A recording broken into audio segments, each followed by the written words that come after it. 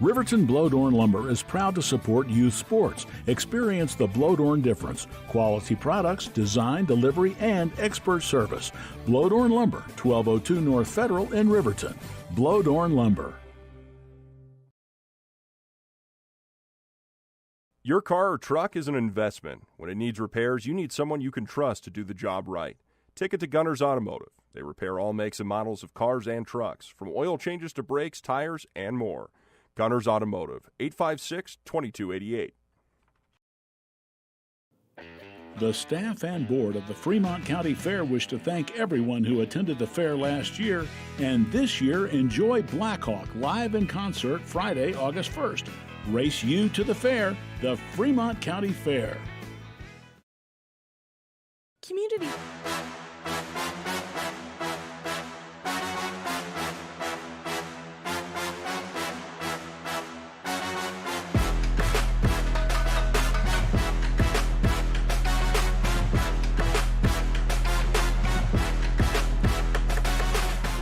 Welcome to the Hampton Inn Suites pregame show here on YO Today Media. It is the semifinals of the 4A West Regional Tournament, and all these teams have punched their way to state, and that includes your Riverton Lady Wolverines and Riverton Wolverines. Riverton upsetting the host Green River in single elimination yesterday by a score of 1-0, and the Riverton Lady Wolverines defeated Rock Springs for the third time this season by a score of 1-0 to advance. We have had a major upset here at 4A West Regionals today on the ladies side of the bracket.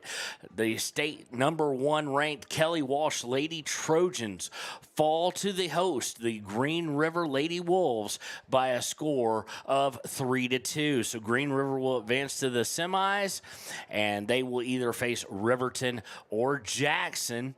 Kelly Walsh, to me, that's good news for Riverton, by the way. Kelly Walsh will end up in the semis, the third and fourth place game for seeding at state next week in Gillette. So if Riverton can win, they will face Green River, a team they can compete with and can beat, in my opinion.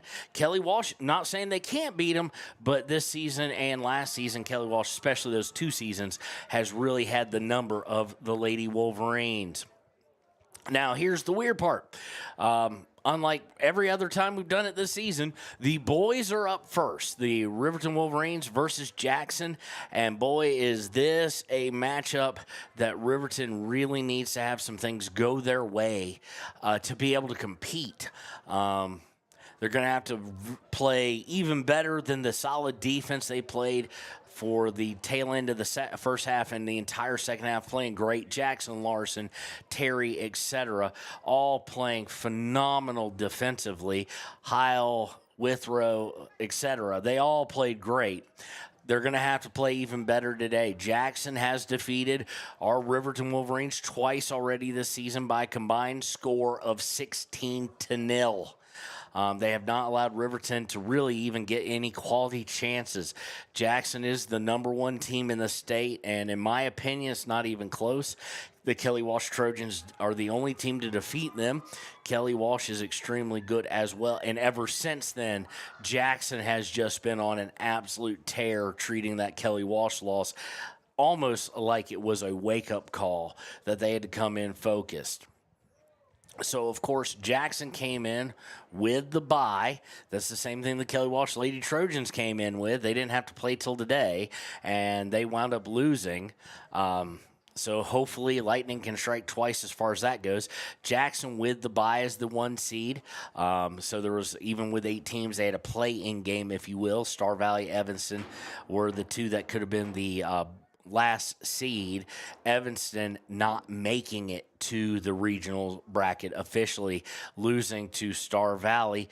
And oddly enough, a battle between the 2 last place teams was, for standing, was a bit of an upset, as Kelly Walsh has not been good this year. This is a complete and total beginning of a rebuild for the Star Valley Braves. So Riverton is coming out here. We got about 7 minutes and 45 seconds until we start, and Riverton's going to have to play the best game most of these guys have played in their lives to make this happen. The good news is State is already taken care of, and they will play tomorrow. Let's pull up the brackets for you guys, and what we have there is if the Wolverines win today, they will face off, I do believe, at 3 o'clock tomorrow. Let's make sure of that. Yes, they will play at 3 p.m. if they were to upset the Jackson Bronx.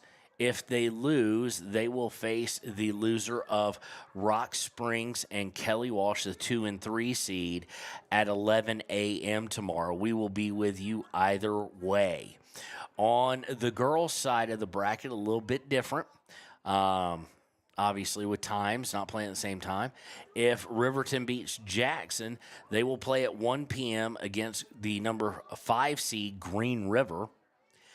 And if Riverton loses tomorrow, they will face the 1 seed Kelly Walsh in the third, fourth place game at 9 a.m. So they'll either play at 1 if they win, 9 if they lose. We'll be with you for them all, regardless. Today, also a little bit different for those tuning in right now. We will have both the girls and the boys, or the boys and the girls in that order, on this same broadcast. As they are back-to-back and they're in the same location. So it's kind of just like any other regular season game as far as timing of our broadcast goes, with the exception that the gentlemen will face off before the ladies. When we return here to WYO Today, we'll give you the Ranger keys to the game here on WYO Today.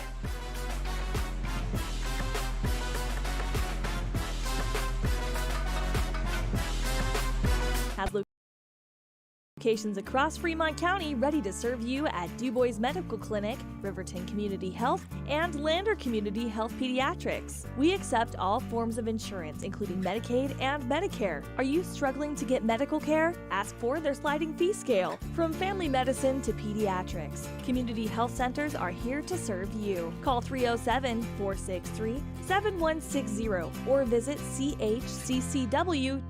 to schedule your appointment. Dos Solitos is proud to support Fremont County sports teams. Enjoy bold Mexican flavors that'll have your taste buds shouting "Olé!" Follow them on Facebook, Instagram, and TikTok for updates on events and food truck locations. You need an oil change, but you don't have a lot of time. Expressway Lubes on South Federal in Riverton and Highway 789 in Lander provide a fast, professional lube, oil, and filter change. Expressway Lubes, locally owned and proud to support our local student athletes.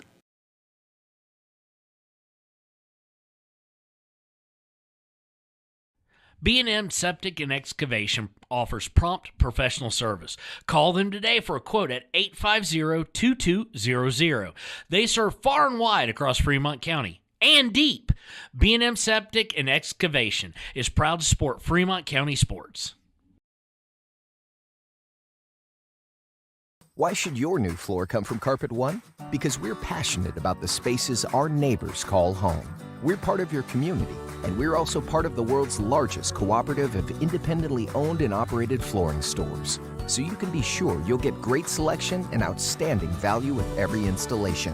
Whether it's carpet, hardwood, tile, or luxury vinyl, our experts take the guesswork out of choosing the right floor. We're your local Carpet One Floor and Home, the one store for your perfect floor. Visit Lander Gambles to make your home feel like new. They will beat any competitor's price. Stop by to speak to one of the sales agents or visit LanderGambles.com. Lander Gambles will help you find the perfect product that fits your budget and lifestyle. Lander Gambles, 420 Main Street, Lander, Wyoming. Good news, DUI crashes and deaths are falling in Fremont County. We're doing better, but even one death on our roads from impaired driving, we take personally. We started the Fremont County DUI Task Force 2 years ago because we're losing too many friends, family members, and community members to impaired driving. So we've joined forces to work together to find and stop impaired drivers in Fremont County, wherever they are. And we're making an impact, but we need your help. If your summer activities involve alcohol, plan ahead and make good choices. Drink responsibly. designate a sober driver, or call Safe Ride. And don't let your friends drive impaired either, even if you have to take their keys and find them a safe ride home. Let's all look out for each other and keep everybody safe. Remember, Don't risk it. Drive sober. Your tax pros at 219 East Main Street in Riverton, Wyoming can handle all your tax needs. Whatever your situation, we know what to do. Call 307-856-2256 today to schedule an appointment. H&R Block is open Monday through Friday, 9 a.m. to 3 p.m. Men have a way of doing things. A man has his way of eating, of exercising, of keeping his hands warm, and of straightening up. So, when a man faces a serious life problem like divorce, depression, or suicidal thoughts, shouldn't a man have a way to deal with that too? Well, now he does. I'm Dr. Rich Mahogany. Visit me at mantherapy.org. Hey guys, this is Nick Haskell, and here at Haskell's Furniture and Flooring, we have the best brands. With our size, we are able to shop for you. We're able to choose the top products from the best companies. We carry La-Z-Boy, Tempur-Pedic, Ashley, Sealy, Serta, and more. With our variety, we can make sure we're a one-stop shop for all of your home furnishing needs. Come in today to one of our locations in Cody, Lovell, Worland, and Riverton, where we have the best prices and a better service. High Plains Power is a Touchstone Energy cooperative. What does that mean for you as a Rural Electric Association member? It all comes down to 7 principles: open membership, one voice, one vote, member benefits, independence, education, cooperation, and community. To understand how it all works, we're headed back in time.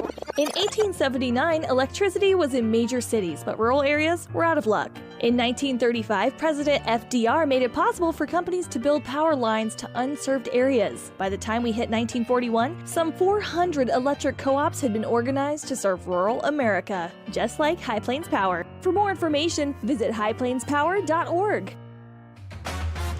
And welcome back to the Hampton Suites pregame show here on WYO Today, 4A West Regional Semifinal. First one up for Riverton will be the Riverton Wolverines versus Jackson Bronx. Key to the game is Riverton almost has to score first, and they have to limit Jackson's touches. Again, they're going to have to play phenomenal defense. Of course, it was 16-0 between the two games combined. So that's the Ranger keys of the game. They're going to have to play their A-plus game all the way around, and it's rare you've ever heard me say that. They're going to have to play phenomenal defense. They're going to have to create some chances to score.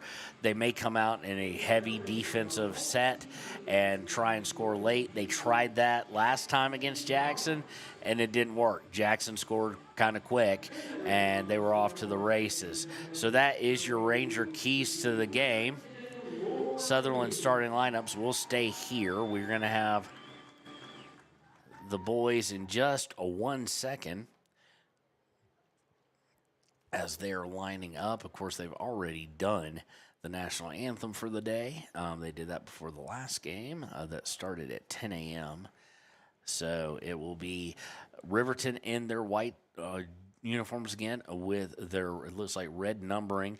Jackson, of course, in their traditional black with orange numbering. Goalies are in, I don't even know what to say. Ryan Cox is in black pants, I can tell you that, and a bit of a pastel Easter egg top. It's pretty cool looking.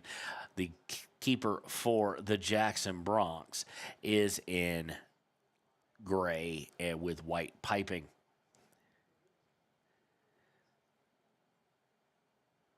It is always amazing to me that even though he's not, quote-unquote, a traditional playing keeper, Ryan Cox dwarfs almost everybody on the field, both in strength and in height, for that matter, especially today.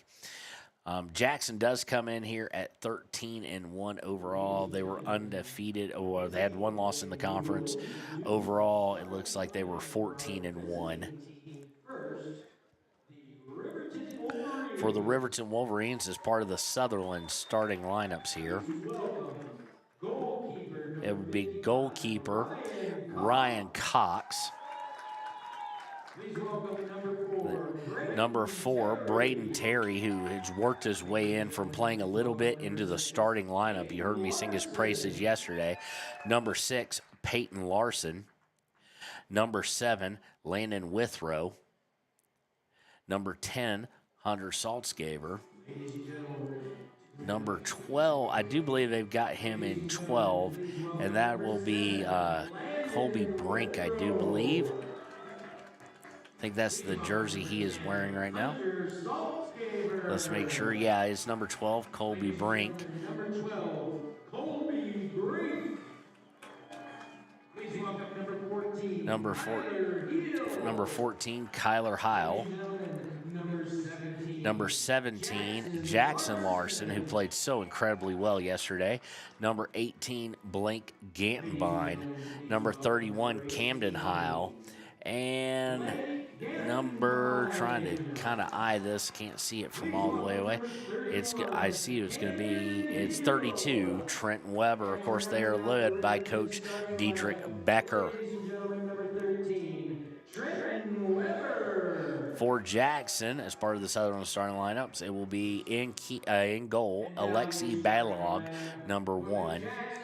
Number 2, Liam Logan. Please welcome goalkeeper Alexi Number 3, Rory Prue.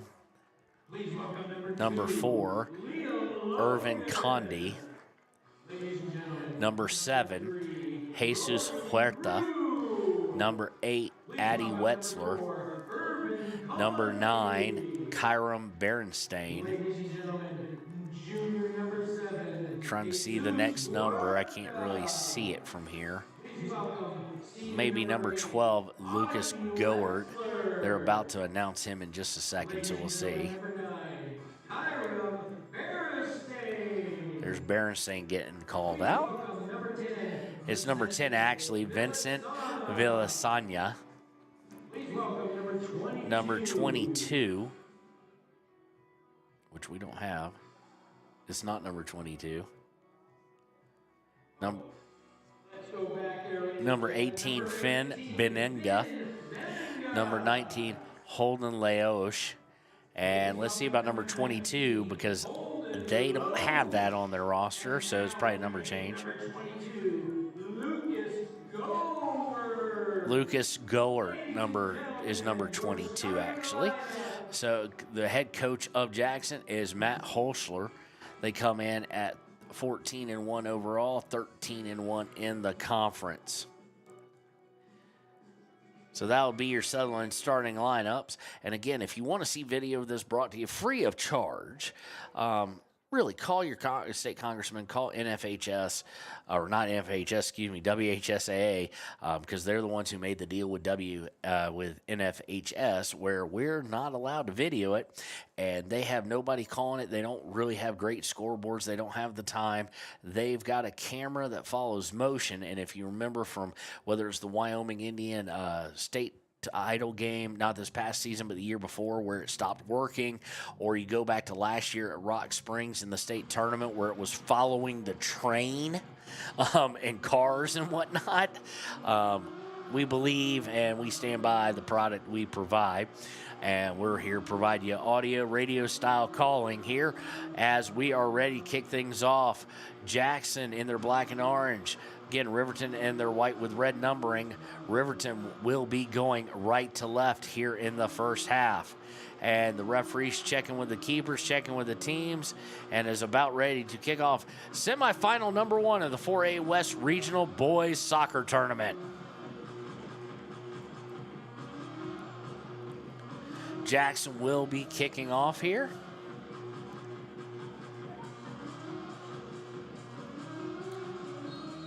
And we have a whistle, and we are underway. Kick back and now sent on a long pass. Colby Brink's going to chest it back out towards midfield. And Saltzgaber's going to step in front of a pass, kind of ill-advised by Jackson.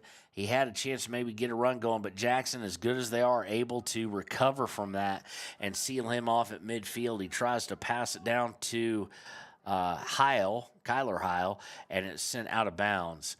Throw in by Riverton. is intercepted by the Bronx. Bronx will set up at midfield and now will start to come towards the near sideline. Jackson working the near sideline. Long pass. Can he get to it in time? He cannot. And he'll go over the end line for a goal kick here. Much better weather right now. It's in the mid-50s. Wind is still an issue, but no hail, no rain. Just a great day overall, minus the wind. Goal kick goes out to Gantenbein. Gantenbein to Heil. Heil has it stolen away. And here comes Jackson into the attacking third. Sets it out there. Is sent over the end line by Withrow. And we'll have our first set piece of the day for the Jackson Bronx. It'll be a corner kick taken from the near side with 38-40 and counting left here in the first half of a 0-0 game.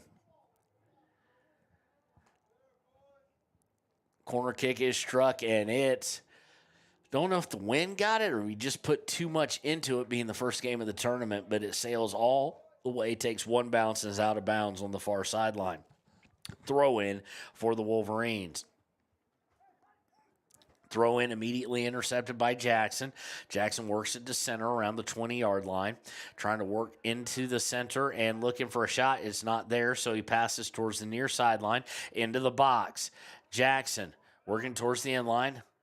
Good defense there by Jackson Larson, and it will be deflected on the cross pass attempt by Camden Heil, and it will set up the second set piece, a corner kick from the near side yet again for Jackson. This time a short corner. Those of you who've been following all year know I hate short corners overall, but Jackson's best team in the state, and they get it into the middle. Shot! And eaten alive there by Ryan Cox. No problem at all. Had it perfectly played. He goes down to one knee, picks it up, and will now punt it. And the wind grabs a hold of it, sends it out of bounds at approximately the 45 on the football field of Jackson. So it'll be a throw-in for the Bronx here.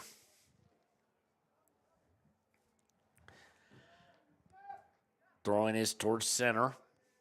And now they'll work towards the near side again. Going to pass the 40, 30. Pass sent out there. Is there too much on it? There is. It will go over the end line again.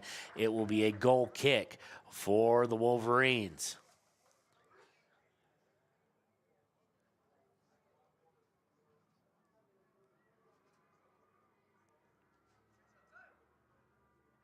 Camden Heil strikes it, trying to get it out to Blake Gantenbein, but it is intercepted. Jackson will send it backwards. It will actually go off of a Riverton Wolverine and out of bounds. Throw in by Riverton. Saltzgaver trying to steal it away. Spin move beats him. Jackson working down the near side. Stolen away just momentarily and taken right back. The steal was by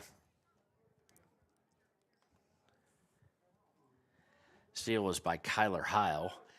Now Jackson's going to try and work over to the far side. They lose control of it, goes out of bounds. Throw in for Riverton. Throwing is Braden Terry. He loses control of it. Jackson takes it. Camden Heil takes the guy out. They let it go, though. There's a little hip check, and it goes out of bounds at the Riverton 25.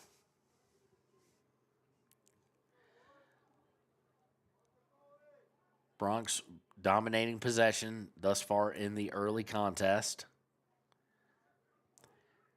After throw, looking to work towards center, does so. Now coming back to the far side. Jackson working down towards the box. There's a pass going towards the corner. Successfully gotten by Jackson. Cross is deflected by Withrow. Not out of the box, though. And Riverton's going to fight for it. And there they center it up. Shot deflected by Ryan Cox, wide right. Dangerous play there by Jackson, and they will have their third corner of the game just barely 5 minutes in, just slightly over 5 minutes into the game. This will be their first corner kick from the far side corner.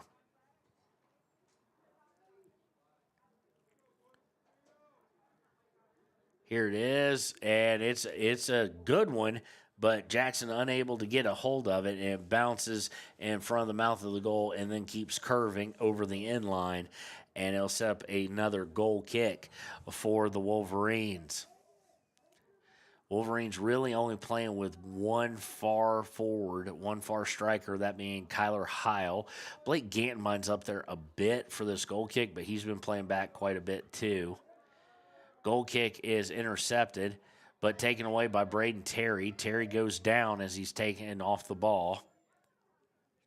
And Jackson will reset by kicking it back to the back line. Right now, Jackson only playing with two people on the back line, keeper standing at the 24, so about 34 yards outside of his goal. And now Jackson will go all the way back to him. Kyler Heil, of course, playing instead of Gilby Roden. I see him on the side. He's got his penny that they wear on the sideline down around his knees, which is an interesting place to wear a very thin shirt. But Gilby did not play yesterday. He is in uniform today. I didn't notice if he was yesterday or not. Said his name at the beginning because I've gotten so used to him, and Kyler Heil taking his place, so apologies for that. Throw in here by Riverton. It is Brink, but taken away by Jackson.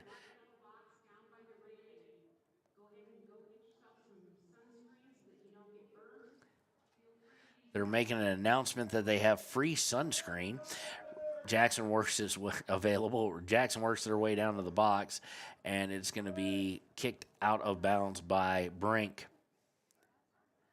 Inbound is to Jackson. They'll work towards the near side, now coming back towards center.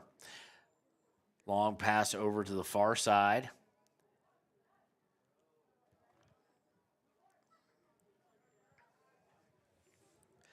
Jackson now back to the near side.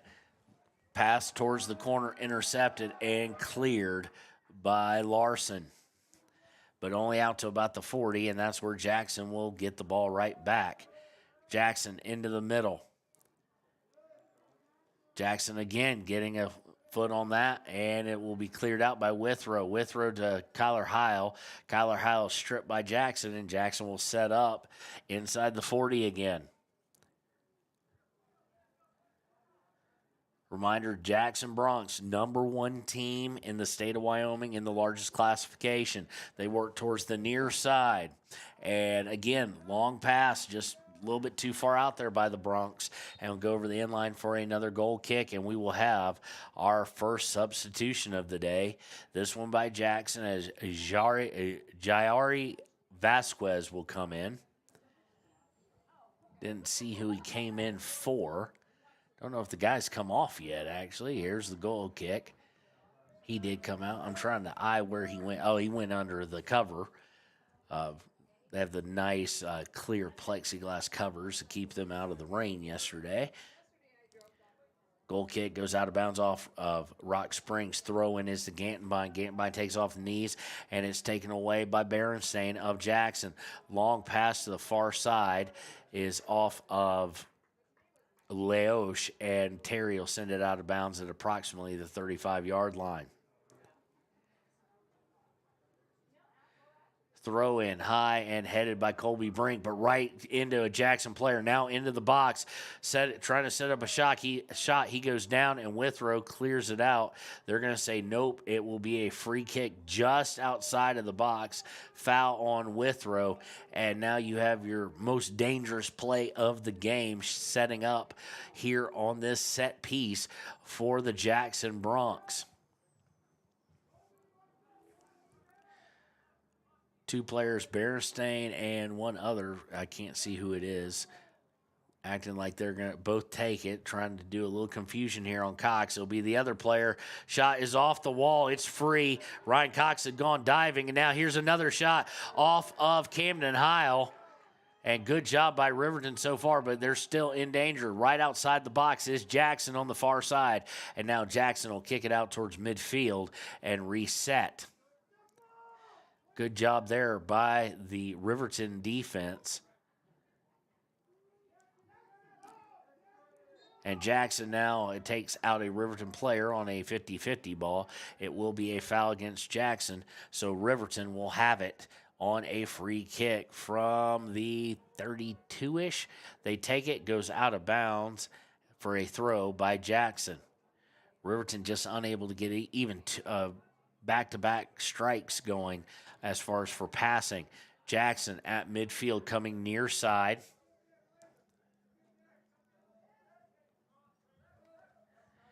Working on the near side is Vasquez. Vasquez to Villasanya. And taken away by Kyler Heil, but just momentarily as Jackson takes it right back. Played over a quarter of the first half. Still knotted up at 0, or nil as they say. Now trying to work towards the far side. Dribbling is Berenstain. He's going to lose it momentarily. Goes to midfield. Now long cross into the box and goal. Just a beautiful execution there. And we may have a flag actually up, so it may not be. And no, it is not. It is offsides against Jackson. So take that off the board.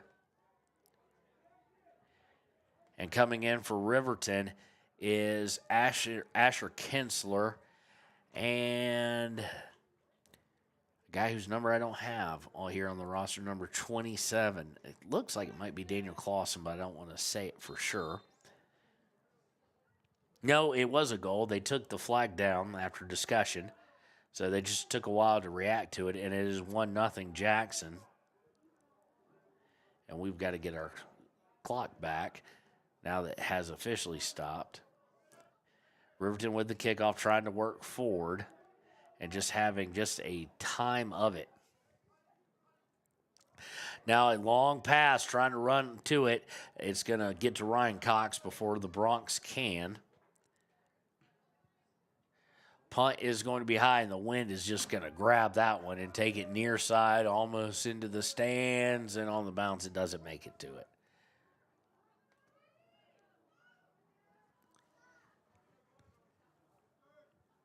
Riverton now needing an answer. Colby Brink's going to send a long ball, and it's going to roll out of bounds towards the corner. And that may be against this Jackson team, almost like a hockey-style thing, dump and chase. That may be how Riverton's got to try and get back in this. They do trail number 1 Jackson. In fact, we're going to see if we can do the ESPN type thing here.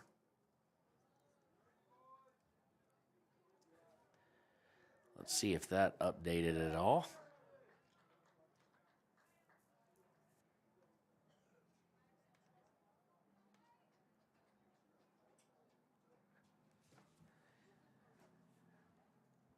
Riverton with the upset yesterday again over the host Green River, and has found their way into state at Gillette. Here's another long ball into the box by Jackson. Jackson, good defensive recovery, but they're going to lead to a shot. Ryan Cox gets a foot on it at first, gets it blocked again. Ryan Cox eats it up and keeps this thing at the slimmest of margins, 1-0 in favor of Jackson.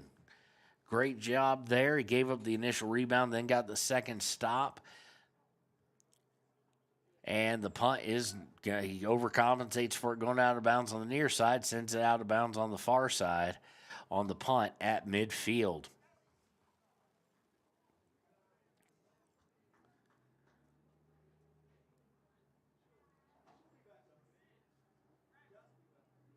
Throwing for Jackson. Taking quite a while, actually. Finally, they do throw it in. And they'll work it around midfield. Working towards the near side and unable to keep it from going over the end line. It will be yet another goal kick, most likely for Camden Heil.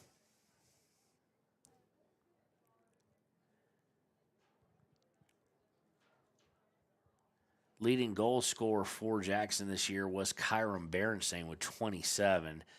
Vicente Villasanya had 22.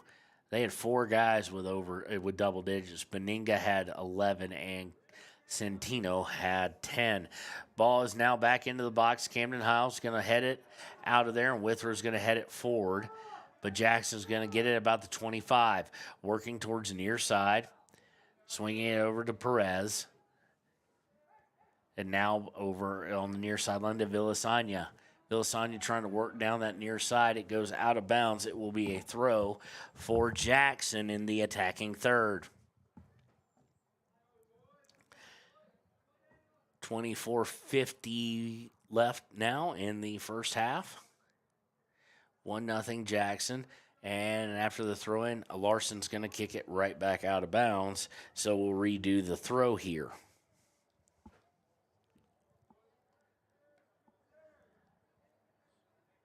Thrown by Jackson. They're controlling just outside the box. Now looking for a cross. Double team. Ball is taken away by Jackson Larson, and he'll send it forward. Trying to get it out of the attacking third. Unable to do so, though, as Jackson intercepts. Bronx looking to cross all the way up to midfield, or to the midfielder. Actually, that's the back line. They're standing at the 32-yard line of Riverton. Long shot, or long pass. Beautifully done and missing. And Jackson wants the penalty. They're not going to get it. Great opportunity, and good job by Ryan Cox to be positioned well, and they go wide left. It will be another goal kick for the Wolverines.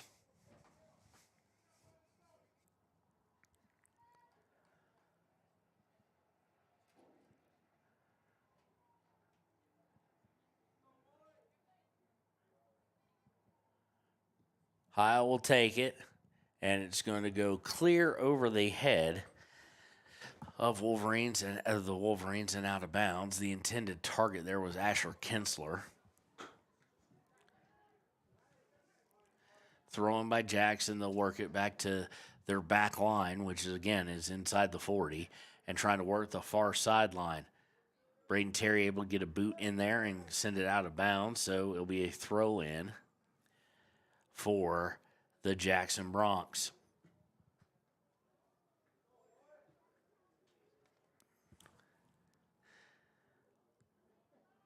Jackson trying to come over and intercepted by Peyton Larson. But again, they just converge on him, get it back. Long shot attempt, and it's wide to Ryan Cox's right. It'll be another goal kick.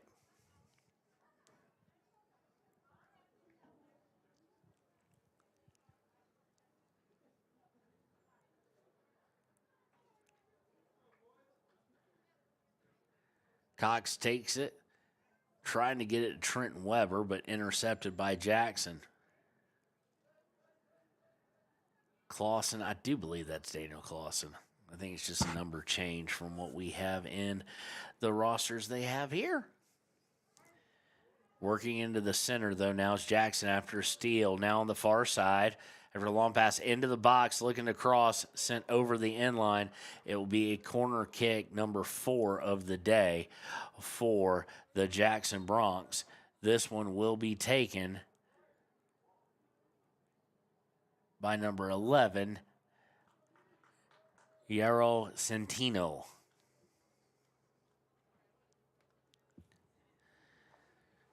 He's one of those double-digit goal scorers on the season. Has it placed where he wants it, and here's the kick into the box. Camden Heil gets a head on it, and Terry heads it out of the box towards the far sideline. Jackson will give chase, gets it, and will kick it back towards midfield, all the way out to actually true midfield at the 50. And a cross looking over, trying to give chase to keep it from going out of bounds. They do keep it from going out. No, they don't. That was a late flag. It looked like he might have saved it, and the ref then said no, the side judge said no, they didn't, so it'll be a throw taken by Jackson Larson, headed by his brother Peyton, then headed by Trent Weber to Clausen. Clausen misses the header there, and Jackson comes away with it. Jackson at midfield working near sideline. Little give and go passing there, and they've got a sprinter going towards the end line, looking across, double teamed. He has to give it up, now gets it back, and he's working towards center. And stepping in front of it is Hunter Saltzgaver. Saltzgaver unable to get to it, though. And Jackson will take it right back and set up in the attacking third here as we approach halfway through the first half. Jackson decided to go over to the far side of the field and work that angle.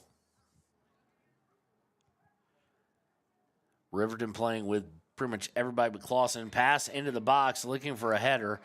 It goes over the inline, and it will be another goal kick here.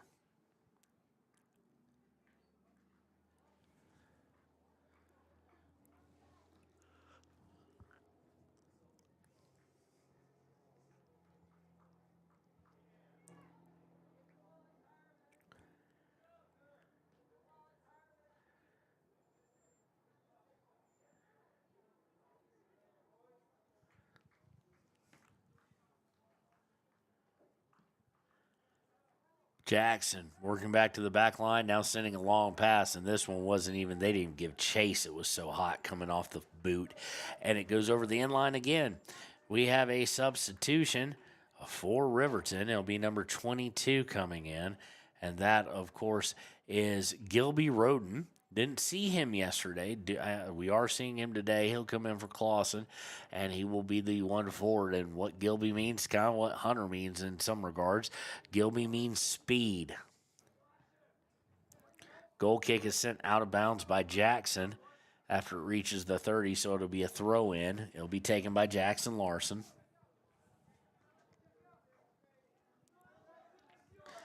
Larson with the throw. It's headed out of bounds at midfield. So Jackson will run up here. Jackson yesterday, the only one wearing the long sleeves and the things, the black leggings underneath. Now Peyton is too. So until I see numbers, it's going to be hard. But that was Jackson, intercepted by the Bronx. Bronx working into the box after a long pass. Squares up, puts it in, and Ryan Cox just did. Nobody marked the guy on the back end. Ryan Cox didn't know he was behind him. Pass and a little redirection kick makes it 2-0 in favor of the Bronx.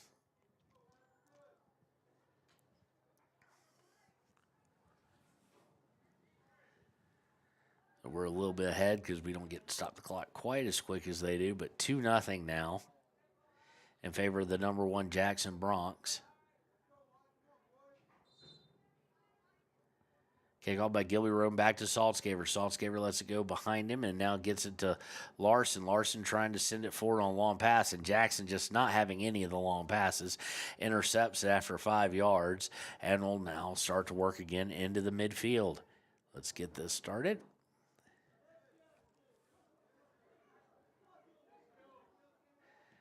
Jackson works all the way back to the 50.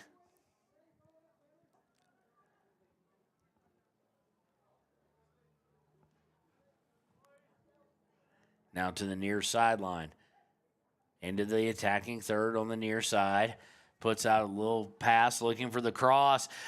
Barely touched now. Here's another pass shot. Ryan Cox with the stop, and it's cleared off the rebound. Cleared by Landon Withrow. And out of bounds, it'll be a throw-in for Jackson. Looking for a substitution here is Riverton. They're going to say there was a penalty on that cross, so it'll be a free kick for the Wolverines. Coming in for Riverton will be number 25, Austin Romero. His first action of the day when he gets a chance to come in. He's not in yet. Camden Heil will take the free kick, trying to get to Peyton Larson, but intercepted. Just how good Jackson is. This isn't major mistakes. This is just Jackson being that darn good. Jackson working on the far side now, working into the attacking third.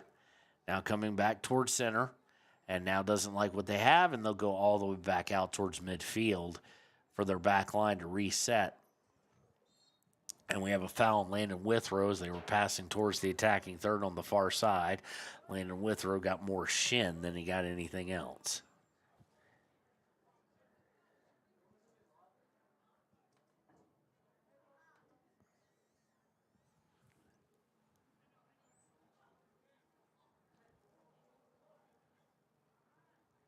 Setting up for the free kick, and they're going to go for goal. And Ryan Cox had that played perfectly and fielded it like a second baseman. Low to the ground. Cox with the punt. Will this one stay in bounds? It will. And it's been hard trying to figure out that wind for anybody trying long passes. The one advantage Jackson's had on the long passes is that they're low. They're not getting caught up in the wind. And they're working the near side now. Coming back towards center, now going back towards defense. Roden giving a chase. Not going to get there in time as the back line will pass it over to the far side. And now come back towards center.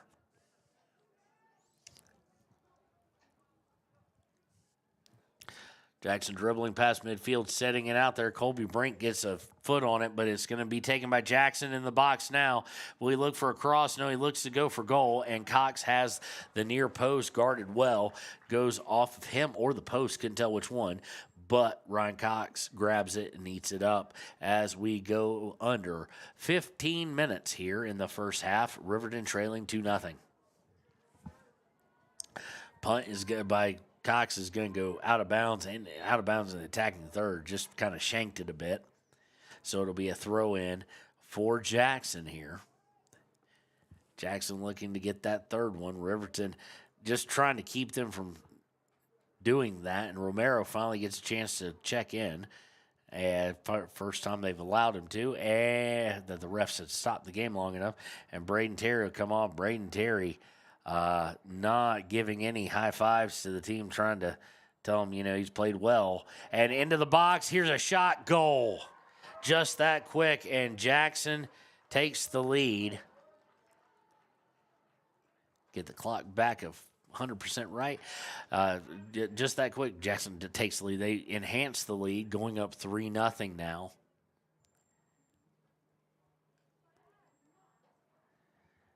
And Riverton with really no defensive answer and really hasn't tried, as they're only having one guy play up, to do anything offensive. I'm guessing the game plan was try and keep everybody back, try and keep it close, preferably 0-0, till later in the game and maybe come back. After the kickoff, long pass intended for Roden, and it's it goes out of bounds. Throwing for Jackson. Jackson working along the back line, now working far side. Coming back towards center. Now a pass over to the near side. He's just going to take a couple dribbles. Now a long pass, beautifully curved, and here's the shot. Ryan Cox able to deflect it down into the artificial turf and grab it off the bounce. But it's just that quick. Right now, Jackson really feeling it, and their pass is on point, and the punt is going to go out of bounds on the far side at the 40.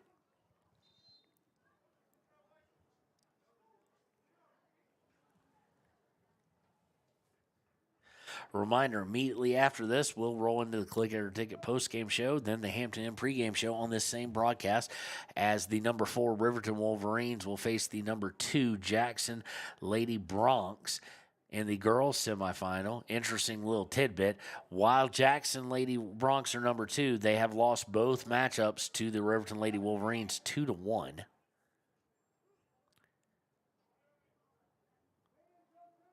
Working down far side. Trying to beat out Withrow. Withrow has no choice but to send it out of bounds. And we didn't start the clock for you guys, so let's get that back up. Something new we're trying to do.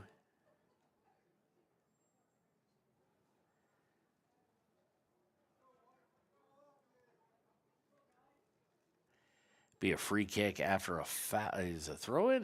No, they're going to say it was a foul by Withrow.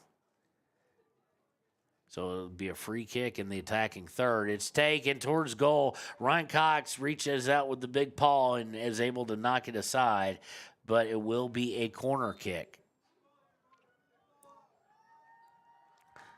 Substitution now for Jackson. It will be a guy we don't have, number 13, coming in for Holtman. Corner kick from the near side. It's a short one. Now looking to cross up towards top of the box. Trying to turn and shoot. Good job by the defense. Now has to pass it. And here's a shot. And just high. Goal kick for Camden Heil. Actually, no, this one Ryan Cox is going to take. Camden Hile is running towards midfield, or actually out towards the 20.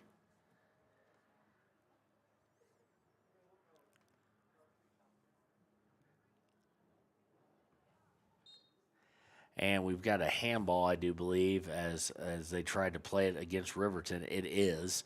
So it'll be a free kick from the 29 of Riverton. They're going to make him back up a little bit towards the 30. Let's see if they try and roll it forward a bit more. Nope, he keeps it at the 30. Looks like Jackson trying to set up a whole bunch of players to come in from their left. Kick is up in the air, header miss, and then touched off of a knee and over the end line for yet another Riverton goal kick. Golden Buffalo scoreboard for those listening at the office and not really having a chance to look at the screen or have work up on the screen so the boss doesn't yell at you. It is number 1 Jackson, number 1 team in the state, 3 Riverton 0 here in the semifinal. Of course, this is all for seeding now. Not that Riverton's happy about the score at the moment, but both these teams headed comfortably to state. Riverton with the win yesterday. Jackson in part, but well, not in part, wholly because of their regular season for a West championship. They got the bye and the automatic berth to state. Riverton now trying to work past midfield, trying to get Saltzgaver taken away. Player makes a move over Peyton and Jackson, then a shove by Peyton, but the ball had already been sent down. Nope, he caught it out of his peripheral. No, they're going to say it was a foul on Jackson. Peyton Larson got away with a shove. And we're going to have a yellow card against number 10 as Jackson Larson was getting ready to take the free kick, and he just jumped right in front of the ball. Just unsportsmanlike there. Let his emotions get a little bit ahead of him, and the coach kind of not real happy with it. Looks over to get a guy to come in. That is Vincente Villasana. Their 22-goal scorer, had 52 points on the year, had 8 assists, 54 shots taken, 38 of those on goal. I don't think 52 points is actually quite right, unless I'm just not doing the proper math. Blake Gantenbein now is going to come back in. He is going to replace Kinsler on the playing up forward. Long free kick. Saltzgaver misjudged it. Nothing he could done with it anyway because it was coming in with a lot of heat, and the wind took it all the way back to Baylog, the keeper. Jackson worked it out forward a little bit, then go back to Baylog. Riverton with Gantenbein and Saltzgaver playing pretty far up now. Change of tactics because they really have no choice. And here's a long pass off a deflection by Camden Hile, trying to get to Saltzgaver, and it'll go out of bounds. Throw in by Peyton Larson, looking to get the Gantenbein, sent back out by Jackson. So it'll be a throw-in for Riverton in the attacking third. Nope, throw-in by Jackson? It will be a throw-in by Jackson, and Jack will get a whistle blow because Jackson wants to substitute here.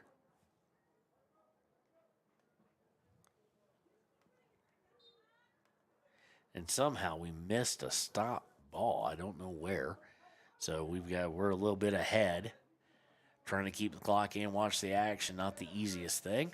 So my apologies. Jackson now with the steal after a throw-in, and now we're long pass over at the sideline. Boy, that kid can fly into the box. He just ran right around Withrow. Withrow does get back, but now in the box, right in close, shot, hits the side of the net, no goal.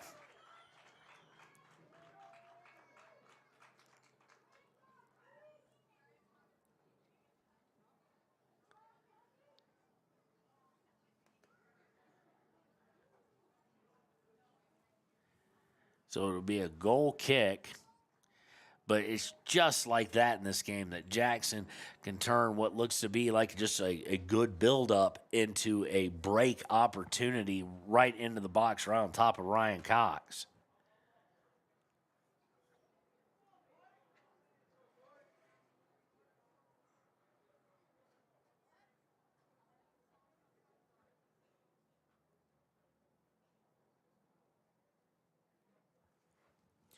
Back into the box after a throw in.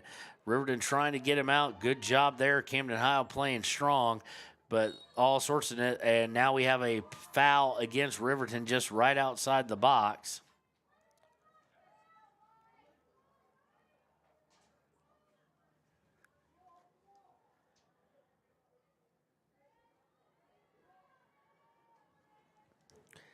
And the wall forming. Cox adjusting it, and they're going to go towards the far side.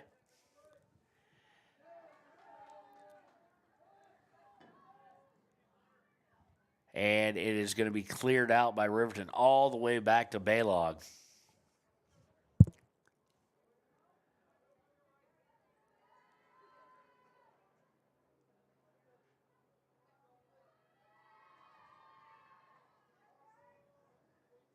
Baylog gets it forward, and now here comes the speed again. And he's not going to be able to get to it. Did last touch him or Riverton?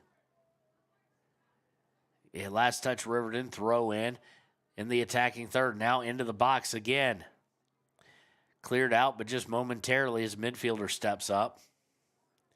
For the Bronx. Bronx looking for another one, going near side. Around the 20. Trying to work towards the box and taken away, but taken right back by Jackson. Gets free, shot. Ryan Cox able to eat that one up with 5:31 left here in the first half. Here's the punt. Wynn grabs a hold of it, but it's going to stay in bounds, and it's going to bounce to Jackson.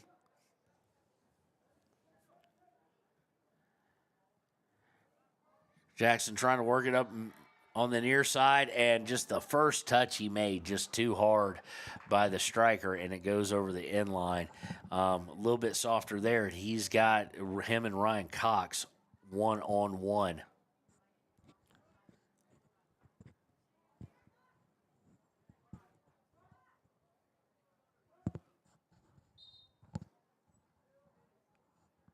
Substitution now, Braden Terry will come back in, and Kyler Heil. They will come in for Gilby Roden and Peyton Larson.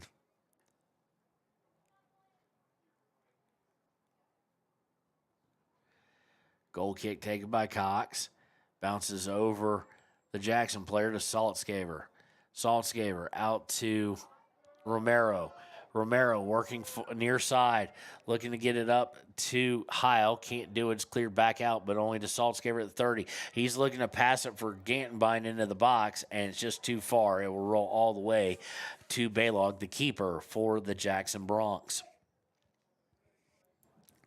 Jackson working forward on the near side. Works through. Landon Withrow will get to it first, though. Will clear it out at least momentarily. Takes a bounce with some English. Jackson able to recover it, though.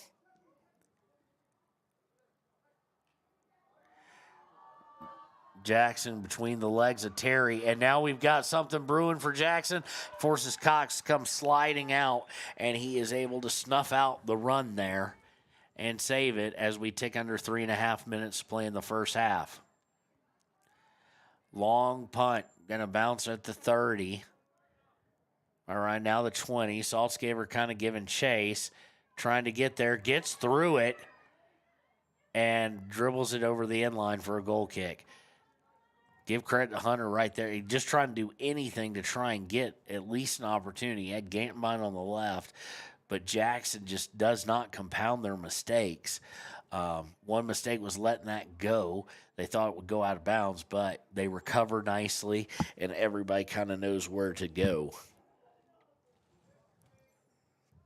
Substitution now for the Bronx as we're ticking under 2:45 to play in the half.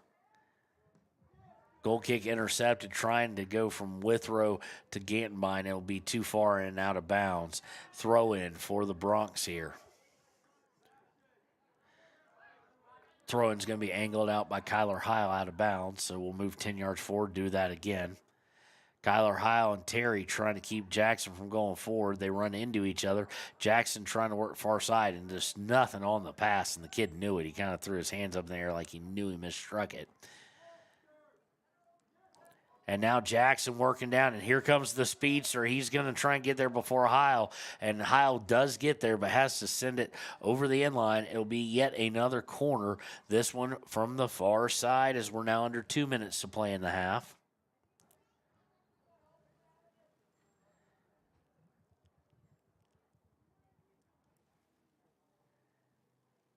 And it's Villasagna over there. Takes the corner.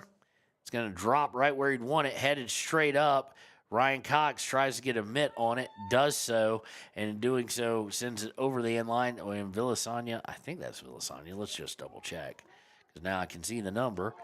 It's Perez, actually. He'll take it again, this time short corner. Back out to Perez.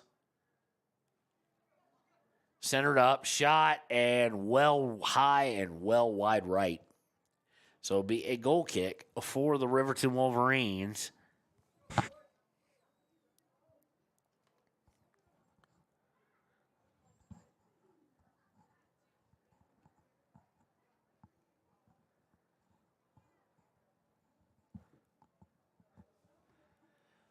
Kick is intercepted. Going back towards center by Jackson. Deflected out, but right to a Jackson player. Towards the box, Kyler Heil going to send it further out. And Jackson will grab it and try and work the far side. Mishandled by the left forward, and it'll go rolling out of bounds as we tick under 30 seconds to play here in the first half.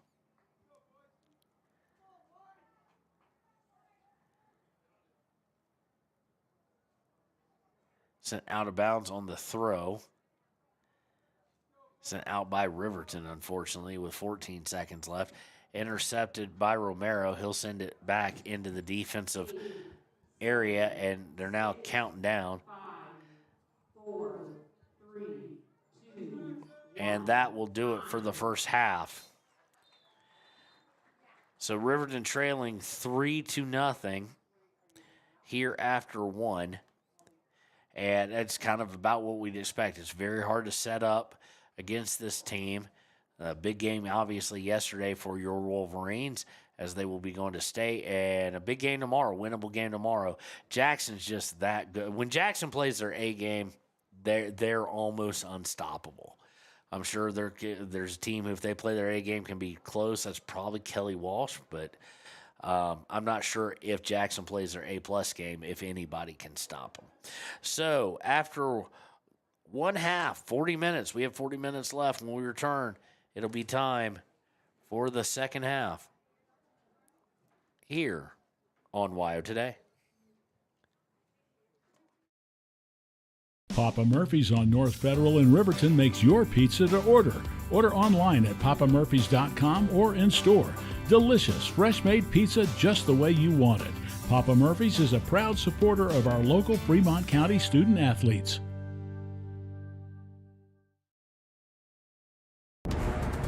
Exploding at 200 miles per hour. Airbags pack a punch. Until age 13, stay buckled up in the back seat.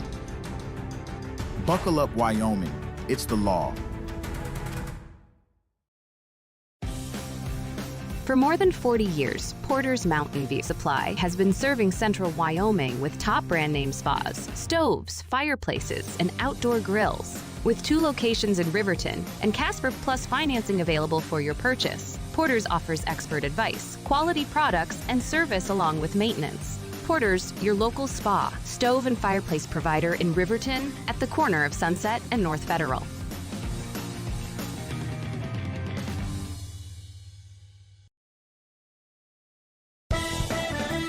Shoshone Rose Casino and Hotel is proud to support youth sports in Fremont County. Enjoy a meal at the Deca Gai He restaurant. Deca Gai He is Shoshone for the eating house. It's open daily from 7:30 a.m. until 9 p.m. Try a weekend getaway with the family in one of their comfortable, pet-friendly guest rooms and enjoy the heated swimming pool. Book online at ShoshoneRose.com and remember to support Fremont County youth sports. Go team!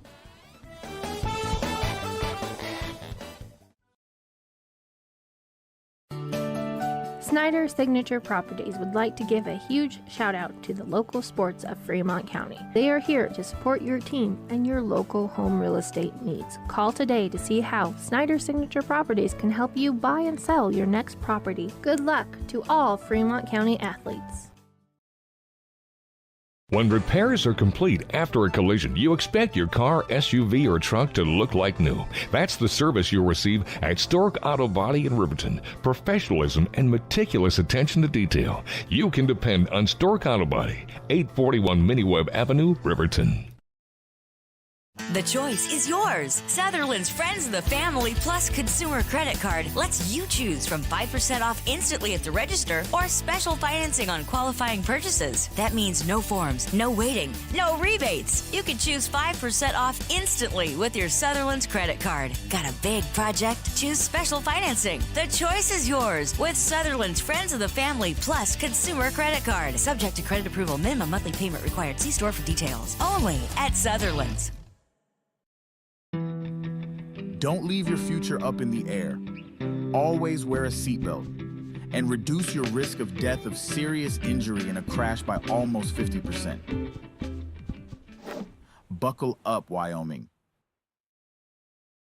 Stay at the newly renovated Hampton Inn & Suites Riverton, proud sponsor of all sports teams, home and away. Experience the perfect blend of comfort and convenience with Hampton's top-notch amenities, including a free hot breakfast, complimentary dinner and drinks Monday through Thursday evenings, a sweet shop for snacks and essentials, a pet-friendly environment and an indoor hot tub pool, and a fitness center to keep up with your workout routine. We've got everything you need for an exceptional stay. Reserve your stay now on our website, Hampton Inn & Suites Riverton, where comfort meets convenience. And we interrupt you with breaking news live from the Pepsi Wild Cherry aisle. Carol, can you hear us? Steve, I've never seen anything like this. The bold, refreshing, and bursting with cherry deliciousness of Pepsi Wild Cherry is, well, let's just say everyone is getting wild. Getting wild? That's right, Steve. There's dancing, binge-watching, and is that a slip and slide? They're really putting the wild in Pepsi Wild Cherry, and this on-the-scene reporter can't wait to pop, lock, and drop it. Pepsi Wild Cherry. Go ahead. Get wild. Take the next step in higher education at Central Wyoming College. Offering 2- and 4-year degree programs in a variety of fields, Central Wyoming College in Riverton is transforming lives and strengthening communities through learning, leadership, and connection. Living well isn't just about things. It's about the things that matter. Your family, your friends, and your health. For decades, Sage West Healthcare has been committed to improving the health and care of our communities. Today, we're investing more in our communities, in our people, in advanced medical technologies, and in specialized facilities, so access to better care is close to you and the things that matter most. Sage West Healthcare. Be well, live well. That's why we're here. We believe that everyone deserves a second chance, including us. Hi, I'm Brian Robacher, CEO of Atlantic City Federal Credit Union. And if we said no to you in the past, I'm asking you for a second chance too. In the midst of everything happening, we are committed now more than ever to second chances and when it comes to your finances. An auto loan for your new car, business loans, home loans, and more. Give Atlantic City Federal Credit Union a second chance to give you a second chance. We've been helping our community thrive since 1964, and now it's your turn. Visit AtlanticCity.coop to apply today. Atlantic City Federal Credit Union, federally insured by the NCUA. For a place, a people, an idea, for right and freedom, for liberty and justice for all. For every square inch between fruited plains and spacious skies. Marines fight to win. See all the battles Marines fight to win at Marines.com.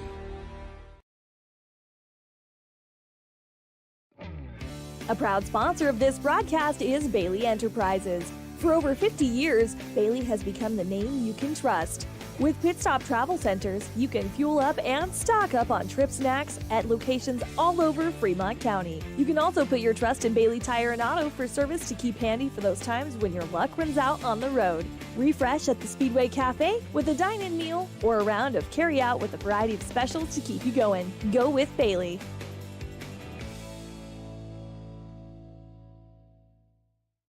Detailing done different can protect your vehicle with S-Tech's Action Series, Carbon or Smart Series ceramic tint, plus premium ceramic coatings for maximum UV and heat protection.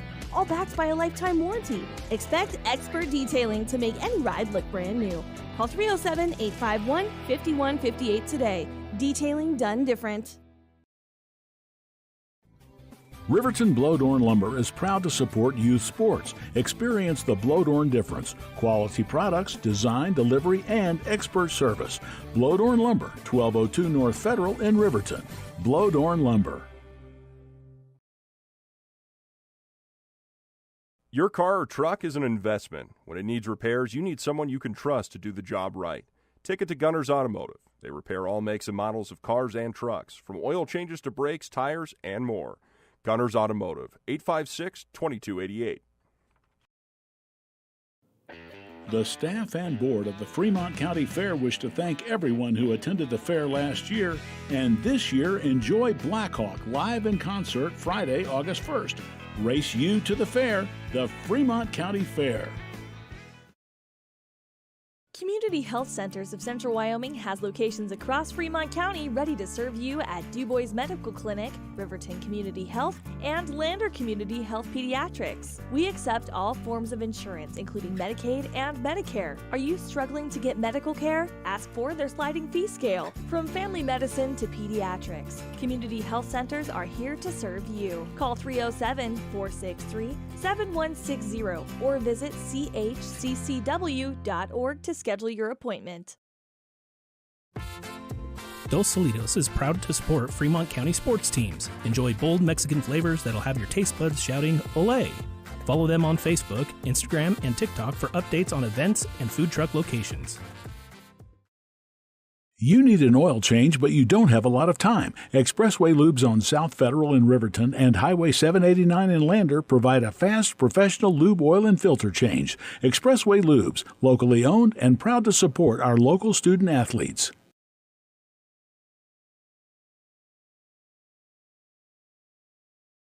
B&M Septic and Excavation offers prompt professional service.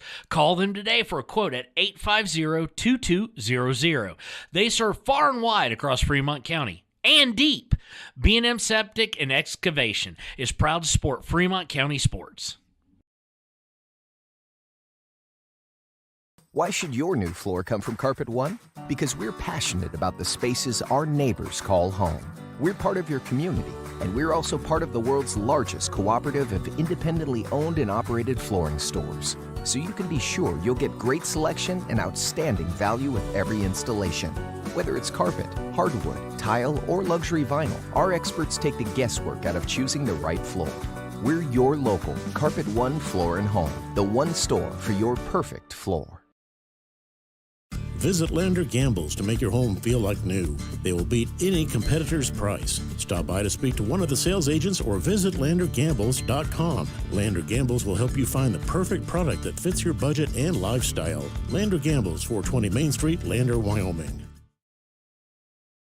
Good news, DUI crashes and deaths are falling in Fremont County. We're doing better, but even one death on our roads from impaired driving we take personally. We started the Fremont County DUI Task Force 2 years ago because we're losing too many friends, family members, and community members to impaired driving.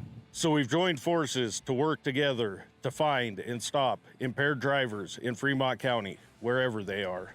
And we're making an impact, but we need your help. If your summer activities involve alcohol, plan ahead and make good choices. Drink responsibly, designate a sober driver, or call Safe Ride. And don't let your friends drive impaired either, even if you have to take their keys and find them a safe ride home.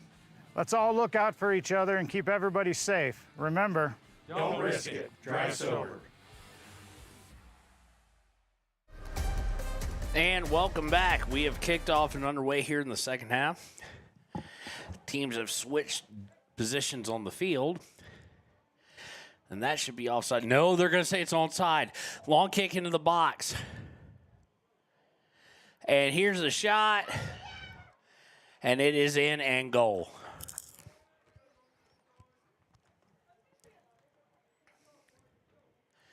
So that quickly, and it's 4-0 in favor of Jackson. Went on a sprint. Had to go a long ways at half. So that's why I'm out of breath. Need to get a beverage. As I maybe got a little too excited in the boys' game yesterday. It'll be kickoff by Riverton here. And just like that, they trail 4-0.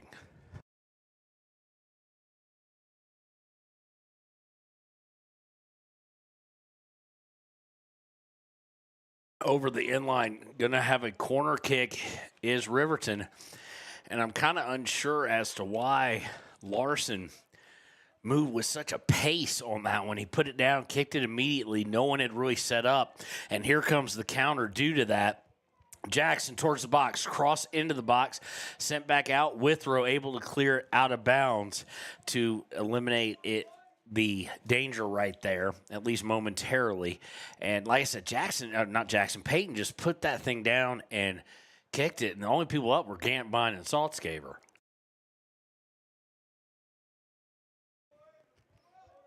Going all the way back to their keeper.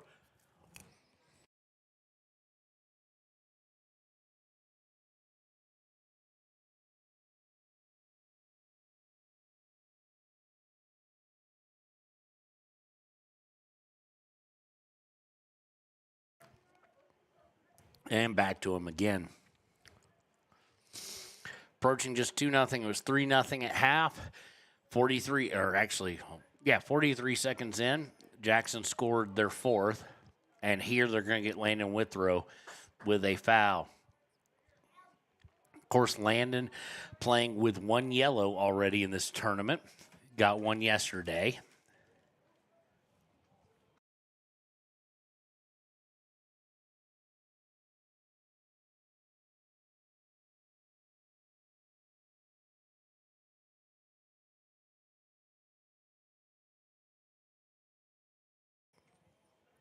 They've now got the ball set for the free kick after the foul. And going towards the box, a lot of spin on it. In the box and going to be cleared out towards the side, but it's going to spin, so Jackson will keep it in. Now looking for the cross back into the box. Header off the top bar and then own goal. And Landon Withrow falls down the ground. It went off Landon, just the spin that it went off his foot, unfortunately, sent it into the goal, and it is 5-0 now in favor of Jackson. We'll take a break, be right back with the kickoff here for Riverton on WYO Today. Your tax pros at 219 East Main Street in Riverton, Wyoming can handle all your tax needs. Whatever your situation, we know what to do. Call 307-856-2256 today to schedule an appointment. H&R Block is open Monday through Friday, 9 a.m. to 3 p.m. Men. And welcome back. Kickoff by Riverton. Of course, Wolverines now trailing 5-0. Long shot by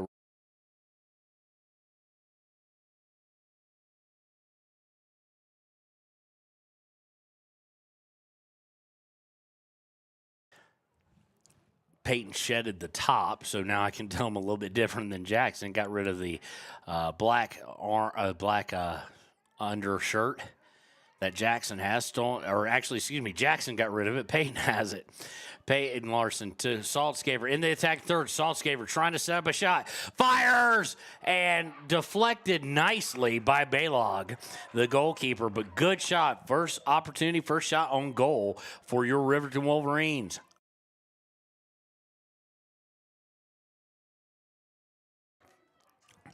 Riverton trying to push forward. They've got several. They got three up front. Gantenbein with it. And it's going to go over the inline. It will be a corner kick for Riverton. That'll be the first corner kick of the day for the Wolverines. Saltzgaver will take it on the far side.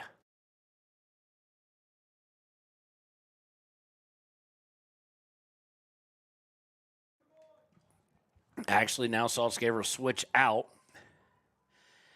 And it looks like Braden Terry. I can't tell the number in the blonde hair, but it looks like it's a single-digit number. So I think that's Terry who's going to take it.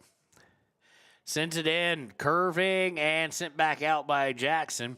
And now they'll work the counter as they'll have 3-on-4. Now 3-on-3 due to the speed. And he may have just sent it a little too far out. And Withrow is going to send it out of bounds. So it'll be a throw deep in the attacking third for Jackson. And we have a whistle as we'll have a substitution here.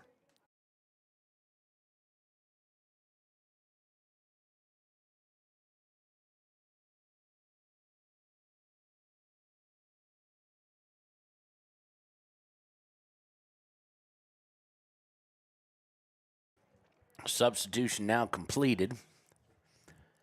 Throw in by Jackson. He's triple teamed. It's sent right back out, this time by Jackson Larson.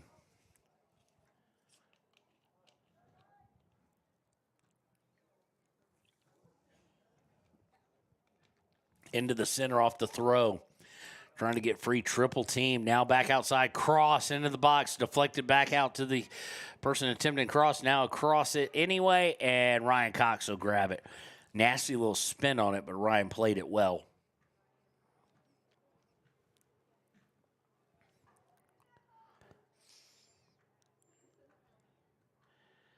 Punt by Riverton, by Cox is going to go all the way out towards midfield, and last touch by Riverton as it bounces out of bounds. So throw in by Jackson. Jackson trying to work down the far side, now coming to the center. They've got the near side they want. Now they've got the center, and Ryan Cox will come sliding out and does grab it and nullifies that danger. But suddenly he got so right on that back line defense of Riverton, and the moment it was struck, he took off on sides. Field.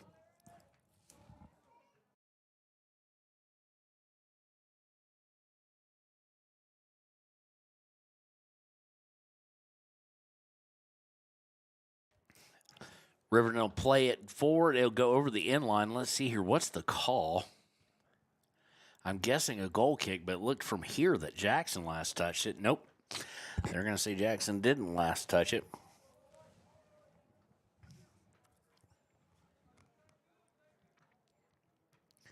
Jackson will go on a short with a short kick, intercept by Weber.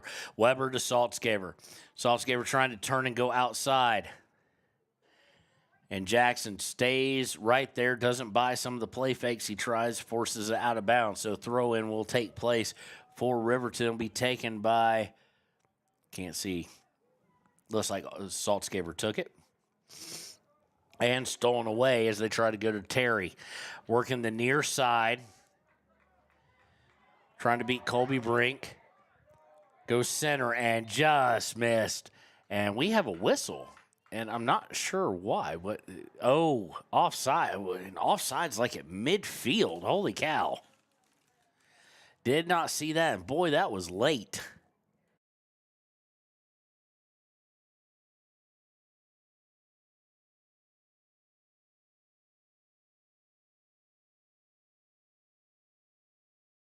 Free kick winds up with Peyton Larson to Weber and stolen away. Riverton going to try and work the far side. And Ryan Cox will be able to get to it as it rolls into the box and pick it up. Here as we approach the quarter mark of the second half.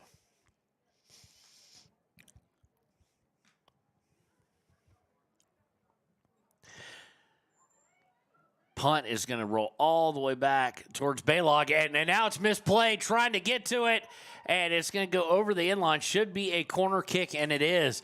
Baylog came out to get it, and his defender kicked it away from him, and Riverton had Blake Gantenbein on a full sprint, and goalkeeper had no choice but to dive and just kind of punch it out of bounds.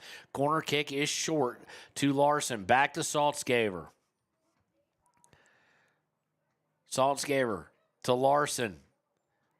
Larson trying to get back to Saltzgaber, and it's stolen away, and here comes a break.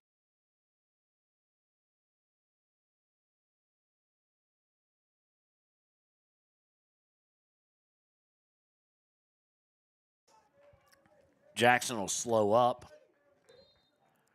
and it'll go out of bounds off of Jackson Larson. It'll be a throw-in for Jackson. That's a lot of times to say Jackson in a sentence. Actually, no, they'll say that Jackson, it went out of bounds and it was off of Jackson, but they'll say Jackson got caught on the shove, and it'll be a free kick from the 24, sent into the box, headed out of the box by Jackson. He just didn't get it properly, and it wouldn't have mattered anyway as the Broncs were offsides.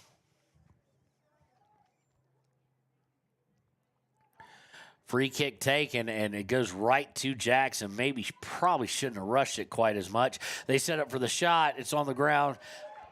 And a diving save by Ryan Cox here with 29:40 left in the second half.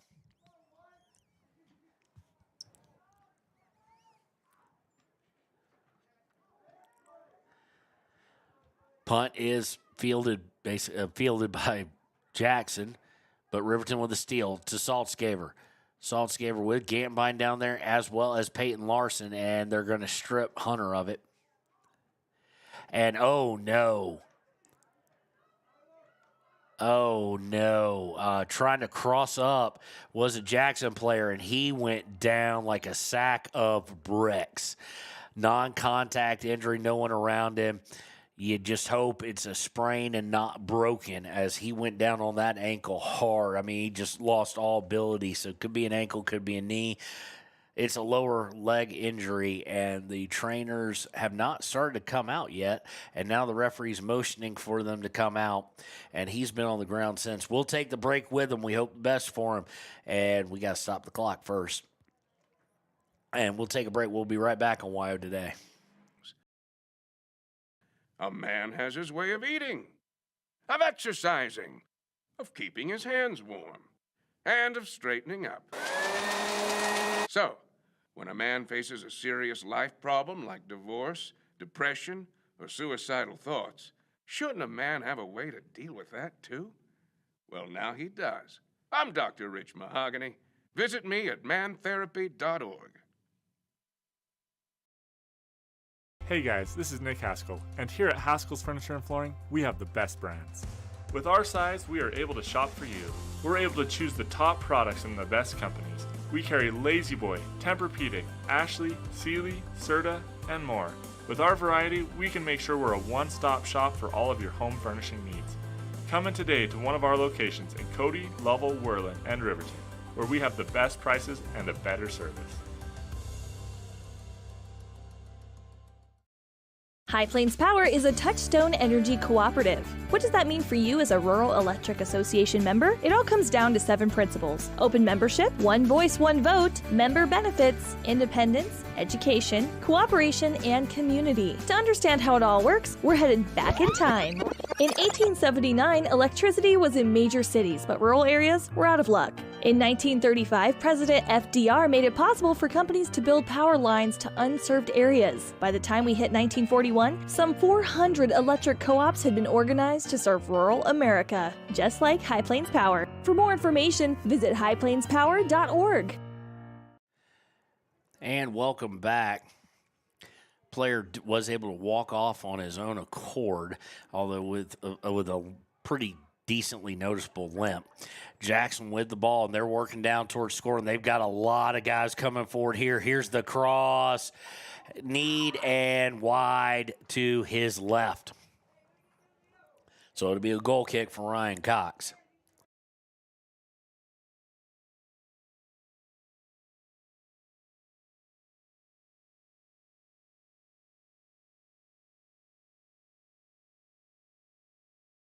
Looked up to see who I could tell you got injured for Jackson. And unfortunately, goal kick goes right to Jackson. They weren't on the roster. Jackson's gone very deep into their JV guys who've been up on the JV roster, but maybe haven't played and haven't been listed on a roster as of lately, in part because now it's about managing to be able to play tomorrow, but also getting these guys some playing time in case you do run into an injury at the state level. And here they work behind the line, but it is well offsides. and it will be a free kick from right outside the Riverton box.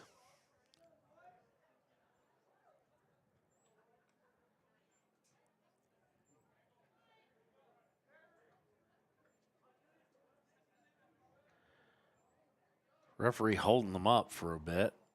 Not stopping the clock, though.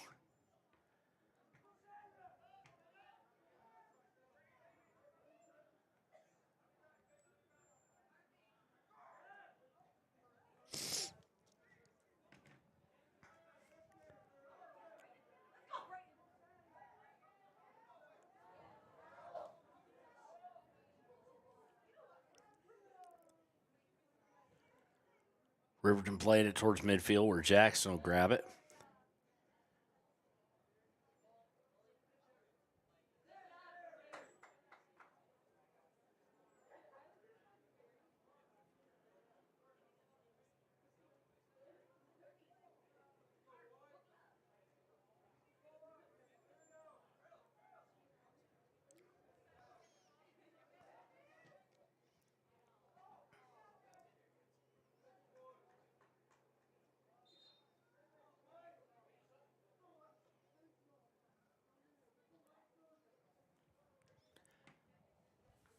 Riverton going to substitute now, and they're going decently deep on their bench, I do believe. I don't think I've called this guy's number. Let's see if I even have him. Nope, I don't. So I don't know who number 39 is. So he has came in, thrown by Riverton. Riverton trying to work towards midfield. Hunter Saltzgaber is going to get taken down from behind, and the whistle gets blown. It'll be a free kick.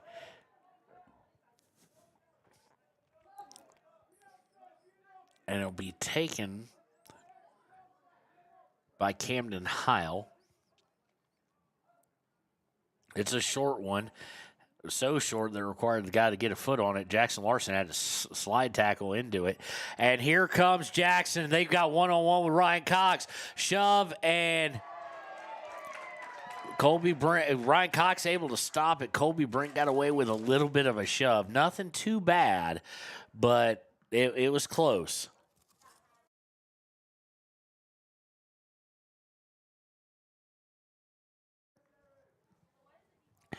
Punt falls to, and it's been just that kind of day. You got to feel for.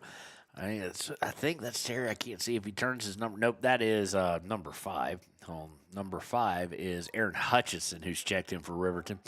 He just tripped over his own 2 feet trying to get down. It's just been one of those days. I mean, they're trying to do anything they can to get an offensive push because these guys up front have not had a whole lot of opportunities because Jackson's just that good. I don't want people to come out of this thinking that it's just Riverton's playing awful. They're not. It's just Jackson has been the class act of the state this year, and Riverton is, headed back to state, and that's great, and we'll have an opportunity to even further improve. But this Jackson team, especially not having to play yesterday in the elements and in a winter go home, high pressure, a lot of relief for Riverton, a lot of excitement getting back to state, and Jackson basically had to drive in either last night or this morning, fully fresh, not having played since last week. Here's a long pass by Riverton to Saltzgaber. He's got one guy to beat, but 3 guys closing in on him, and that should tell you everything you need to know. Hunter Saltzgaber can fly. Fantastic running back in football, fantastic midfielder forward in soccer, ton of speed, and 4 guys, the entire back line for Jackson was catching up to him. 23 minutes and some change left.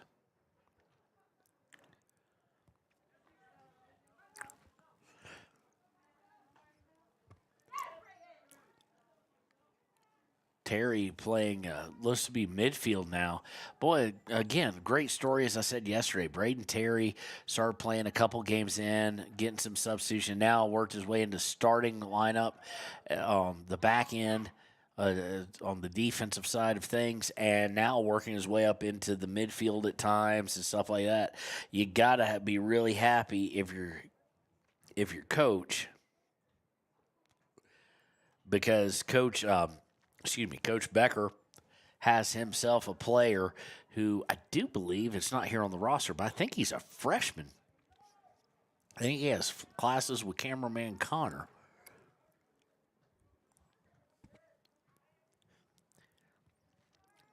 Riverton trying to push forward. Back line for Jackson. Takes away, works up towards the midfield.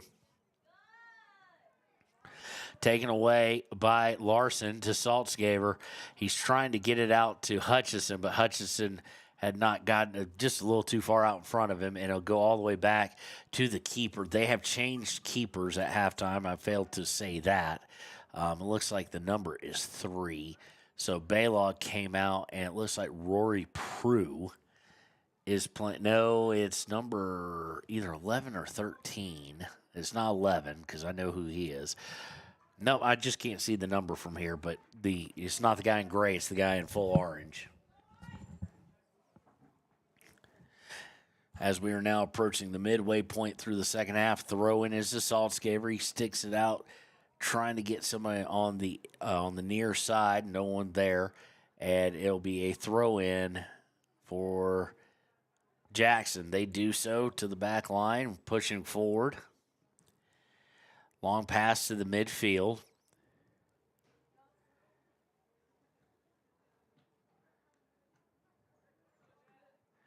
Jackson trying to work their way through the midfield. Good defensive stop there by the midfielder Riverton. Peyton Larson to Saltzgaber trying to get back to Larson. But even with Jackson, with all their talent, when Hunter Saltzgaber touches the ball, 3 or 4 guys immediately make a beeline to box him in. And we've got some people getting a talking to now by the ref. We had a foul. No, just he blew a whistle. Now just drop it into play. Went over and talked to, don't want to embarrass anybody. So a Jackson player and a Riverton player who, let's just say, we're not exchanging recipes or good thoughts to each other verbally. Good job by the referee to put the kibosh on that immediately. And Jackson with the ball, pushing forward. You can tell this isn't their normal starting guys because it's just a little less crisp. Centered up, now coming through the middle, but kicked away by Withrow. Now sitting in the box, Jackson just overruns it. I think he was, no, they're going to say handball. I think he's offsides, but they said he touched it with his elbow to get it down to his feet.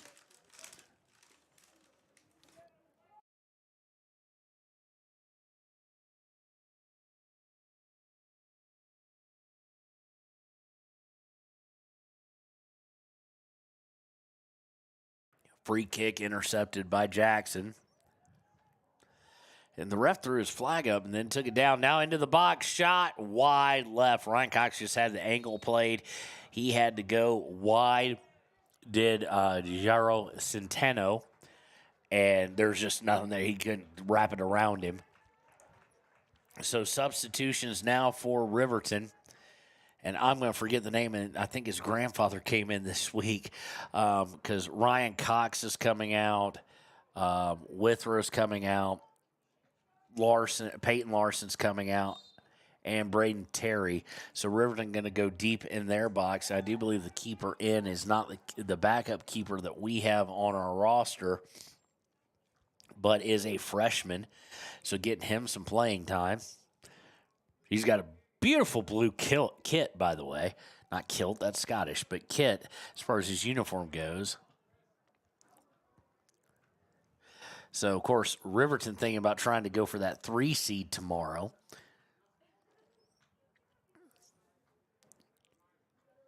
So that's what they're concerned with at this point. This game over and into the box, and not a long shot, but as far away in the box as you can get, and it's going to go high by Jackson.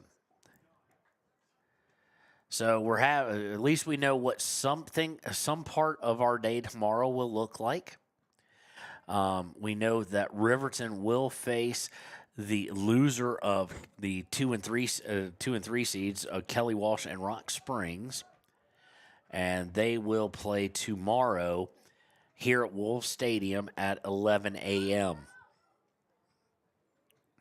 So the girls will either be right before it at 9 a.m. or the girls will be right after it at 1 p.m. Jackson in the midfield, Riverton fighting pretty hard for it are these young guys. Peyton Stevens has checked in as well. Now, almost said Rock Springs. Jackson comes away with it. Cross and offsides. So, and that's really different because Jackson really plays that just borderline, right on the line, getting those breaks as far as saying onsides. These younger kids, the younger kids with less experience, unable to really find that happy median, and that's why we've seen a lot more Jackson offsides here in the second half.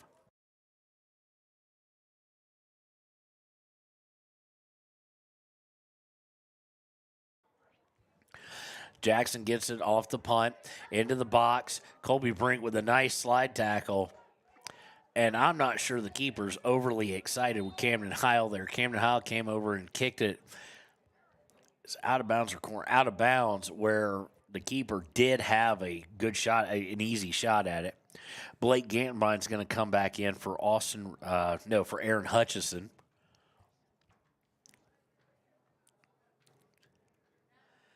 And I can't tell which of these guys are natural blondes and which ones of them just dyed it to do the Slim Shady look. The only one I know who's been blonde, previously fully blonde, was Peyton Stevens. So, long pass intercepted by Jackson.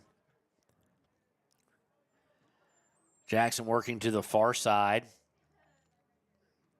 Now back to center, missed time pass. Jackson does come back and get it, though. And looking to drive right down Main Street. Stevens is going to send it out, but not very far, and it's taken right back by Jackson. Trying to come down the center. Tried to sneak a pass through, can't do it.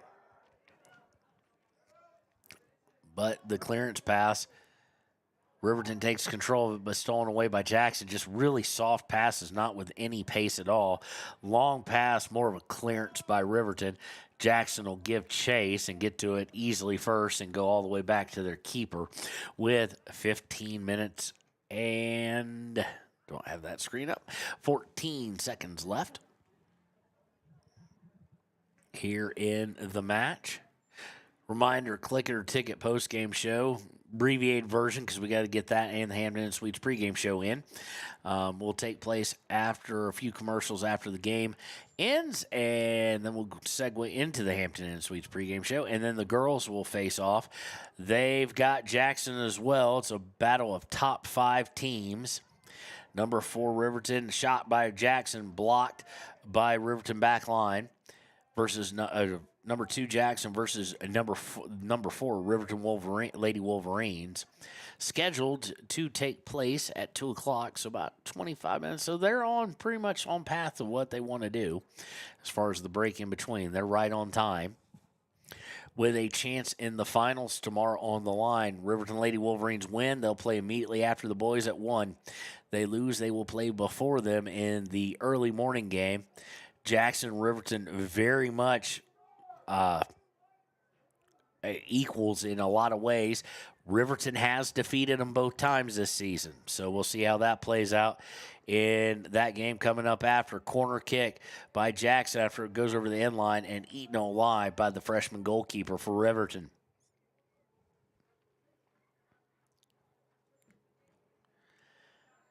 Goodness, he's got a cannon. He sends that down with a little help from the wind, but he knew how to play the wind, kept it kind of low and rocket-like, and it went to the 20 from the goalkeeper's box before it went down. So even without the wind, he'd have a bit of a cannon, but here comes the counterattack as it was intercepted by Jackson. Looking to cross. Everybody and their brother misses it, both Jackson and Riverton, and Jackson comes away with it. Shot attempted, goes off the side of the face of Camden Heil. He seems to be no worse for wear. They center it again, and diving stop. First diving stop I've seen this keeper have to make in the little bit of time I've seen him today, and I think in the last game of the regular season we saw him a little bit too. And he makes a nice diving stop there, eats the rebound. The punt is going to go to Jackson, but it misses him completely, but still goes out of bounds. It will be a throw for Jackson.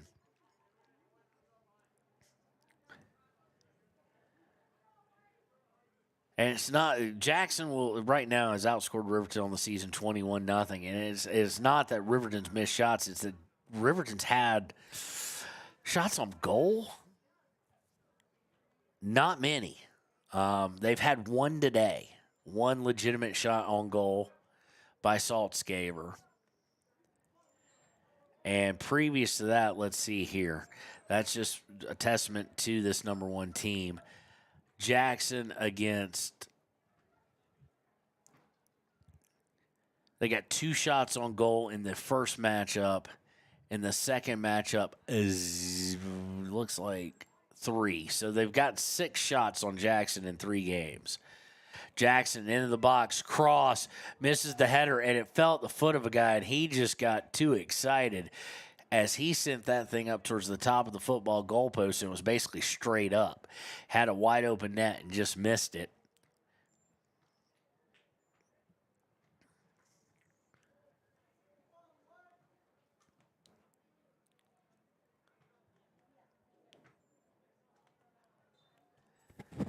Be a goal kick for Riverton as we approach the 11-minute mark to play. And they send it forward. Clausen and Gantenbein giving chase.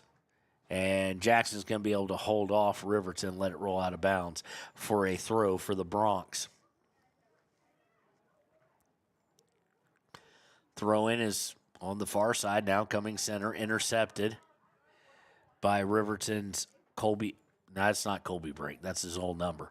By 24, I don't know who that is now. And Jackson will cross it. About everybody on the field, for the most part, except for Blake Gantenbein, is seeing significantly more playing time than their average, with Blake Gantenbein being one of the exceptions, and then the entire defensive back line. That's almost exclusively guys, with the exception of Peyton Stevens, who play quite a bit. Camden Hiles out there, Braden Terry's out there, Colby Brink's back there, Withrow is back out on the field. I think Terry is playing midfield more so, and Peyton Stevens playing back. But of course, while coach is trying to get playing time and kind of saying, okay, this is what the result's going to be, obviously with 10 minutes left. But at the same point in time, doesn't want to get so disheartening that these younger guys for Jackson throw in 3 or 4 more goals. And credit Riverton's defense against the top line talent of Jackson. It's hard to stop. Against a very talented second line, they've been able to stop them completely. And we have a yellow card coming up, so we have a time stopped. We're about 4 seconds off, so we'll get that back right. And it is number 30, I do believe. Let's see here. It is number 30. That, of course, being Leo Ferrari, who got a haircut. So, not as easy to pick out as he used to be.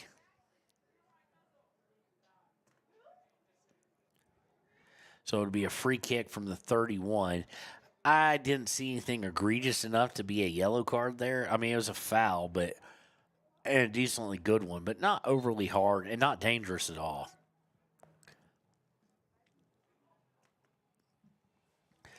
So we're back underway. They're going to go for goal from 41 yards out, and it's no problem for the keeper. Punt here. He puts a little more height into it, and it bounces at the 28. He took the kick at the 10. So I think it went 62 yards in the air and out of bounds. And we've got another stopped clock, so we'll stop it. No, we don't. Luckily, we caught it pretty quick. Heard the whistle and then looked up. The one issue with the Wolves Stadium scoreboard is the clock at times jumps 2 seconds. Now, it takes 2 seconds to do it. It's not off on time. It's just there's a certain number, I haven't been able to peg it, or a certain set of numbers that it just doesn't show all that well in the second category. Jackson with it. We're at 8:33 to play. Looking to go far side. They'll put out for it, and they've got a kid sprinting into the middle. He'd be open for a cross, and he has to slow up to stay on sides. His fellow Ford didn't see him. Now they work into the box, looking to shoot, and off, and the crossbar, and off the sidebar and in. So it's 6-0. Nothing keeper could do about that. Went from taking a shot, went far, hit on the post, and then had enough spin on it where it just backed up into the goal. So it's now 6-0 in favor of Jackson with 8:09 left.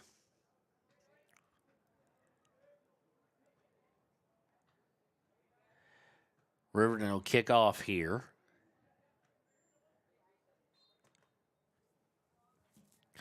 Colby Brink will get it, and he'll just send it all the way downfield and out of bounds.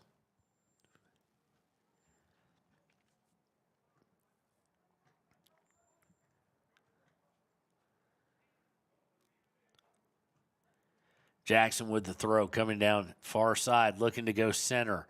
Got hung up in the wind there, so they had to slow up and allows Riverton's defense to get back. Peyton Stevens will get it out to Hutchison. Hutchison looking for Gantenbein, has it taken away in mid-pass, and Terry will just send it out of bounds for a Jackson throw.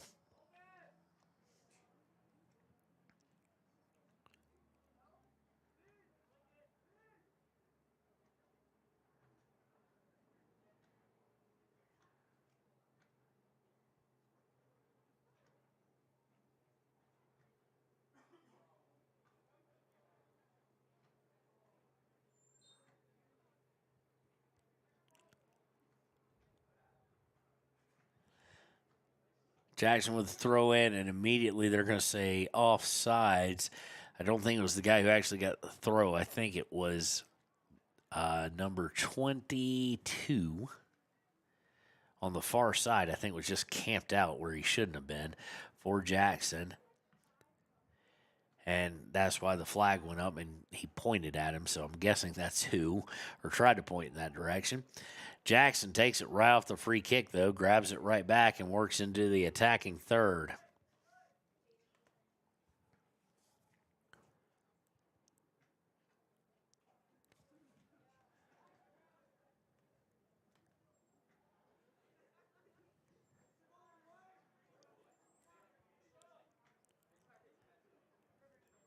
Going to take a shot here and eaten alive by the goalkeeper, so he'll look to punt it forward. It lands at the 50. He went a little bit lower, trying to get it to somebody, and Riverton at least fought for possession, now loses it. And it's going to be sent up to 22. He first touch is just going to be a little bit too hard, and it'll go out of bounds for a Riverton throw. Under 6 minutes now.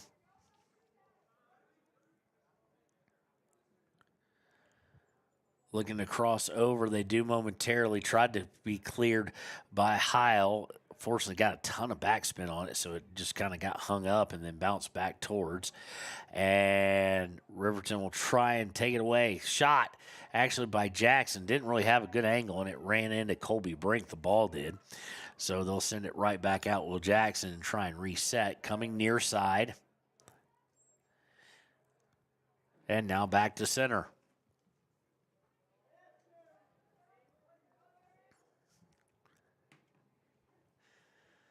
Out to the 30, crossing to the 20.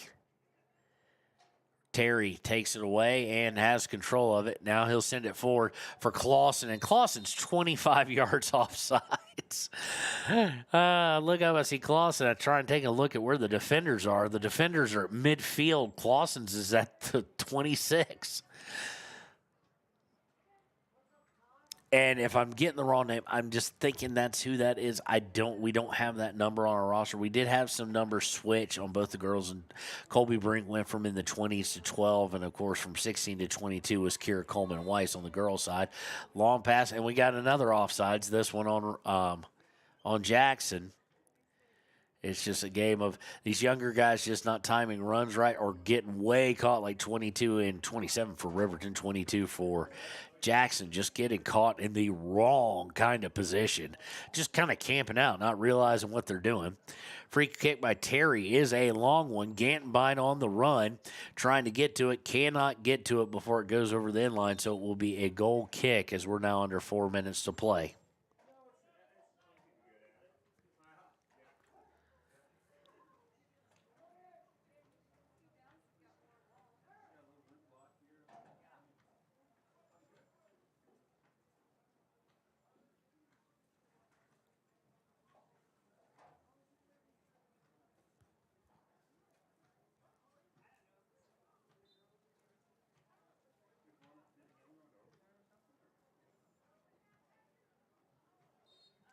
Punt, and we're going to get a whistle on the punt for undercutting. I think it's 22 again for Jackson.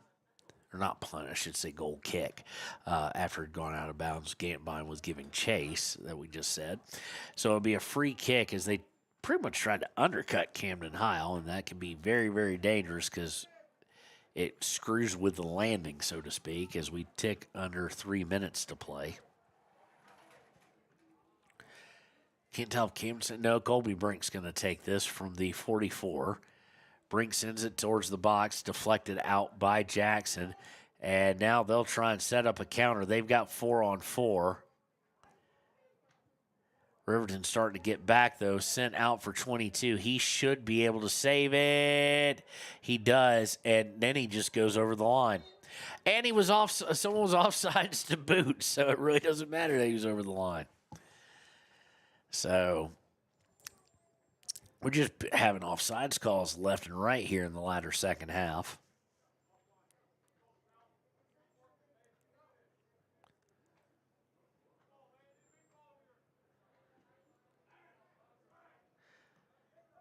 Goal kick taken by Riverton, intercepted by Jackson. Jackson trying to center it. And Peyton Stevens is going to send it out towards 27, now stolen back away by Jackson, now stolen again by Riverton, and we've got a whistle. And they say that Riverton got a little too physical on that takeaway. So Jackson will get a free kick here as we're getting close to ticking under a minute and a half to play.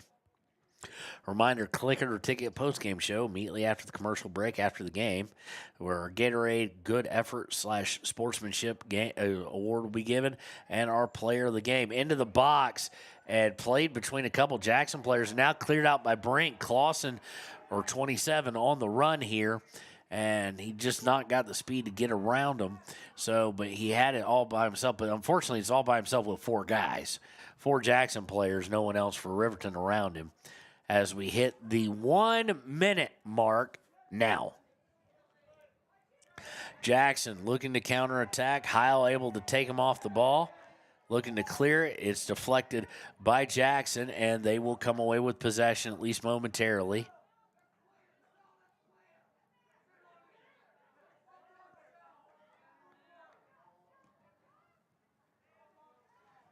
Ball sent all the way back with 35 seconds. And they'll look to come down the far sideline as we tick under half a minute to play here. So Jackson will advance to the finals tomorrow at 3 o'clock against the winner of Rock Springs and Kelly Walsh. Riverton will get the loser of that for a seeding game for the third place and third 3 seed and 4 seed game for state. That will be the loser of Rock Springs and Kelly Walsh. As they announce the countdown here, 2 seconds, 1 second, and that is the end of the match. When we return, it will be time for the Click It or Ticket postgame show here on WYO Today.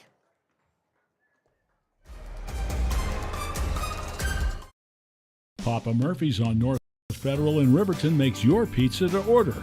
Order online at papamurphys.com or in store. Delicious, fresh-made pizza just the way you want it. Papa Murphy's is a proud supporter of our local Fremont County student athletes.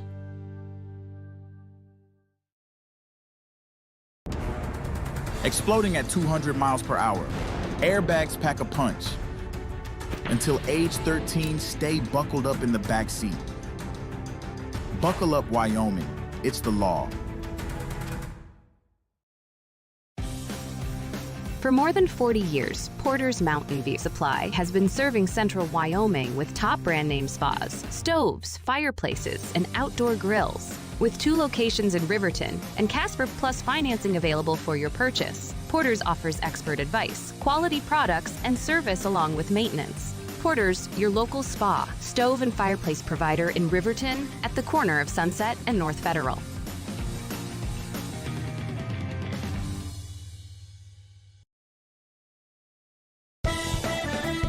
Shoshone Rose Casino and Hotel is proud to support youth sports in Fremont County. Enjoy a meal at the Deca Gai He restaurant. Deca Gai He is Shoshone for the eating house. Open daily from 7:30 a.m. until 9 p.m. Try a weekend getaway with the family in one of their comfortable, pet-friendly guest rooms and enjoy the heated swimming pool. Book online at ShoshoneRose.com and remember to support Fremont County youth sports. Go team!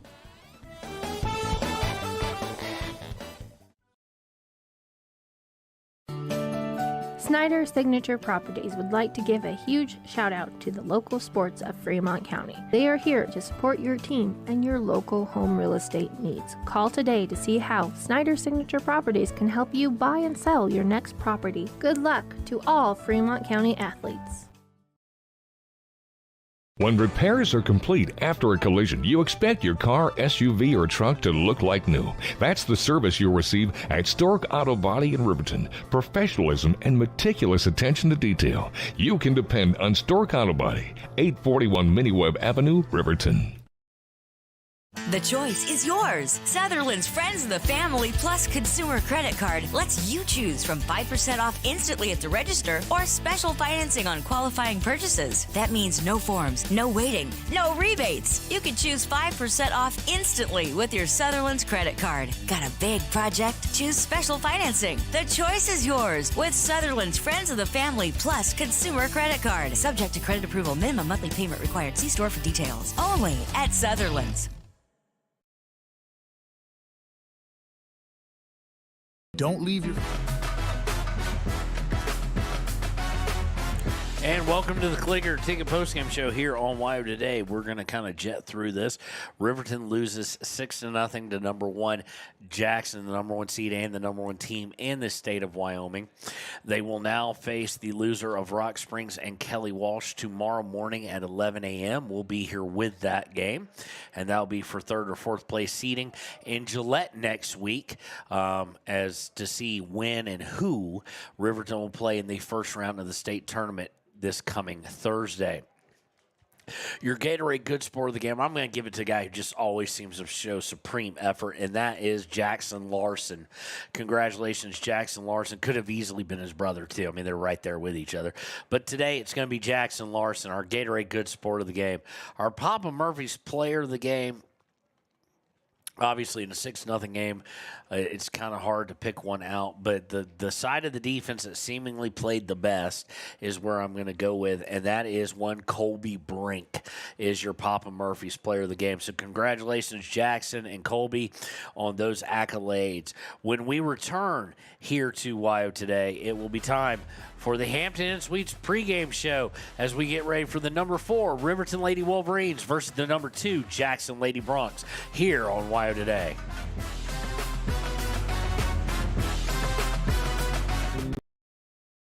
Always wear a seatbelt and reduce your risk of death of serious injury in a crash by almost 50%. Buckle up, Wyoming. Stay at the newly renovated Hampton Inn & Suites Riverton, proud sponsor of all sports teams, home and away. Experience the perfect blend of comfort and convenience with Hampton's top-notch amenities, including a free hot breakfast, complimentary dinner and drinks Monday through Thursday evenings, a sweet shop for snacks and essentials, a pet-friendly environment and an indoor hot tub pool, and a fitness center to keep up with your workout routine. We've got everything you need for an exceptional stay. Reserve your stay now on our website, Hampton Inn & Suites Riverton, where comfort meets convenience. And we interrupt you with breaking news live from the Pepsi Wild Cherry aisle. Carol, can you hear us?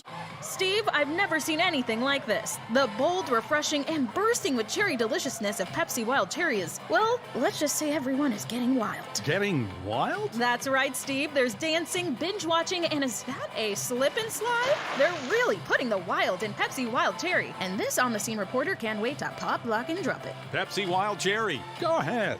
Get wild.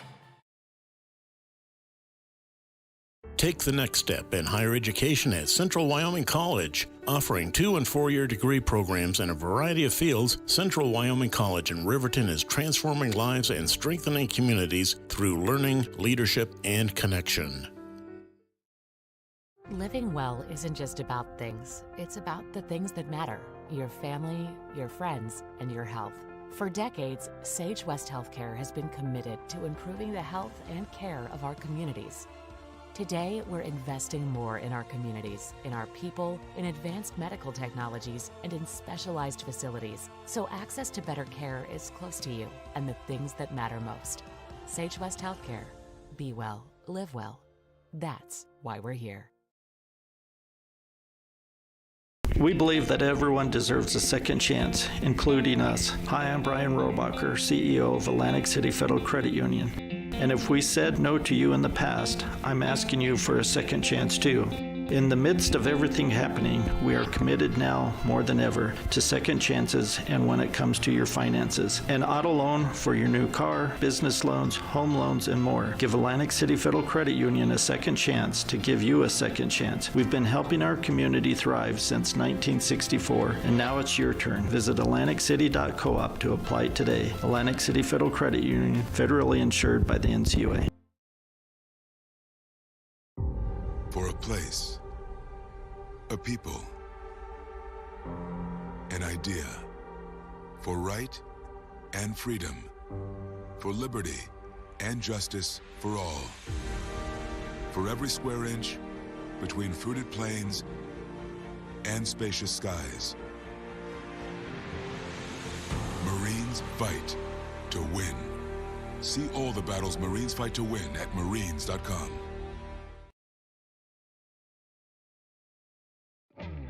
A proud sponsor of this broadcast is Bailey Enterprises. For over 50 years, Bailey has become the name you can trust.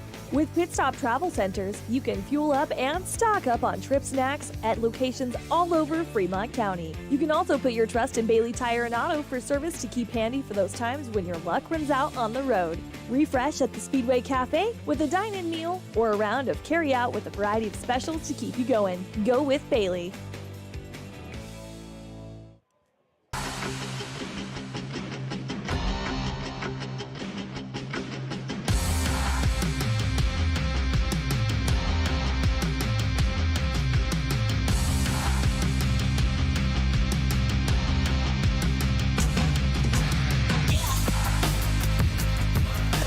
And welcome to the Hampton Inn Suites pregame show as we get ready for the second semifinal involving Riverton soccer. It will be the Lady Wolverines, currently ranked number 4 in the state, facing off against the number 2 ranked Jackson Bronx. The Riverton Lady Wolverines defeated the Jackson Bronx both times they faced them. The first one being on April 10th, second one being on May 2nd. Both games were a 2-1 victory. The thing to look out for, however, is that Riverton was outshot as far as shots on goal in both games, 11-6 in the most recent one, 11-9 in the other one. They also gave up more corner kicks by 3 in each game to the opponent, but Ayana Mejarado was coming through in a big way. So in those games against Jackson, it was Cammie Paskett being the leading goal scorer, and Decatur Yarber with the assists. They only display the peak individual, so I can't tell you who scored the second one. Against Jackson the second time, Paskett had both goals. Kayla McConaughey had one of those assists. Ayana Mejarado made 5 saves in the first one, had to make 10 in the second one. That is what they do not want to do if you're Riverton. Your Ranger keys to the game is as simple. I would say score first, but you've probably gotten tired of that. The biggest key of the game is you cannot allow Anna Medarado to face twice to three, or, to have to make 10 saves in this game. You cannot get outshot that badly. Even though it's just 3 in each game, as far as shots on goal. If you look at total shots, the difference was about 6 in the first one. In the second one, it was almost double. The total shots were 19-10. Riverton cannot allow double the amount of shots in this game. Of course, both teams playing yesterday and coming away victorious. So there is that going for them. Riverton will be in their reds. Looks like Jackson is going to be. Let's make sure I've got the right team here. I'm pretty sure I do, but Jackson wearing a color I've not seen before, but they're having to wear their whites, obviously, for obvious reasons. But we just want to make sure we're giving you all the right info. Reminder, if you're coming down for the game tomorrow, the cost to come is $7. For a Saturday pass. If you are a student at one of the schools playing, it's only $5. So Riverton is facing, okay, they are facing Jackson's in black and white. Oh, it's the orange numbers now. I see it. Winner of this game will advance to face Green River, the host school, tomorrow at 1. Loser of this game will go on to face Kelly Walsh bright and early at 9 a.m. So the key of the game is defensively tighten up. Don't allow as many shots as they have against Jackson, even though they've won. Then the second part is get multiple goals. I do not believe this is going to be a 1-goal victory game. If it is a 1-goal victory game for either team, it's going to come down into extra time and possibly penalty kicks. And that'll throw things off. Somehow we got way behind. With 15 minutes to go, it was 1:30. With 15 minutes to go in the boys' game. So we're looking at 1:45, then a 15-minute break, start at 2. Well, we've still got 8 minutes to go, and it's 2:04. So we're already behind. They'll get really behind, which they were yesterday due to some weather delays and whatnot. So that's really your keys to the game for Riverton is tighten up defensively. Don't allow as many shots. And then from there, it's obviously just going to be a matchup of 2 very evenly matched teams. And see who's going to be, as you see sometimes in sports, often in sports and tournaments and playoffs and whatnot, who's going to be kind of that unsung hero who comes out and, has the capability to. Yesterday, Timmery Mathill, just chaotic, and kind of kept her head on a swivel, but also focused to get through legs of of Rock Springs and her own team and find a way with 10-10 left in that game to give the winning goal to Riverton. Timmery earned that one, and she kind of came out of nowhere for it. Just because of the chaoticness of that corner. Could it be a Piper Anderson today? Could it be an Aspen Gordon? Could it be a Kaylor McConaughey who steps up and just does the things that cause a team to go on to win and send them to the finals against Green River? When we return in just a few minutes, it will be time for the Sutherland starting lineups here on Wire Today.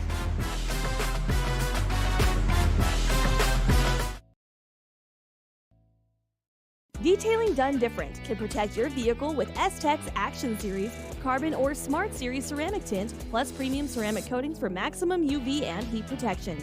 All backed by a lifetime warranty. Expect expert detailing to make any ride look brand new. Call 307-851-5158 today. Detailing done different. Riverton Blowdorn Lumber is proud to support youth sports. Experience the Blowdorn difference. Quality products, design, delivery, and expert service. Blowdorn Lumber, 1202 North Federal in Riverton. Blowdorn Lumber. Your car or truck is an investment. When it needs repairs, you need someone you can trust to do the job right. Take it to Gunners Automotive. They repair all makes and models of cars and trucks, from oil changes to brakes, tires, and more. Gunners Automotive, 856-2288. The staff and board of the Fremont County Fair wish to thank everyone who attended the fair last year, and this year enjoy Blackhawk live in concert Friday, August 1st. Race you to the fair, the Fremont County Fair. Community Health Centers of Central Wyoming has locations across Fremont County ready to serve you at Du Bois Medical Clinic, Riverton Community Health, and Lander Community Health Pediatrics. We accept all forms of insurance, including Medicaid and Medicare. Are you struggling to get medical care? Ask for their sliding fee scale. From family medicine to pediatrics, Community Health Centers are here to serve you. Call 307-463-7160 or visit chccw.org to schedule your appointment. Dos Solitos is proud to support Fremont County sports teams. Enjoy bold Mexican flavors that'll have your taste buds shouting "Olé!" Follow them on Facebook, Instagram, and TikTok for updates on events and food truck locations. You need an oil change, but you don't have a lot of time. Expressway Lubes on South Federal in Riverton and Highway 789 in Lander provide a fast, professional lube oil and filter change. Expressway Lubes, locally owned and proud to support our local student athletes.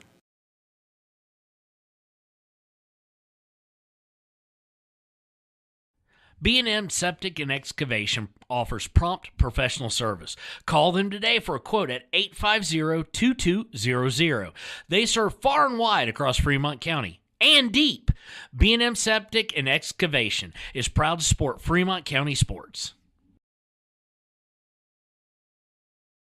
Why should your new floor come from Carpet One? Because we're passionate about the spaces our neighbors call home. We're part of your community, and we're also part of the world's largest cooperative of independently owned and operated flooring stores. So you can be sure you'll get great selection and outstanding value with every installation. Whether it's carpet, hardwood, tile, or luxury vinyl, our experts take the guesswork out of choosing the right floor. We're your local Carpet One Floor and Home, the one store for your perfect floor. Visit Lander Gambles to make your home feel like new. They will beat any competitor's price. Stop by to speak to one of the sales agents or visit LanderGambles.com. Lander Gambles will help you find the perfect product that fits your budget and lifestyle. Lander Gambles, 420 Main Street, Lander, Wyoming. Good news, DUI crashes and deaths are falling in Fremont County. We're doing better, but even one death on our roads from impaired driving, we take personally. We started the Fremont County DUI Task Force 2 years ago because we're losing too many friends, family members, and community members to impaired driving. So we've joined forces to work together to find and stop impaired drivers in Fremont County, wherever they are. And we're making an impact, but we need your help. If your summer activities involve alcohol, plan ahead and make good choices. Drink responsibly, designate a sober driver, or call Safe Ride. And don't let your friends drive impaired either, even if you have to take their keys and find them a safe ride home. Let's all look out for each other and keep everybody safe. Remember, don't risk it. Drive sober. Your tax pros at 219 East Main Street in Riverton, Wyoming can handle all your tax needs. Whatever your situation, we know what to do. Call 307-856-2256 today to schedule an appointment. H&R Block is open Monday through Friday, 9 a.m. to 3 p.m. Men have a way of doing things. A man has his way of eating, of exercising, of keeping his hands warm, and of straightening up. So, when a man faces a serious life problem like divorce, depression, or suicidal thoughts, shouldn't a man have a way to deal with that too? Well, now he does. I'm Dr. Rich Mahogany. Visit me at mantherapy.org. Hey guys, this is Nick Haskell, and here at Haskell's Furniture and Flooring, we have the best brands. With our size, we are able to shop for you. We're able to choose the top products from the best companies. We carry Lazy Boy, Tempur-Pedic, Ashley, Sealy, Serta, and more. With our variety, we can make sure we're a one-stop shop for all of your home furnishing needs. Come in today to one of our locations in Cody, Lovell, Worland, and Riverton, where we have the best prices and a better service. High Plains Power is a Touchstone Energy cooperative. What does that mean for you as a Rural Electric Association member? It all comes down to 7 principles: open membership, one voice, one vote, member benefits, independence, education, cooperation, and community. To understand how it all works, we're headed back in time. In 1879, electricity was in major cities, but rural areas were out of luck. In 1935, President FDR made it possible for companies to build power lines to unserved areas. By the time we hit 1941, some 400 electric co-ops had been organized to serve rural America, just like High Plains Power. For more information, visit highplainspower.org.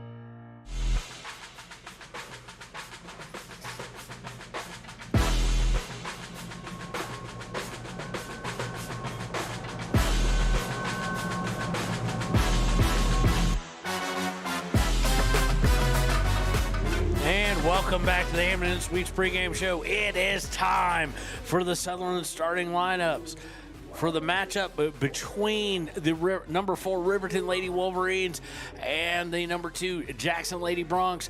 A berth in the regional championship game tomorrow at 1 p.m. on the line, plus a shot at either the number 1, at worst a number 2 seed in the state championship.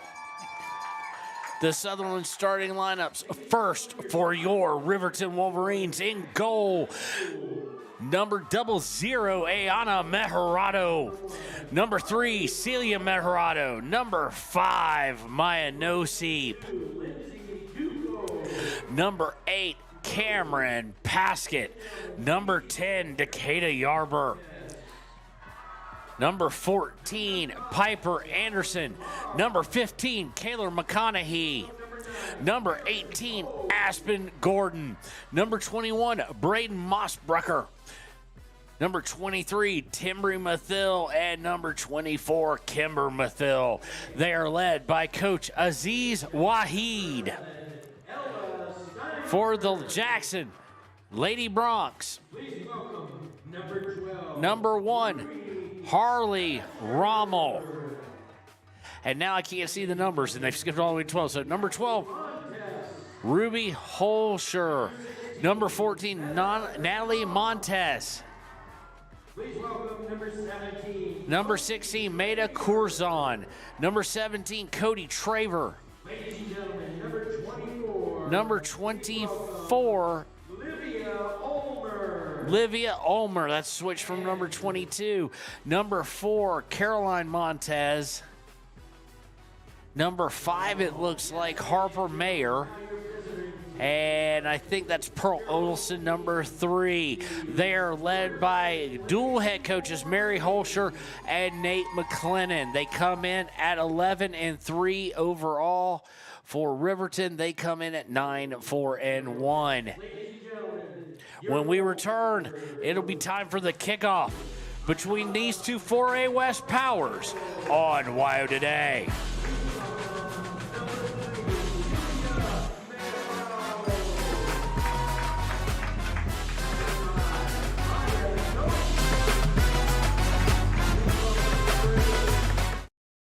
Papa Murphy's on North Federal in Riverton makes your pizza to order. Order online at papamurphys.com or in store.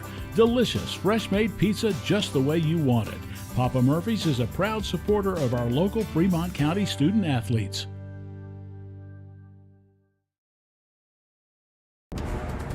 Exploding at 200 miles per hour. Airbags pack a punch. Until age 13, stay buckled up in the back seat. Buckle up, Wyoming. It's the law. For more than 40 years, Porter's Mountain View Supply has been serving central Wyoming with top brand name spas, stoves, fireplaces, and outdoor grills. With 2 locations in Riverton and Casper Plus financing available for your purchase, Porter's offers expert advice, quality products, and service along with maintenance. Porter's, your local spa, stove, and fireplace provider in Riverton at the corner of Sunset and North Federal.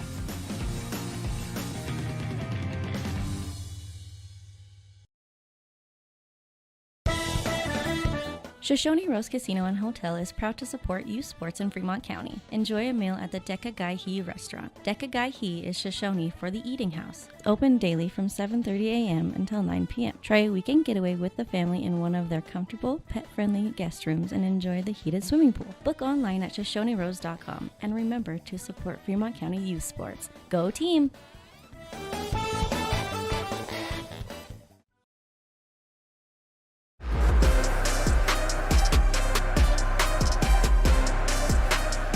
welcome back. It is time to kick it off between number 4 and number 2. Regional final championship game appearance on the line, as well as a guaranteed no worse than number 2 seed in state. And Riverton's going to kick off going right to left on your radio dial, and Cammie's going to send it all the way over the end line. Not sure what that was. It was planned, obviously, because she just waylaid into it. Keeper's going to take the goal kick. Intercepted by Celia Mejorado momentarily, and here comes Jackson trying to work towards the middle of the field, and they do so. Might be a little too speedy on it. No, not enough pace on it at all. Aspen Gordon's going to come over and kick it out of bounds here, and we forgot to start the clock, didn't we? Or not, didn't we? We're not in that part together. That was me. So we'll start at 39 minutes as we're approaching that pretty fast. Throw in by Jackson. Aspen Gordon going to come on top of it, or attempt to, and it's loose in the box and finally cleared. As we now have got the clock going, we're about a second off still, though. Jackson trying to work down. Of course, they outshot Riverton in both matchups. We made that one of our keys to the game, even though Riverton won, is to keep those shots at bay. Jackson working towards center. Now a long shot attempted but deflected straight up in the air. Taken towards the end line and then sent over the end line. It will be a goal kick for Ayana Mejorado and the Riverton Lady Wolverines.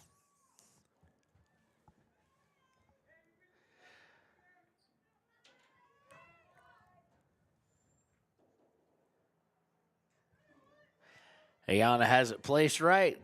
Lets it go right to Jackson. But they're unable to play it. Celia Mejorado with a header. And now taken away by Timbri Mathil, trying to get through. Timbri Mathil over to her sister, Kimber. Kimber trying to get it back to Timbri, and it's intercepted by Jackson. Jackson bringing it on the near side. Confronted by Kimber. And now they get a pass down. Mossbrucker trying to take their player off the ball. She's looking for a cross. She has the cross. And Ayana Mejorado steps in front of the deflection, the redirect towards goal for her first save of the day. Mejorado with the punt. It's going to go right to Paskett's feet. She gets it to Mathil.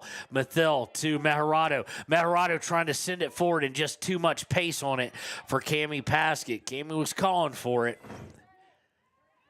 Punt by the keeper. Kimber Mathil can't play it. Mossbrucker will have to try and take it away from Jackson. Jackson trying to work their way nicely done by Mossbrucker. Mossbrucker to Kimber Mathil, then taken away by Jackson. Decatur Yarber coming through a player and is going to get whistled for the foul. It'll be a free kick for Jackson from the Riverton 36. Free kick taken here, going all the way for goal and playing it like a senior four-year starter would. Mejorado just picks it cleanly and easily out of the air for a save. Relatively easy save. Her punt goes right to Jackson. They're unable to play it off the first touch. It will go out of bounds near midfield with 36-35 left in the first half. Throw into Timbri Mathil. Mathil trying to send it forward for Paskett. Paskett running onto it. Gets walled off nicely, and the keeper has to fall down onto it. Good opportunity possible there for Riverton. Want to see more of that. Along the way, keeper's going to let it go. I think we forgot to say who the keeper was. We'll get to that in a little bit. And they're going to get Piper Anderson with a handball. Just came up inadvertently and hit her in the hand off the bounce. For Jackson, the keeper is number 1, Harley Rommel.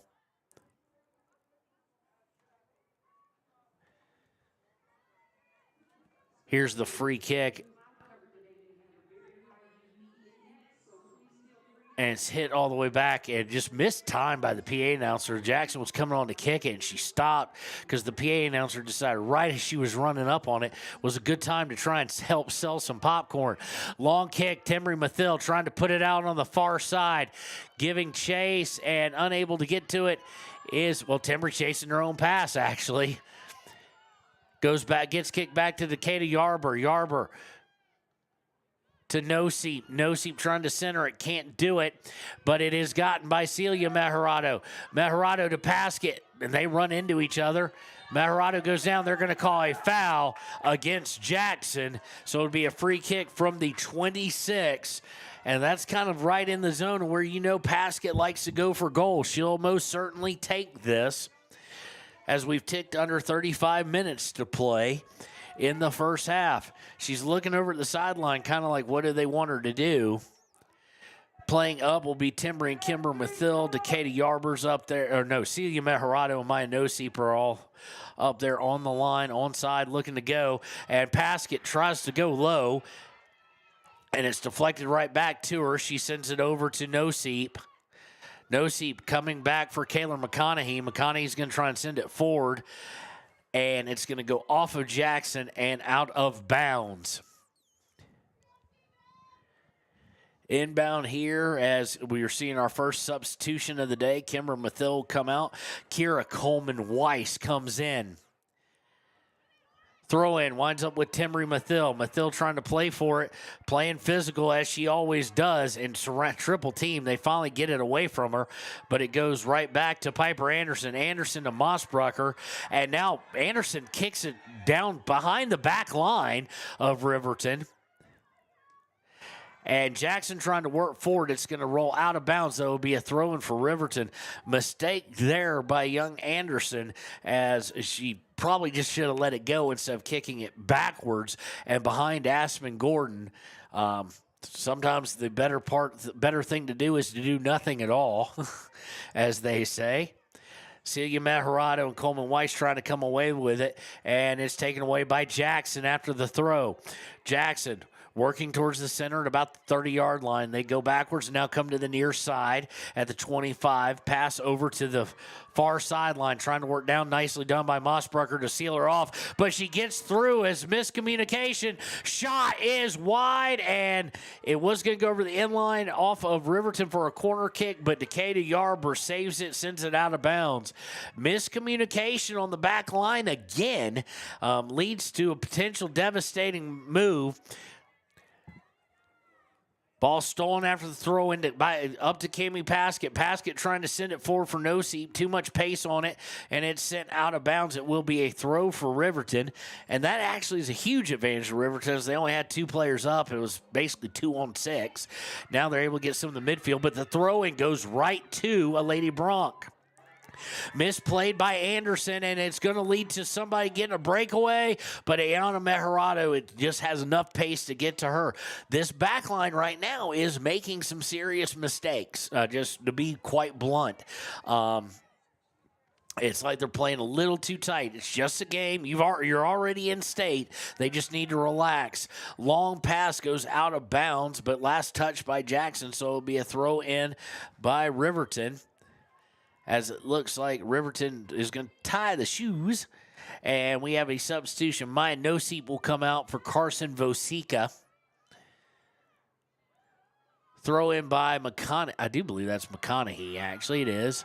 And it's taken away by Jackson. It was thrown basically right to him. Aspen Gordon steps up on a bad pass by Jackson to take it away.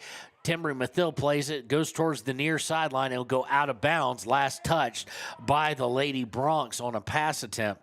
Long throw, trying to get to Timbery Mathil. She's got the speed on him. She's into the box with the throw. Shot attempt and deflected out of bounds. It will be a corner kick for the Lady Wolverines with 31-13 left here in the first half. Cami Paskett will take it from the near side.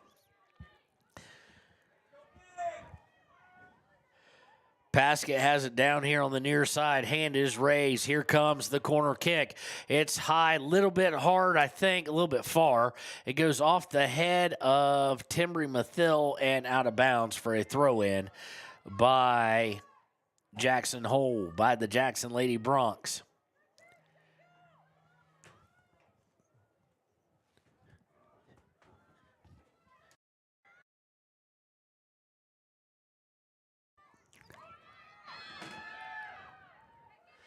Throw in by Riverton.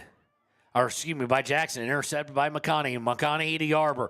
Yarber trying to send it forward to Timmery Mathill. She's going to look for a cross here. She's taking it wide, sends it across. Oh, Kimber just couldn't get to it. And the coach is not happy. Not Kimber, Carson Vosica. Shot is taken by Coleman Weiss, and it's wide right. Coach Waheed was not happy with Vosica there. I don't know if she jogged under it or something like that, but that was intentional pass there, and she just did not get to her mark, and you heard him screaming from all the way up here in the press box. Goal kick taken. Goes right to Timmery Mathill, but taken away by Jackson. Sent forward by Mossbrucker. Now sent right back. Decatur Yarber going to fight for it, and they're just ping-ponging it back and forth at the moment. Going far down the sideline, and it's going to roll and roll and roll and go out of bounds off of Jackson.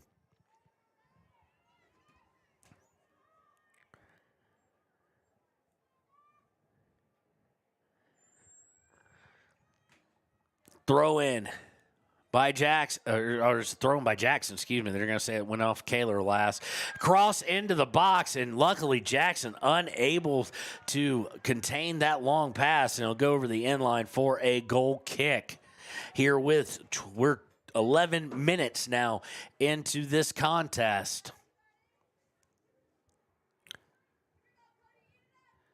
Goal kick to be taken by the senior Ayana Meharado. Sends it up in the air. It goes right to Jackson, but they can't control it, and Decatur Yarber sends it forward. Headed and taken away by Timmery Mathill, though. Mathill to Paskett. Paskett trying to send it forward, and does. And now they've potentially got speed. Celia Meharado coming on, and Jackson, for them, luckily gets it back to their keeper. Now it's sent all the way forward on a long kick by the keeper, and it goes all the way to the other keeper, Meharado. Meharado pick it up and look to punt it forward. Gets a good amount on it, and it looks like it's going to go out of bounds. Maybe off of, nope, they're saying Jackson did not touch it. So it'll be a throw-in for the Bronx. Throw-in is on the far side. Intercepted, but just momentarily. But Cammie Paskett going to come back on it. She tries to get to Coleman Weiss. Coleman Weiss beaten to the punch, but now Mossbrucker gets a hold of it. It'll go out of bounds off Mossbrucker. Good move by the striker for Jackson to kick it off of her knees as she was trying to control it. Throw in by the Lady Bronx here. Lady Bronx goes right off their knees and right back out of bounds, so Mossbrucker will throw it. Maya Noseep coming in for Coleman Weiss.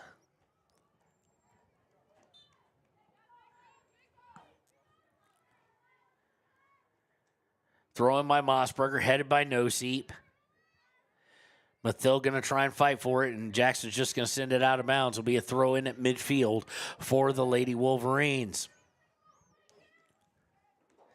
Thrown by Braden Mossbrucker, trying to get to Paskett, it seems. Just didn't get enough. Can't get enough there, but it's misplayed by Jackson. Vosica trying to run up to it, and she's going to be physically moved off of it, but it'll go right to Kaler McConaughey. Kaler to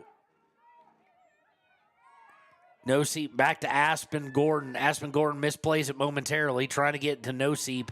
And now Timmery Mathill going to try and run on it. It'll go off of Timmery and out of bounds for a throw-in by the Lady Bronx here with 26:33 left in the first half.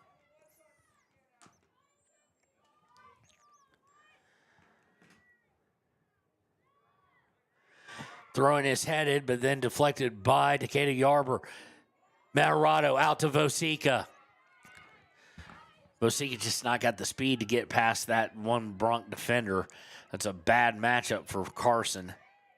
And they're going to send a long pass as Jackson, a clearing pass. It's going to roll all the way to Meharado as we hit the 26-minute mark. She'll look to clear it. Long punt, now headed, and mistake by Jackson. Looking to cross it is Cammie Paskett. She looks to cross again.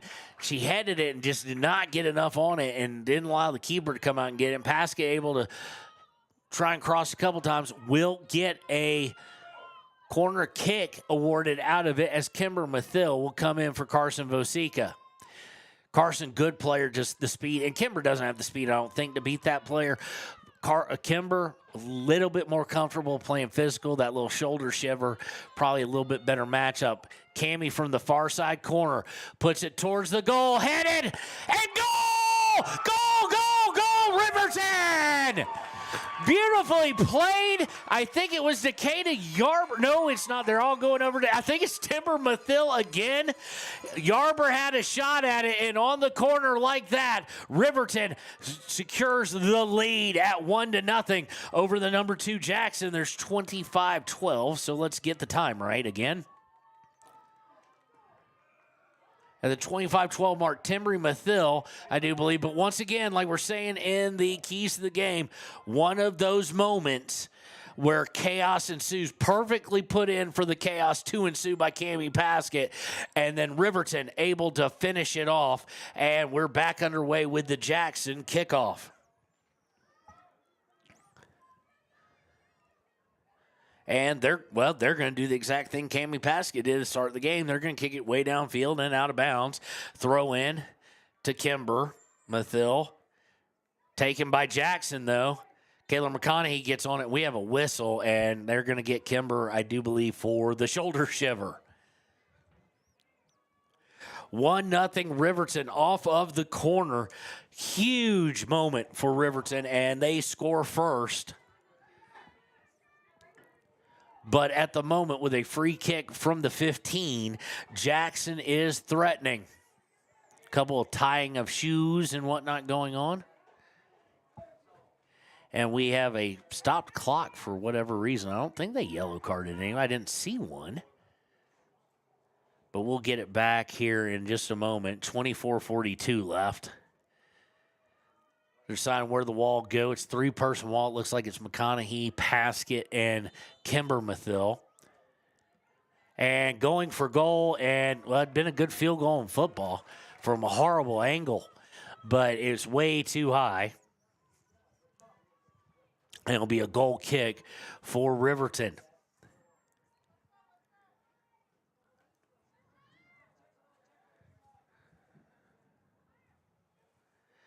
Ayana Meharada will take it. Goes out to Noseep. It's still in the attacking third. Noseep trying to turn, does so. Gets it forward momentarily. Noseep comes through, and we have a foul against Timber Mathill there. And Coach Waheed yelling out at the official, and I don't blame him. The first one over on the far side against Kimber, okay, the shoulder shiver I can buy. She likes to throw it. It happens. Sometimes she gets called for it. This one, no. There was nothing. They're just physical play, and they're going to send it into the box. And, it caught Meharado off guard. Long shot and no curve to it. And it's like she misread it, but she did react properly and was able to punch it out and over the end line instead of allowing it to go towards goal on the bounce. But dangerous situation there, compounded now. It will be a corner kick from the far side for Jackson. Jackson is going to get hung up there, which is what you want as far as in the wind, and it's going to not hit anybody and go over the end line. It will be a goal kick.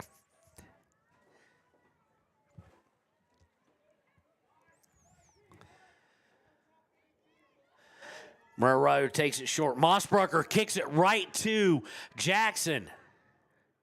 Jackson in the box. Decatur Yarber gets a foot on it. Now Noseep. Now back into the box. And it's going to be sent out of bounds by Riverton. And the back line, and then the mistake by Meharado. The back line is just making some mistakes. Mossberger kicked it right to Jackson. It wasn't mishit. It was just kicked right to him. Don't know if they're playing a little tight. That's what we'd heard from some of the parents and stuff, that yesterday, backline playing a little tight, but they at least have a 1-goal lead to work with, and this is a great team. They'll calm down.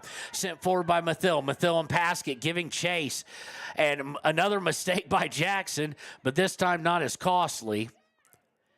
McConaughey going to send it center. Mathill's there. Back spins back to Jackson, though. But this time to Mossbrucker. Mossbrucker trying to send it forward. Comes right back to her. Now trying to send it forward to Timber Mathill. Doesn't get through, so they're kind of ping-ponging it back and forth again here in midfield. Mathil coming onto it, and that's Mathil, and I'm trying to see who else. That's not Kimber. That's No, that's Piper Anderson.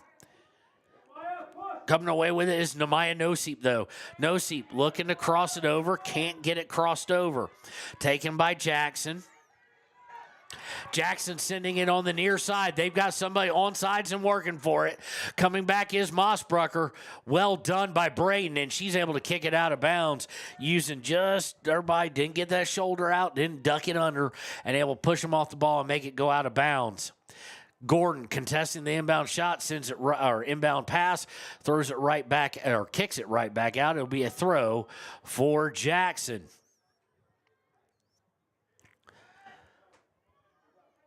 Throw in. Mossbrucker trying to get on top of it. Can't. Jackson trying to go towards the end line and just hit it a little too hard with the right boot, and it will go over the end line for a goal kick for the number 4 ranked Riverton Wolverines, Lady Wolverines. As we approach the midway point of the first half. Substitution, Kimber Mathil come out and Kira Coleman-Weiss will come in. Now that'll be interesting on that side. Last time Kira had switched over here, Kira very physical against a very physical player in and of itself.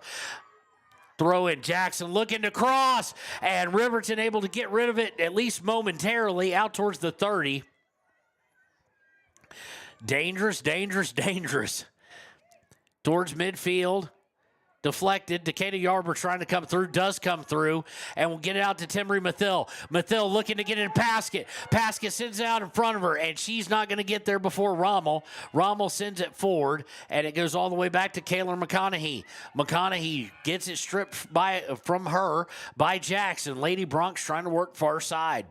19:52 left. Here in the first half. Pass is sent down. Decatur Yarber trying to get there and has to send it out of bounds. Jackson definitely the team with more pressure in this first half. Unfortunately, in the one stat that truly counts for Jackson, they trailed the Riverton Lady Wolverines 1-0. Throw in. Yarber able to step in front of it, sends it kind of into no man's land. Paskett able to come back and get it. And in the midst, there was a foul against the Lady Bronx. It'll be a free kick for Riverton.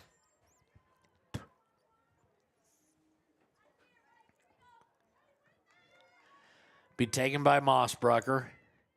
Riverton sending Noseep, Paskett, Timbery Mathil, Coleman Weiss, and Celia Maharado forward. Goes to Timber. Not Timber. Out to Coleman Weiss. Beautiful pass. Crosses to Paskett. Paskett trying to get through. Gets deflected back. Noseep on the run to try and get it. And it'll deflect off her and out of bounds. Jackson seems to be the fresher team at the moment. And they'll substitute here, and Carson Vosica will come in as well for the Lady Wolverines as we tick under 18.5 to play in the first half.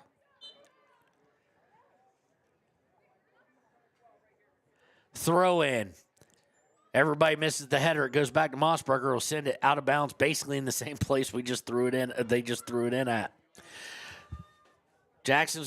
She's gonna act like she gets 10, 15. Whoa. Wait, what? They gave her like 20 yards. And it went right to Piper Anderson. Noseep looking for where Paskett normally would be. Paskett was actually towards the end, near sideline.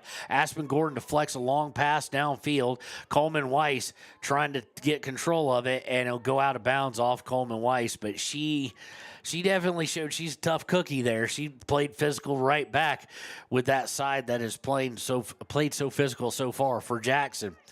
Inbound, Decatur Yarber sends it forward. It winds up with Maharado. Maharado trying to send it forward. Paskett and Coleman Weiss trying to get to it. Jackson will send it out of bounds at approximately the 24-yard line. Substitution now. They hadn't allowed Carson earlier. Carson Vosica will come in for Cammie Paskett. And Cammie going to the ground, and I think she's trying to stretch out a cramp, it looks like. At least that's what we hope it is. I don't think she'll be out long. Throw-in is into the box. Yarber gave a run, or Celia Maharado gave a run on it. A little bit of a bump to the keeper, but Rommel able to secure it. And her punt is going to be a little bit like Ryan Cox's, go right towards the sideline and out of bounds at midfield. Figuring out it's been a weird wind. It's almost like rogue waves on the sea.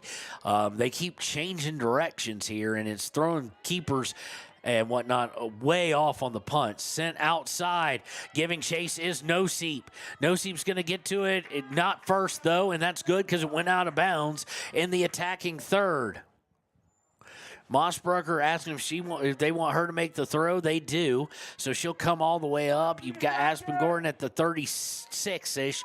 Katie Arbour, throwing into the box towards Timbery Mathil. Winds up with No Seep. Here's a cross at Coleman Weiss, just not there.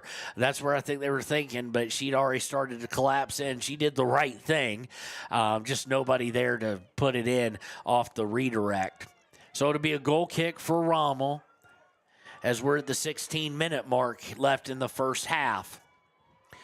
Rommel is going to go right towards Timbery Mathil and then right to Celia Mejorado.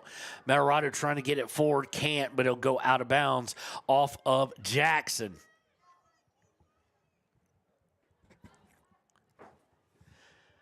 Throw in to Coleman Weiss. She has to go back to Kaylor McConaughey. Kaylor trying to send it forward, and good job by the left midfielder for Jackson, but it does go out of bounds again. McConaughey with the throw.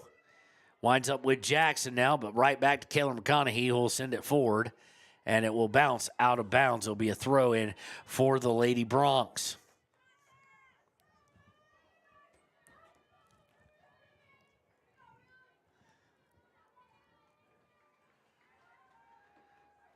Substitution for Jackson as we tick under 15 minutes to play in the first half. Throw in.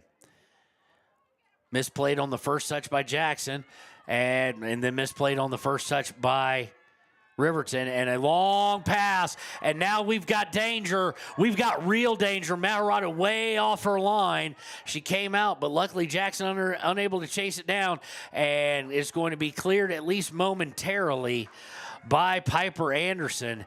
Whoo, that was dangerous.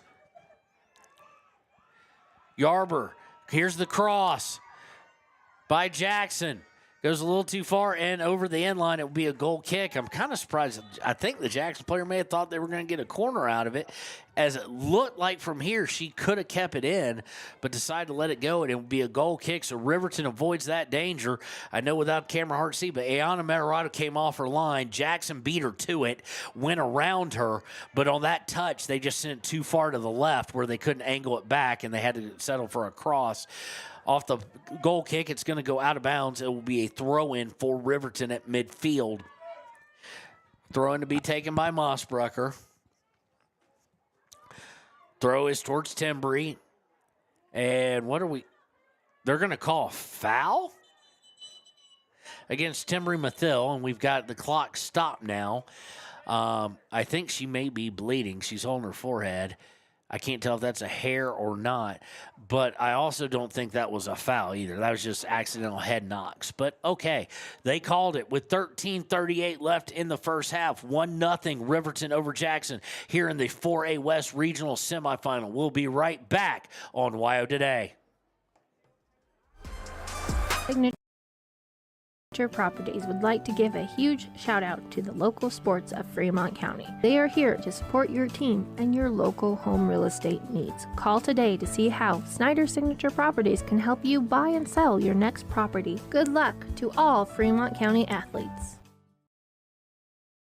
When repairs are complete after a collision, you expect your car, SUV, or truck to look like new. That's the service you'll receive at Stork Auto Body in Riverton. Professionalism and meticulous attention to detail. You can depend on Stork Auto Body, 841 Miniweb Avenue, Riverton.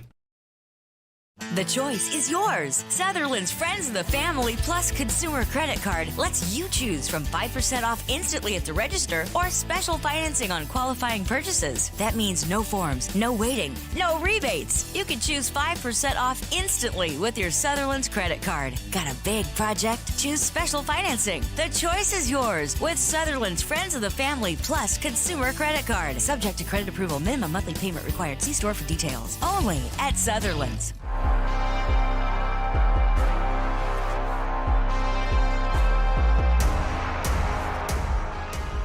And welcome back to WYO Today. It was not called a foul. It looked like that's what they were calling, but it was a throw-in, and now to go right back off of Jackson. No foul, but it does look like someone may be going in. There was no gash. I got a pretty good look at it, but it does look like someone may have taken a shoulder and an elbow to the head. Had to be helped off, so could be very much looking at concussion protocol type situation as the teams fight for possession here in the midfield. Decatur Yarber trying to get it up, and they're going to call a foul against Jackson as she was trying to get it to Cammie Paskett. She was taken out from behind, or from the side, I should say. Taking this will be Braden Mossbrucker.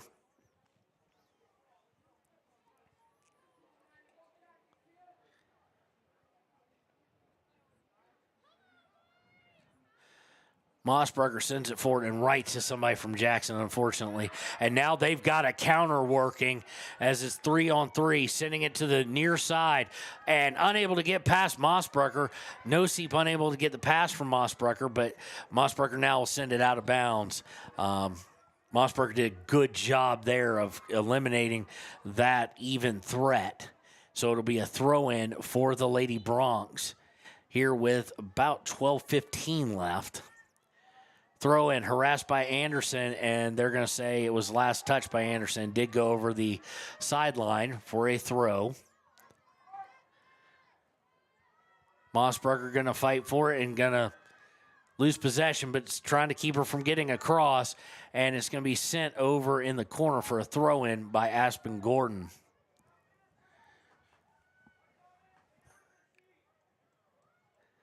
Throw-in coming here from deep in the near corner.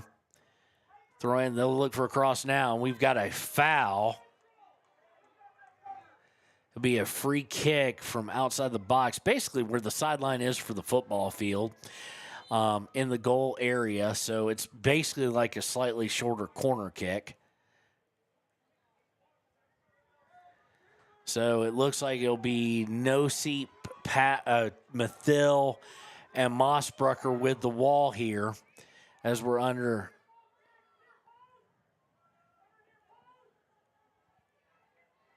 Wahid yelling out instructions. Aspen marking as well as she can. Here it is, and it's not elbowed, but chested out by Gordon, and now cleared out by Mathil, and now we've got a race going on. It'll be sent forward by Jackson, but it will go out of bounds for a throw by Riverton. Under 10:40 now to play in the first half.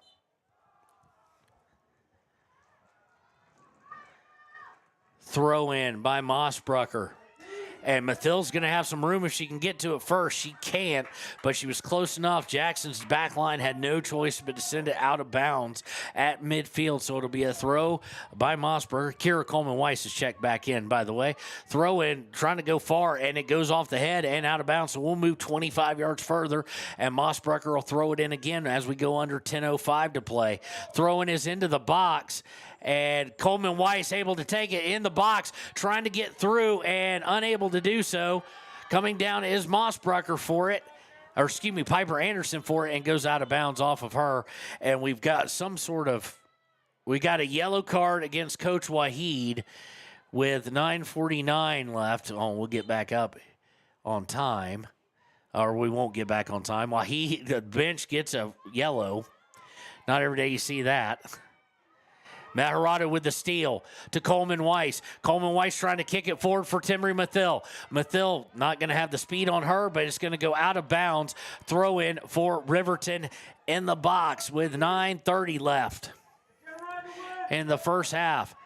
Timry Mathil take the throw in into the box. It's up in the air. Maharado. Now Kimber with a chance at it. Nobody on the far side, though, and it'll be easily cleared out, or if they cleared out, and they really don't. And it's back to Riverton. Riverton, goes too far, and now they do get a good clear out, but good job by Kayla McConaughey to be able to angle it back. It'll go out of bounds, and it'll be a throw for Jackson as we go under 9 minutes to play in the half. Throw in far side by Jackson. McConaughey gets a boot on it, but just probably should have gained control of it first just because the spin that was on it favored Jackson. Jackson does come away with it. Working down far half of the field. Stopped momentarily by Anderson. Anderson doing a good job staying in front of her and not allowing her to do what she wants to do. But she passes it off backwards, gets it back, and gets Piper actually off of her. Stepping in front of it, Kira Coleman-Weiss sends it forward, but right to Jackson, who'll now try and work far side of the field. Kayla McConaughey giving chase, trying to keep them from being able to cross. Nice turn. Here comes the cross. No, Kayla McConaughey fighting for it and sends it out of bounds. Beautiful job by McConaughey, and will force the throw by Jackson as we about to take under 8 minutes to play in the first half. Throw in from about as deep in the corners you can throw it in. Jackson comes away with it. Shot. And Meharado just stops it with her foot, then bends down and picks it up. She had that one well read for an inside post shot. She'll let the punt go. Bounces over Timbry Mathil's head. Now bouncing up and causing some problems for Jackson, and Timbry Mathil comes away with it. Timbry back to Anderson. Anderson to Coleman-Weiss. Bad first touch taken away by Jackson. Just too hard. Jackson got some numbers going, but it's going to wind up right with Braden Mossbrucker, who will send it out of bounds with 7:17 left in the first half. Be a throw in by Jackson.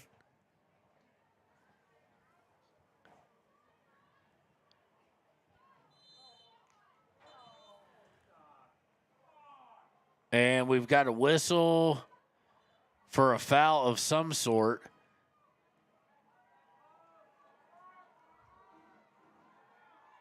They're saying Aspen Gordon with the foul. Fans aren't happy. I'm not happy. It's just they're calling it very tight right now. And, well, at times, it's the inconsistency of it all. And they're going to take the shot, and it's going to be wide left.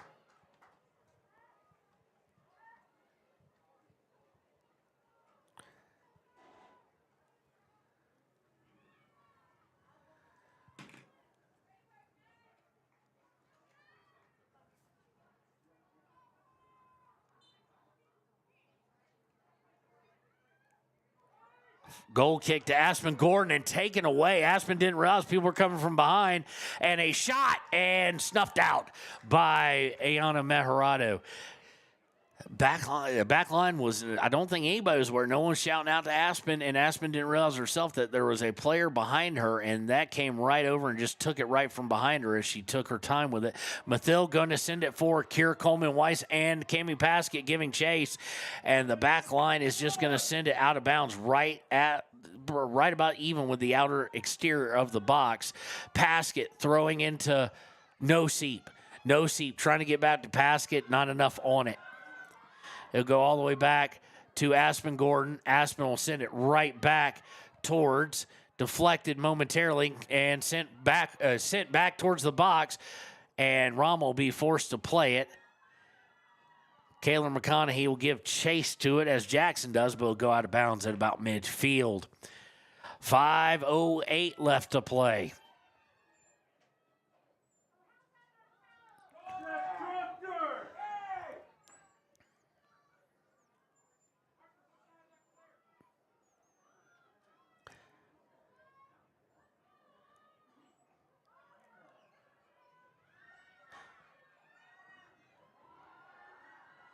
Jackson getting a steal and a long pass going towards the end line. Can it be saved by Jackson? No, it cannot be.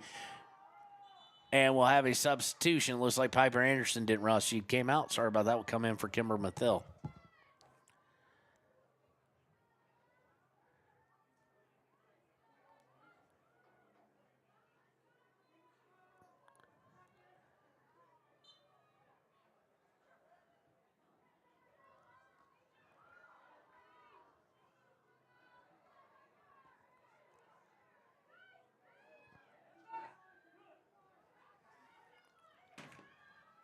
Jackson able to intercept the clearance pass with 3:58 left.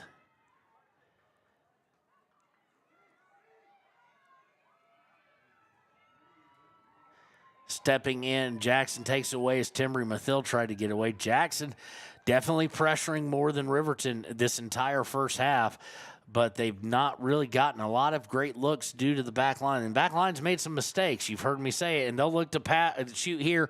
Gordon gets in front of it, now to Mathill, and Mathill gets clobbered. That's a hammer fist from behind, so it'll be a free kick, and they'll be able to clear it anyway. Mossberger with the kick. Backspin goes right to Jackson. Now, Taylor McConaughey.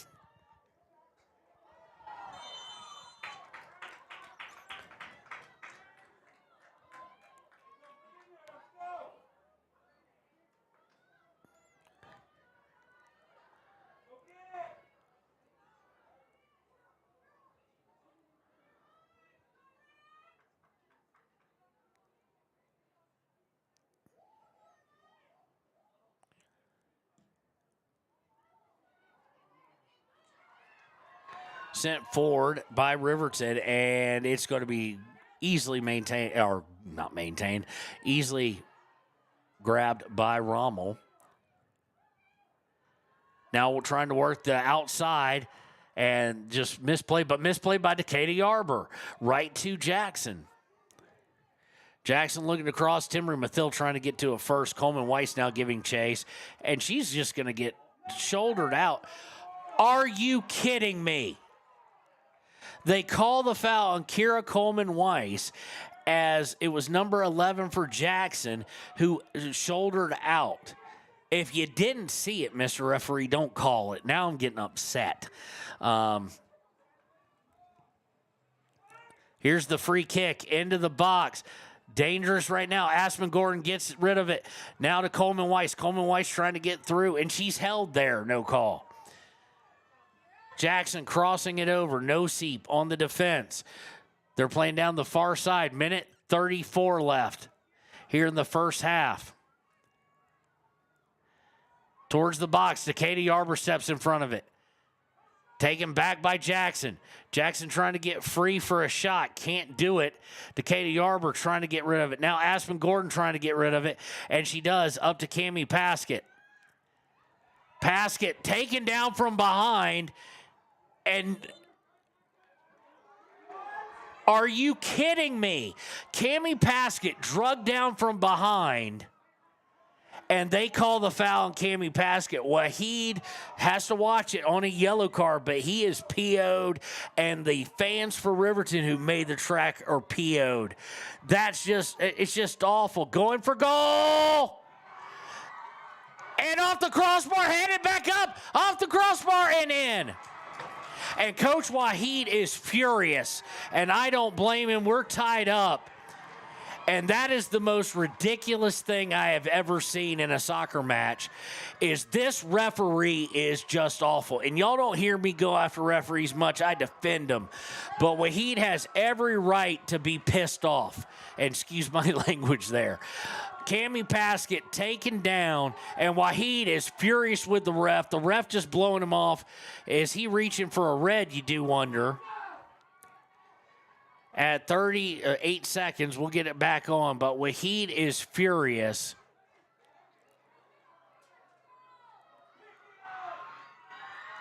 And, there might be a column involved by me on this one in the Ranger, because that's just absolutely ridiculous.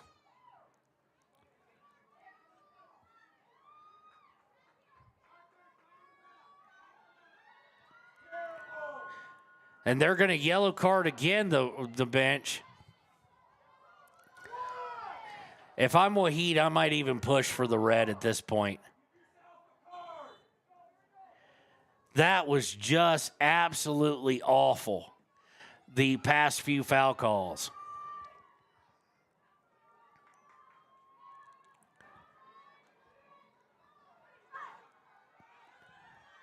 But anyway, now it's 1-1. Riverton unable to hold the lead through the half. Jackson with some help, obviously, there. And they didn't do anything to get the help. It's just been bad calls.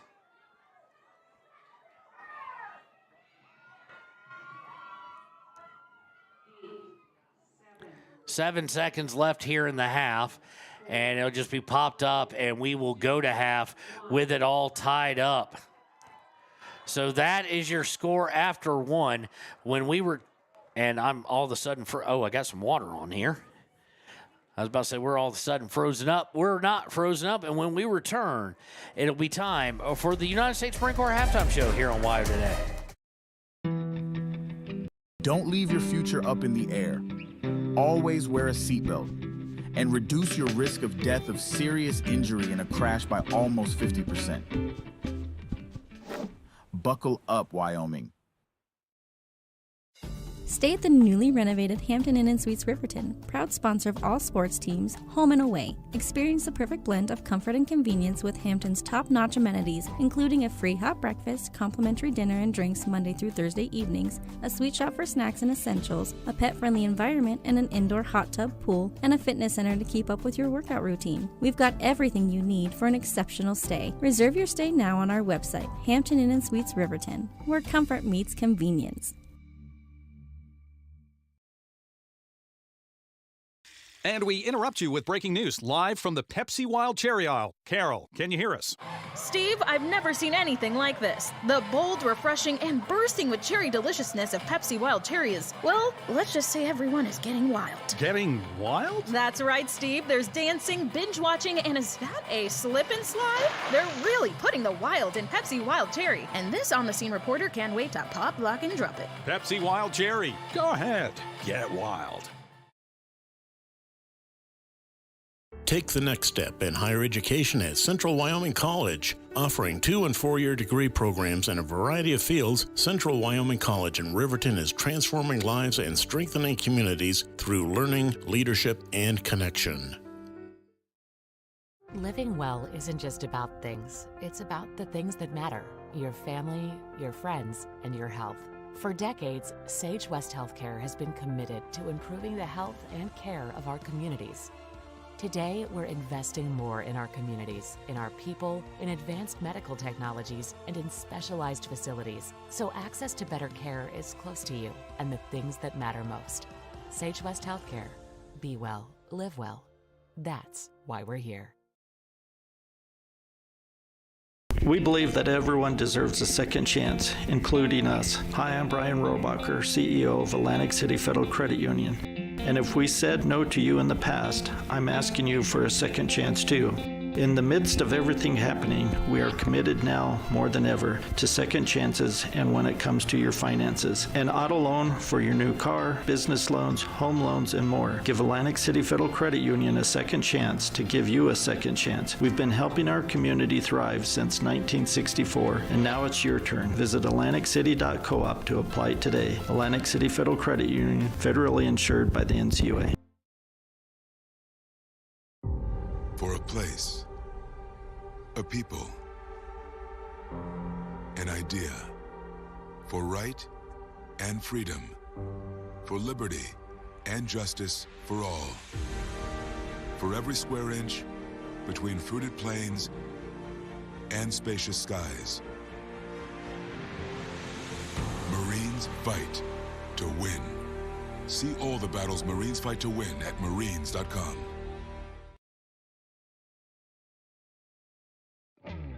A proud sponsor of this broadcast is Bailey Enterprises. For over 50 years, Bailey has become the name you can trust. With Pit Stop Travel Centers, you can fuel up and stock up on trip snacks at locations all over Fremont County. You can also put your trust in Bailey Tire and Auto for service to keep handy for those times when your luck runs out on the road. Refresh at the Speedway Cafe with a dine-in meal or a round of carry-out with a variety of specials to keep you going. Go with Bailey.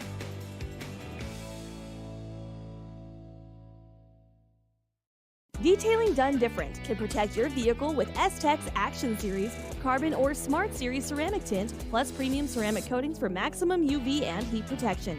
All backed by a lifetime warranty. Expect expert detailing to make any ride look brand new. Call 307-851-5158 today. Detailing done different. Riverton Blowdorn Lumber is proud to support youth sports. Experience the Blowdorn difference. Quality products, design, delivery, and expert service. Blowdorn Lumber, 1202 North Federal in Riverton. Blowdorn Lumber. Your car or truck is an investment. When it needs repairs, you need someone you can trust to do the job right. Take it to Gunners Automotive. They repair all makes and models of cars and trucks, from oil changes to brakes, tires, and more. Gunners Automotive, 856-2288. The staff and board of the Fremont County Fair wish to thank everyone who attended the fair last year, and this year enjoy Blackhawk live in concert Friday, August 1st. Race you to the fair, the Fremont County Fair. Community Health Centers of Central Wyoming has locations across Fremont County ready to serve you at Du Bois Medical Clinic, Riverton Community Health, and Lander Community Health Pediatrics. We accept all forms of insurance, including Medicaid and Medicare. Are you struggling to get medical care? Ask for their sliding fee scale. From family medicine to pediatrics, Community Health Centers are here to serve you. Call 307-463-7160 or visit chccw.org to schedule your appointment. Dos Solitos is proud to support Fremont County sports teams. Enjoy bold Mexican flavors that'll have your taste buds shouting "Olé!"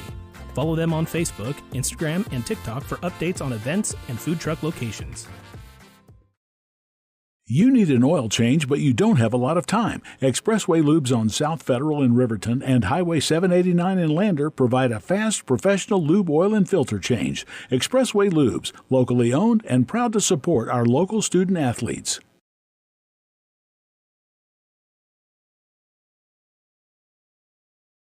B&M Septic and Excavation offers prompt professional service. Call them today for a quote at 850-2200. They serve far and wide across Fremont County and deep. B&M Septic and Excavation is proud to support Fremont County sports. Why should your new floor come from Carpet One? Because we're passionate about the spaces our neighbors call home. We're part of your community, and we're also part of the world's largest cooperative of independently owned and operated flooring stores. So you can be sure you'll get great selection and outstanding value with every installation. Whether it's carpet, hardwood, tile, or luxury vinyl, our experts take the guesswork out of choosing the right floor. We're your local Carpet One Floor and Home, the one store for your perfect floor. Visit Lander Gambles to make your home feel like new. They will beat any competitor's price. Stop by to speak to one of the sales agents or visit LanderGambles.com. Lander Gambles will help you find the perfect product that fits your budget and lifestyle. Lander Gambles, 420 Main Street, Lander, Wyoming. Good news, DUI crashes and deaths are falling in Fremont County. We're doing better, but even one death on our roads from impaired driving, we take personally. We started the Fremont County DUI Task Force 2 years ago because we're losing too many friends, family members, and community members to impaired driving. So we've joined forces to work together to find and stop impaired drivers in Fremont County, wherever they are. And we're making an impact, but we need your help. If your summer activities involve alcohol, plan ahead and make good choices. Drink responsibly, designate a sober driver, or call Safe Ride. And don't let your friends drive impaired either, even if you have to take their keys and find them a safe ride home. Let's all look out for each other and keep everybody safe. Remember, don't risk it. Drive sober. Your tax pros at 219 East Main Street in Riverton, Wyoming can handle all your tax needs. Whatever your situation, we know what to do. Call 307-856-2256 today to schedule an appointment. H&R Block is open Monday through Friday, 9 a.m. to 3 p.m. Men have a way of doing things. A man has his way of eating, of exercising, of keeping his hands warm, and of straightening up. So, when a man faces a serious life problem like divorce, depression, or suicidal thoughts, shouldn't a man have a way to deal with that too? Well, now he does. I'm Dr. Rich Mahogany. Visit me at mantherapy.org. Hey guys, this is Nick Haskell, and here at Haskell's Furniture and Flooring, we have the best brands. With our size, we are able to shop for you. We're able to choose the top products from the best companies. We carry Lazy Boy, Tempur-Pedic, Ashley, Sealy, Serta, and more. With our variety, we can make sure we're a one-stop shop for all of your home furnishing needs. Come in today to one of our locations in Cody, Lovell, Worland, and Riverton. where we have the best prices and a better service.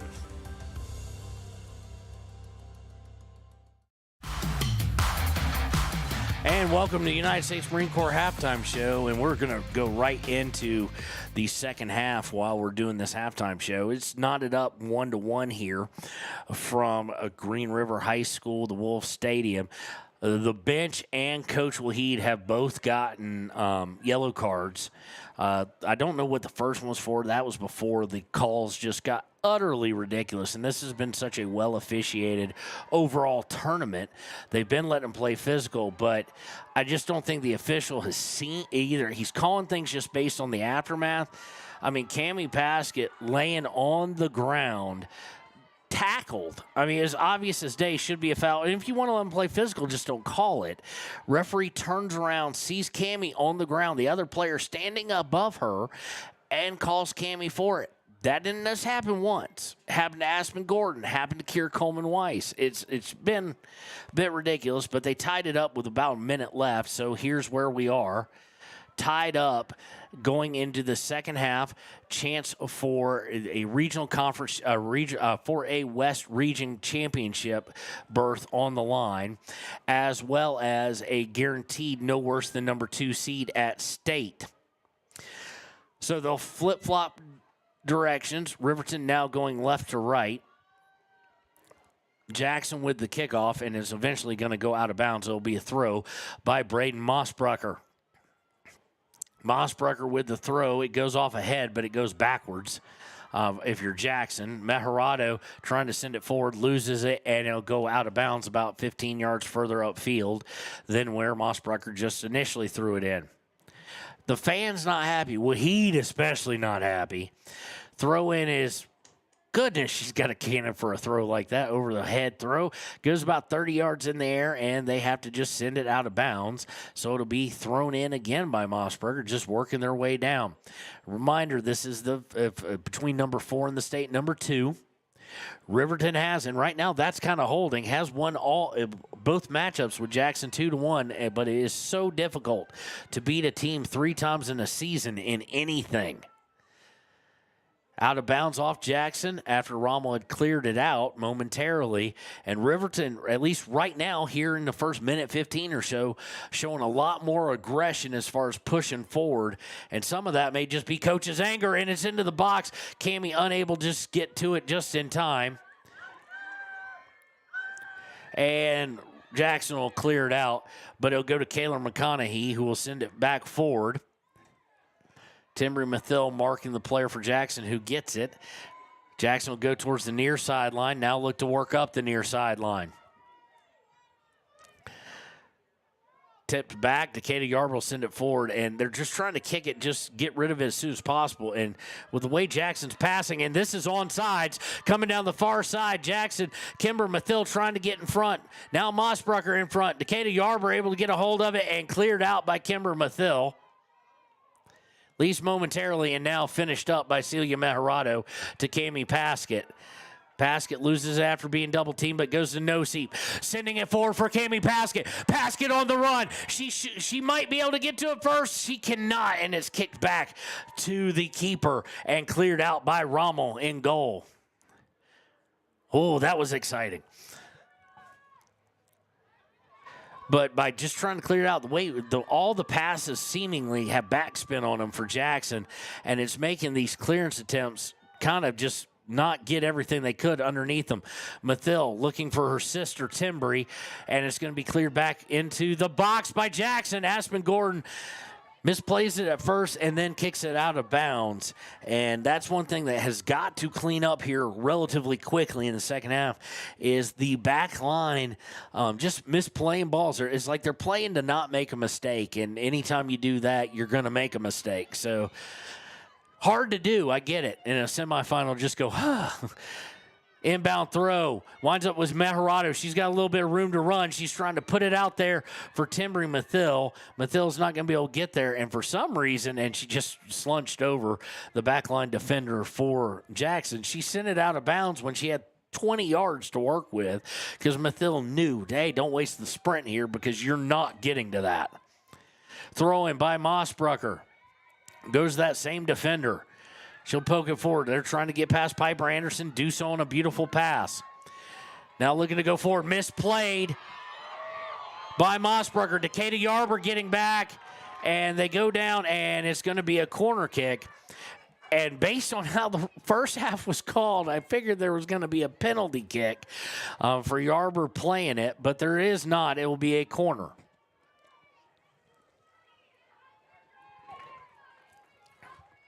Corner will be from the near side. First set piece for either team here in the second half. Corner trying to get down to that chaos, headed towards goal, and off target. Decatur Yarber trying to get to it, and now it's back in the box, trying to clear it out. Momentarily is cleared out, but they're trying to get it back in. They do so, and now it goes back outside. Timbry Mathil fighting for it, trying to get through. Meharado there to assist potentially. Out of the 25, Jackson with it. Jackson going far side now, back to center. She's going to aim up and fire. Meharado deflects it with her knees. It'll go out of bounds for a throw for Jackson. So as much as Riverton shown the early aggression, now Jackson with it here in the second half. Throw in, going to go off the foot of off the head of Jackson, and Mossberger seals it off. It goes over the end line for a goal kick here with under 35 minutes to play in regulation. Meharado with the goal kick out to her sister Celia. Jackson steals it away, but they're going to misplay a pass to Noseep. Goes off ahead of Jackson to Timbry Mathil, and Mathil can't keep it, but it'll go to Noseep. Noseep trying to send it forward for Paskett. Paskett running on, as is the defender, sent out of bounds at about the 15 to 10-yard mark. It'll be a throw in deep in the attacking third for Riverton. Looks like it'll be Timbry Mathil. Oh, no, it'll be Cammie Paskett taking the throw here with 34-10 left. Paskett to Noseep. Noseep played through, and they are going to call a foul. About time. And here's the funny part. I say about time, but I don't think that should be a foul. It wasn't malicious. There was not a lot of strength to it, but they called it anyway. Into the box off the free kick by Noseep. Or, excuse me, by Paskett. Meharado trying to get a hold of it, and Jackson will clear it. Jackson trying to work the near sideline, and it went out of bounds. Thank you. Finally, they call it, and it looks like Kira Coleman Weiss will check in for Kimber Mathil.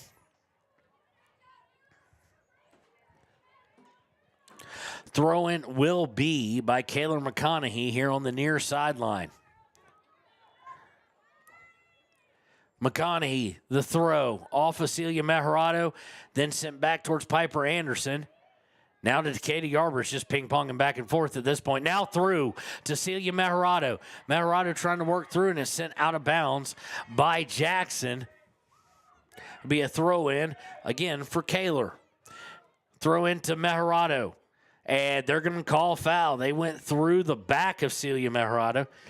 Again, kind of a weak foul, but the way they're calling it so tight, when you can get drugged down and have a foul called on you. Mossbrucker will sprint over to this side of the field. She is going to take it from the 39.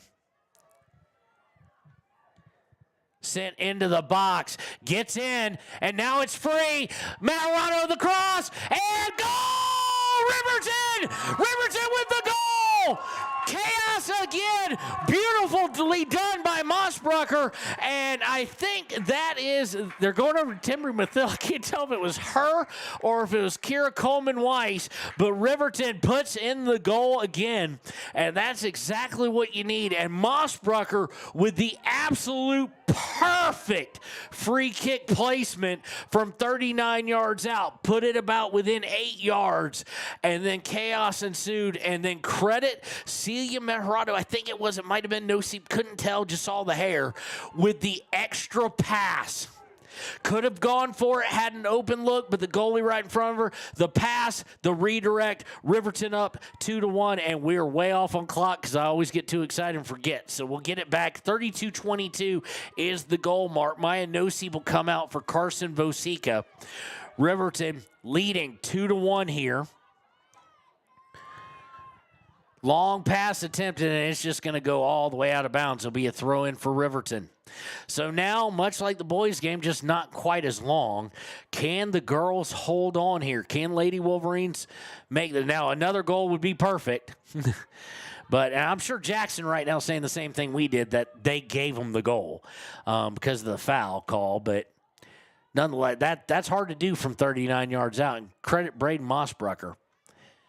So we're trying to get us back on time. When the clock stops, we will be there.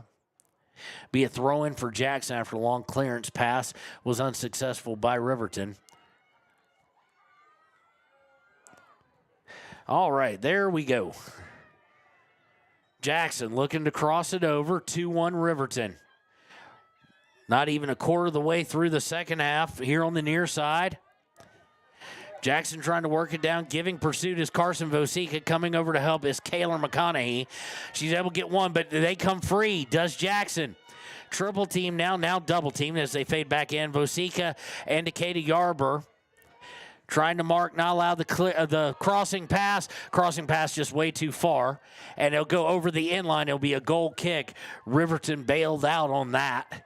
As you would expect, Jackson right now full of something in vinegar, as my dad would say. I'm not going to say actually what the whole quote is, but full of adrenaline. And they're really pushing. They're going to be aggressive. For now, Riverton just needs to kind of get through the next few minutes and let things kind of return to normal where it's not just trying to counterpunch immediately. The good part, though, for Riverton is a lot of times when that happens, you've got a chance at a counter because they're playing so aggressive. Goes out of bounds. It's not quite in the attacking third for Jackson. Jackson with a throw.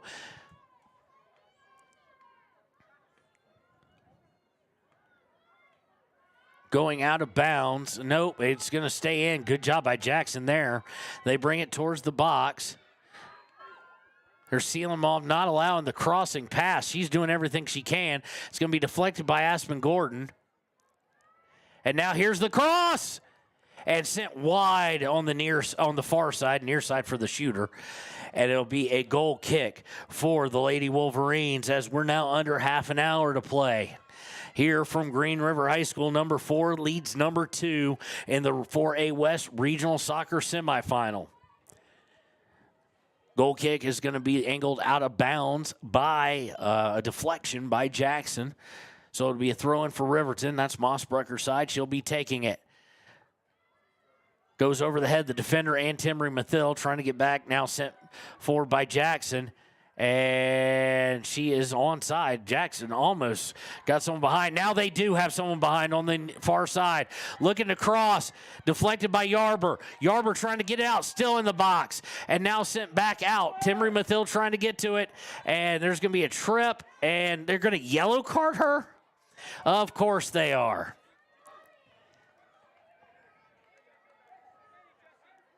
50-50 ball. And now, in fairness, Timbry was late to it. So, yellow card brought out. Maya Nossi will come back in. I'm sure Mathil will sit for a moment. Well, he gives her 5, tells her, hey, no worries. But it does lead to a free kick here.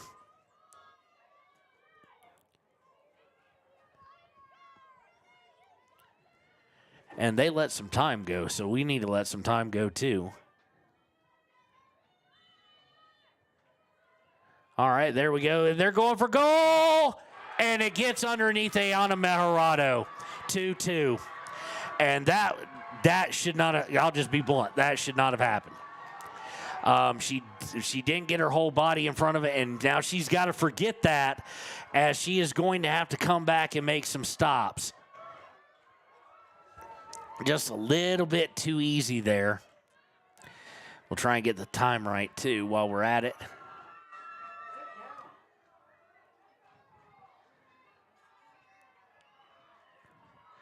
And a beautiful shot, though. I mean, the weird part was it didn't go high, which is where they try and usually beat her, and she may have been expecting that. It went low and beats the senior.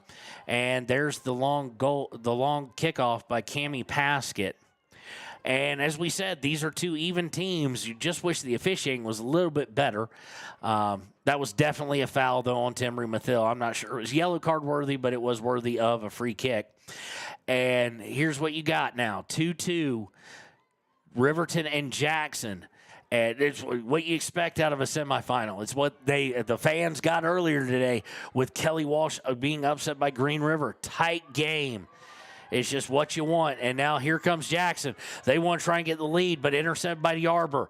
Yarber trying to get it through to Meharado. Cannot. Now it goes back, and Carson Vosica plays it one time, but a bad first touch, and it's that spin that favors, and that's trained. I mean, that's something Jackson's trying to do. Jackson down towards the box, trying to fight. We get a little bit of an elbow shove, and the fans don't like it as the ball was going out of bounds against Kaylor McConaughey. The Riverton fans not happy with it. Kaylor can give as good as she gets, though, here. And thrown into the box, triple teamed. Riverton not letting anything get past. Deflected, headed out by Meharado. Aspen Gordon can't play it out, but it's finally played out by Vosica. Meharado sending it forward. Paskett on the run. Paskett able to get through. And it goes out of bounds. It will be a throw for Riverton. Thrown into Noseep. Noseep trying to get through. Falls down but is not touched. Just slips on the artificial turf. It'll be cleared out. And Mossbrucker misplays it and allows someone to get behind her. Coming past Piper Anderson. Now Kaylor McConaughey steps up in front of him and sends it forward. Deflected back by Jackson. Jackson trying to come near side. 26:47 left here in the second half. We're all tied up to Mathill.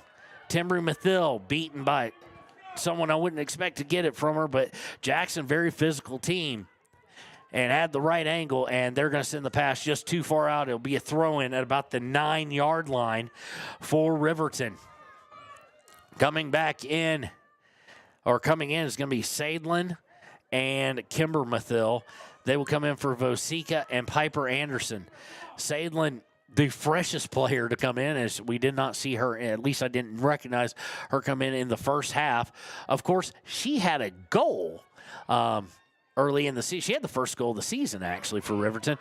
Going to send it far down on a long pass. That's going to easily reach Rommel. Or is that Rommel? I can't tell if it's Rommel or not, actually. I think it is. Jackson with the steal after Riverton intercepted the punt. Coming downfield, and Kaylor McConaughey will just send it out of bounds. Every possession meaning so much now. Every little misstep meaning so much. We've got drama. Thrown into the box, Kaylor McConaughey will kick it out of there, and it'll go out of bounds. And we'll have a substitution for Jackson. We a throw-in for the Lady Bronx.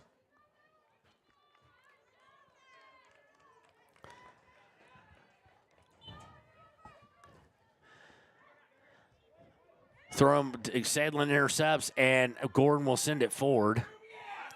No one there, and that's the unfortunate part, is none of these clearances are finding Riverton able to, so Riverton can get some aggressiveness going on. They're just clearances. Timbry Mathill coming onto the ball, trying to get it taken away, cannot. Jackson will come towards the near side. In defense is Meharado. Looking across into the box. It drops down. Trying to clear it out. Here comes a shot deflected by Mossbrucker. Center. Trying to shoot again. Yarber able to get in front of it. Now Sadlin trying to get it out of the box. And they're just not able to get anything on it to get rid of it. Back out towards the 20-yard line. Jackson working the far side. Jackson, center. Nice pass. Should be a shot. Goal. And that one, Meharado had no opportunity to get. So with 24:05 is how much is left. Jackson takes their first lead. That was beautifully done and sent high. And now, even though Riverton has led for the majority of this game, been tied for some of it, obviously, and now trails for the first time. Realistically, the back line has been unable to clear it, and there have been mistakes all game long. And that's very odd from this crew because it's a very disciplined back line. But they've got to solve it now, and they're going to ask, and I'm going to have to ask Wahid about this. They are going to send the ball all the way out of bounds. I'm guessing it's so that they can pinch up and try and take it away, and that's better off than them trying to build on it. So that's what it looks like. But just to make sure and just be able to report knowledgeably, we will ask. Throw in. Riverton now needing to tie, sending it towards the goal. Not really a shot, not enough on it, and it goes right into Rommel. 23 minutes to play. If this result holds, it will be a 9 a.m. kickoff against the vaunted Kelly Walsh, and a mad Kelly Walsh at that, after they lost to Green River. Of course, Vasco for Green River, best player in the state. Maybe the best overall player in the state. And Jackson now looking to add to their lead. They've got some people there coming into the box. Gordon will try and send it out of bounds and will be successful. As we're about to tick under 23 minutes to play.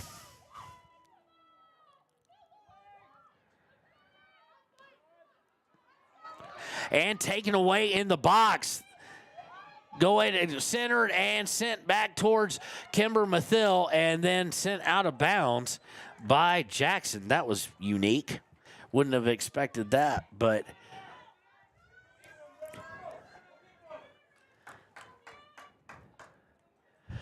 throw in by Kaylor McConaughey, goes off of Kimber Mathill and out of bounds. It'll be a throw in. Riverton has got to, because there does look to be a little bit of tiredness out there too, maybe a little fatigue, and it's a really well in shape team. But Jackson gets free, looking for a shot, cleared out by Aspen Gordon. Paskett looking to turn, and they get the foul, and they're going to yellow card Jackson. It's like the fourth yellow card we've seen, and that wasn't even the worst thing that's happened to Cammie today. So we've got to stop the clock here. So we'll start it back up when we get back on time. Mossbrucker will take this. Yet another booking. We've had a bunch of them. Riverton's had at least 3, because one on the bench and one on the coach. And the only reason I'm separating them out like that is if it's 2 on the coach, he'd been red card and he had to go sit on the bus or whatnot, or in the locker room.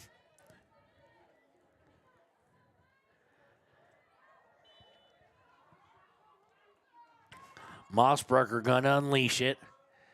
Goes down and gets through. Paskett trying to get through. Mathill now with it. Towards the box, and now cleared by Jackson.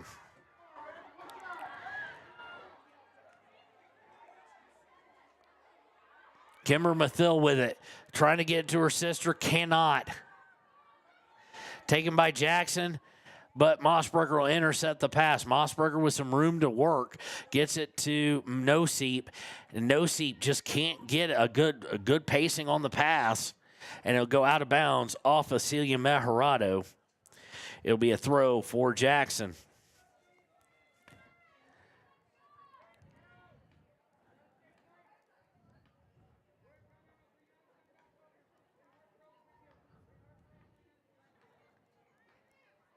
Throw in, deflected over to the center. Jackson with it. Looking to center pass it. Kimber Mathill steps in front of it. Gets it clear, but just for a moment. Sent back in. Now taken away by Kimber Mathill. And she just took a little there's that shoulder shiver, not called, as she was losing it. And now they're getting a little pushy.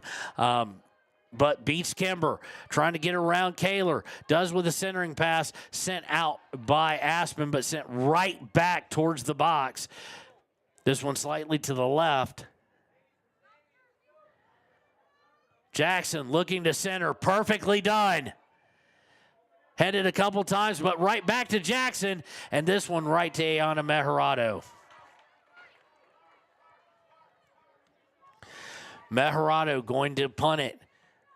Hits Jackson at the 50. Riverton right now is going to have to dig deep. That second goal that tying goal took a lot out of him, and that leading goal has taken even more out of him. There doesn't seem to be a whole lot of life in the steps, as they would say. And Riverton's got to find it. The good part is down by 1, and, of course, no ties here. Throw in by Jackson into the box, and that's where we've just been camping out lately. Clear, but just momentarily to Jackson out around the 30, and Jackson come right back, putting pressure, and there's somebody wide open. Majorado unable to get free, deflected twice, and now she gets it. Good job by Kayla McConaughey to stick with that play and stick in front, because Ayana got caught out of position by good move by Jackson, a little deke. Ayana did a great job of recovery, and Kayla McConaughey did just enough to make sure that they wouldn't be that wide open look. So good teamwork there. But the punt stolen away by Jackson. Jackson looking to come across the middle, and it's deflected for a moment, but then right back to Jackson. Aspen Gordon trying to clear it, and it just goes right back to Jackson. Now stolen away by Sadlin. Sadlin to Cammie Paskett. Paskett trying to get it free, and there is a foul. She's going to take it quick, and I don't know why. 18 minutes left. And it winds up right with Timbry Mathill way out in front of her and goes right to Rommel. I'm not sure why the quick pass was done, but it was nonetheless. Why the quick free kick was taken, especially when the one off with Mossbrucker is what led to the goal from about that same distance, just a different angle. Now Jackson working down that far side. Looking across, taking it down towards the end line. Jackson spins and cleared momentarily, now fully cleared out to Timbry Mathill at the 30. Mathill trying to get it through, cannot.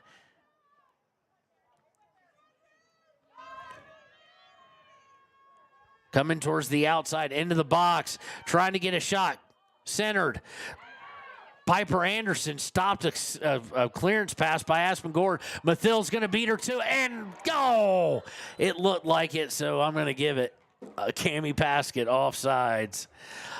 If she's not, I don't even know if she gets to it. I mean, it was a high-paced ball from Mathill, but it did look like Cammie Paskett had a good 6 yards on him when the pass was attempted. So it'll be a free kick for Jackson. Jackson trying to do what nobody's been able to do so far today, and that's hold a lead for any amount of real time. Into the box on the far side, Jackson towards the end line, and we've got a flag up, offsides against Jackson with 17:05 left here in the second half and in regulation.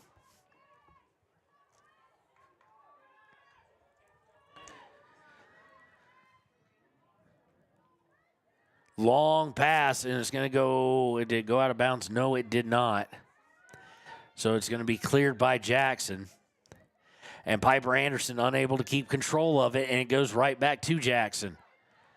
McConaughey trying to send it forward, and there's just not enough people to pass to. They're just sending them forward. I mean, sending balls forward. Decatur Yarber steps in front of it, and it'll be cleared out, but just momentarily by Piper Anderson, because the only people forward are Timbry somewhat and Cammie. Trying to get Timbry, Aspen Gordon does. First touch, a little bit hard, but sent out of bounds by Jackson.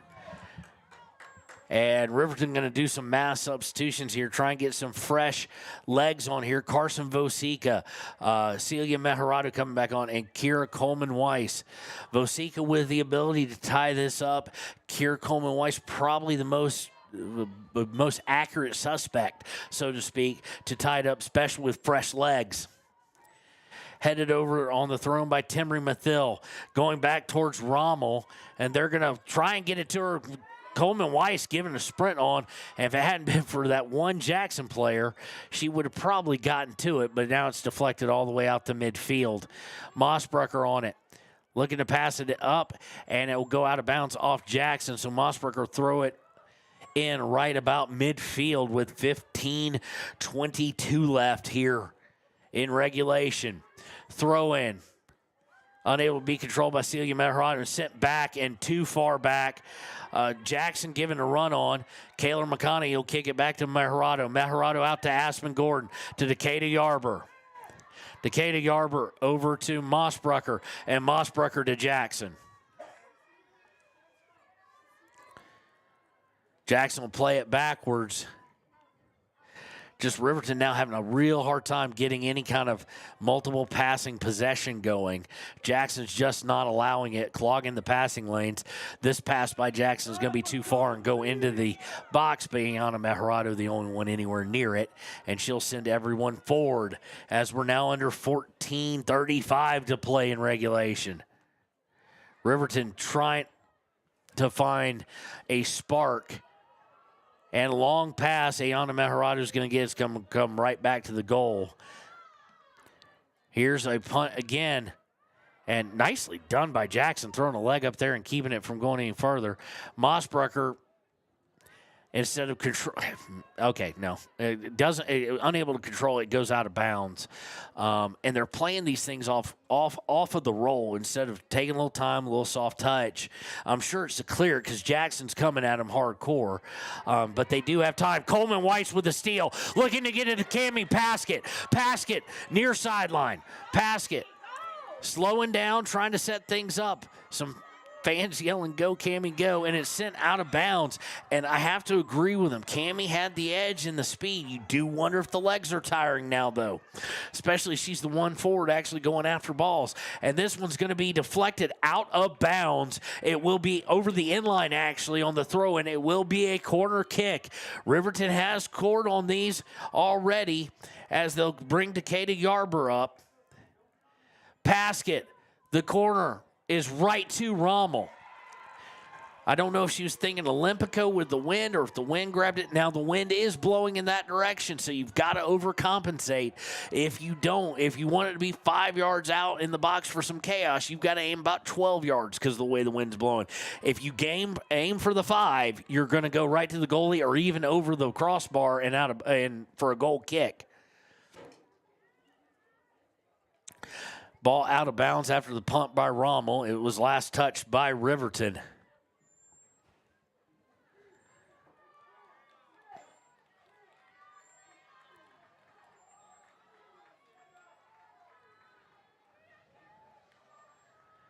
The throw-in goes to Mossberger. She tries to just kick it off the bounce, and it goes up and over her head and then out of bounds.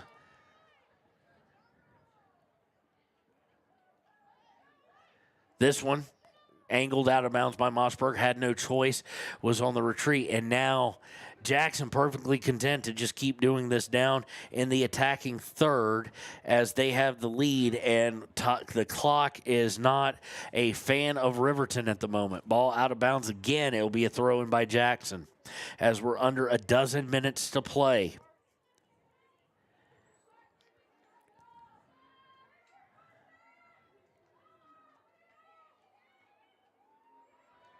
Jackson aiming for a shot, partially deflected by Riverton, but it winds up with Ayana Meharado. Going forward, here's the punt from Paskett to Meharado. Meharado looking to get it over to Coleman Weiss.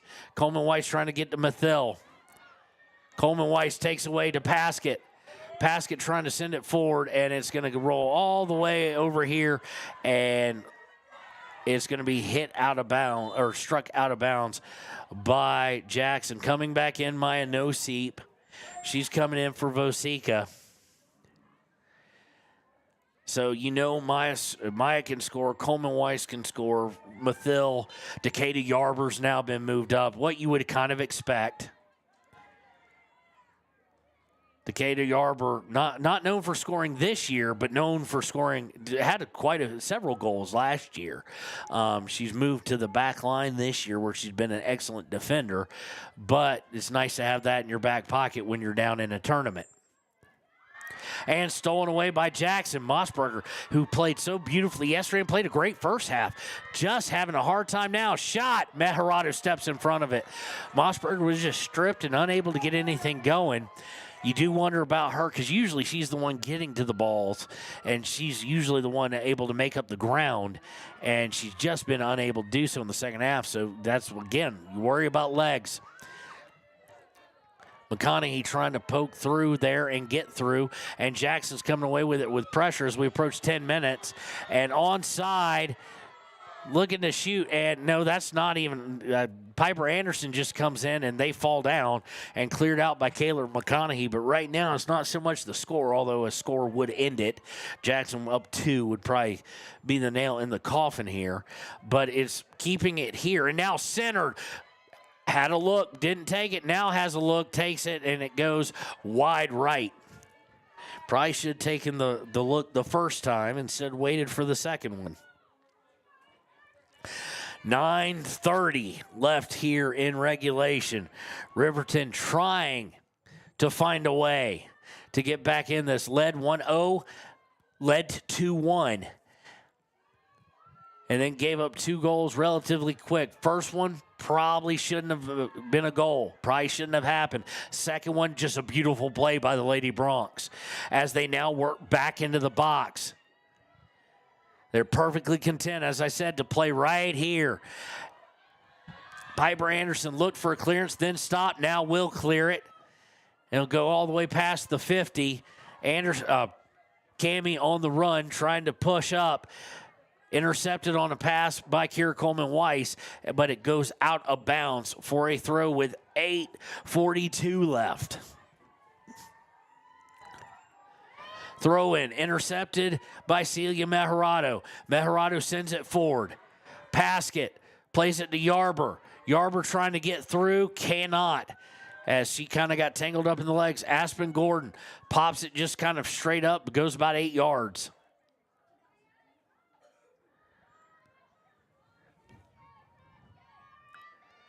Coming down the far side, Jackson working towards the end line, looking to cross. Double teamed, it's not there. Mejorado steps in front of it, sends it up towards the 40-yard line. Yarber giving chase, but Jackson comes away with it.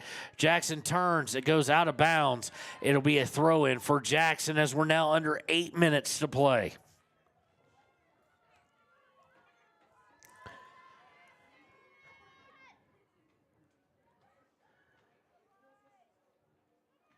Throw in, deflected backwards, but Jackson comes away with it. Now sends it forward. Mossbrucker steps in front of it, sends it out of bounds. Throw in for Jackson, and they're taking their sweet time every time they come up for a throw. And it will get worse and worse and worse. The ref at some point in time will whistle it and yellow card it or whatnot, much like they did in the boys' game against us yesterday. But now is not that moment. It's kicked out of bounds, but 30 yards further away from the Riverton goal. Still a Jackson throw. Jackson throws into about the 12-yard line. Now towards the box. Now angled out by Jackson themselves and sent forward by Coleman-Weiss. Coleman-Weiss looking to, now outside, looking to get it to Paskett. Paskett trying to get to it, cannot do it, but Coleman-Weiss coming back for it, gets it to Mejorado. Mejorado trying to send it forward for Yarber. It's not there. The long passes, Jackson has really sealed those up now. Trying to send it forward. Paskett on the run. Timry Mathill on the run. They'll send it all the way to goalie. Yarber and Mathill both trying to close in on it. It'll be kicked out of bounds. Caleb McConaughey will inbound with 6:25 to play here in regulation. Throw into Mejorado. Mejorado popping it up. Yarber not able to get a hold of it. Now it's down on the ground. It is in the box. Goes outside to Kimber Mathill. Kimber looking to cross it and sends it over the inline and just killed her angle a little bit there, but she had to get control of it first and went down towards the inline, and then it went over. Again, the wind playing some aspect in it. You've got to shorten it up, and that's hard to do when you've been trained otherwise. Maybe it's because I'm not from Wyoming. Maybe y'all are saying that this is easy for Wyoming folks, but it's blowing the ball around. Goal kick is sent right back. Mossbrucker, first touch goes back to Jackson. Now working on the outside, Aspen Gordon now having to give chase. Bad angle taken there, but does make up the distance. Good job by her to send it out of bounds. But the unfortunate part is this is just more clock milking off. 5:15, 5:14, 5:13. Riverton needing an equalizer. Long shot taken by Jackson. Mejorado plays it. If you're the Jackson coaching staff, you probably just rather them play around, run to the corner with it, waste some time than take a long pass or long shot. Now sending forward, trying to get it past Yarber. Yarber into the box. Yarber cut off, has to go outside, goes to Maya Noseep. Noseep has a hard time controlling it. Noseep trying to back down. I'm not sure what Noseep's trying to do, but she does draw the foul. Maybe that's what she was trying to do. And they're going to whistle that. They're not going to let her take it that fast. She tried to take it very quickly. We've got a yellow card. I see it has came out. And that is, I need to stop the clock here. That is against number 4 is the yellow card. Comes with 4:27 left, so we'll start the clock when it comes. Kind of surprised it was a yellow card, but nonetheless, Noseep is going to take the free kick. They won't Paskett out and available, and it may not be a great angle. I was about to say you might want to try and have Paskett go for it. They're referee moving the box forward. And here we go. This could be one of the final opportunities for Riverton. Noseep puts it up towards goal and just too far and over the end line. And why we got, he shows the X. And stop clock for substitution. They're bringing back in the player who just was yellow carded.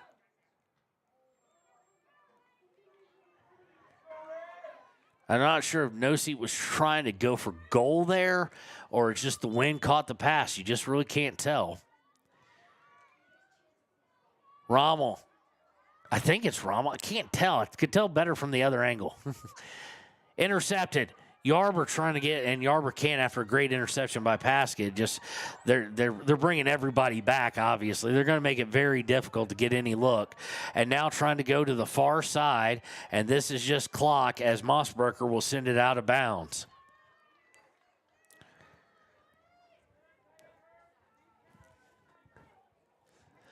Throw in here for Jackson as we're now under 3:45 to play.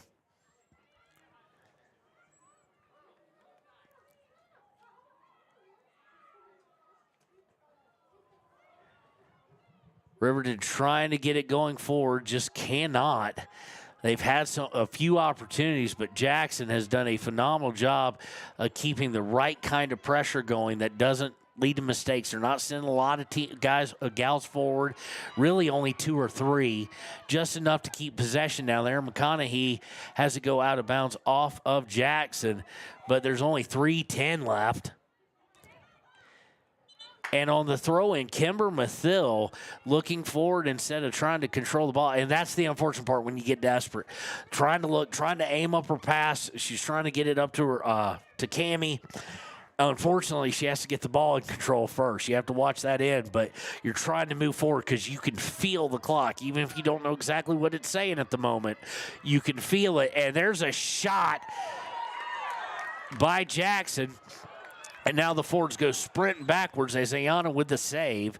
There's a lot of speed on that one. It's going to bounce over one off of Decatur Yarber's head and then into the box. It's going to come out of the box, and it's going to go over the end line. It will be, I'm guessing, a goal kick. And now some substitutions for offense. Carson Vosica, who will sprint up towards the front, will come in for Piper Anderson. So the defense is going to be McConaughey, Gordon, and Mossbrucker. I might expect more of that to happen here in a moment. 2 minutes to go. I'm wondering, they seem to be waiting for Kira Coleman-Weiss. I'm surprised she hasn't been sent up yet. Gordon to Mossberger, they've got her right there. Can't tell, maybe she's injured a little bit. Can't really tell because I have no doubt she'd be in there. And here it is, Decatur Yarber into the box, crossing pass to Mathill. And saved. That was definitely the best opportunity and might be the last for Riverton. Mathil saved by Rommel, and that was beautifully done. And based on how I'm not the coach, but Katie Arbor needs some more time up front.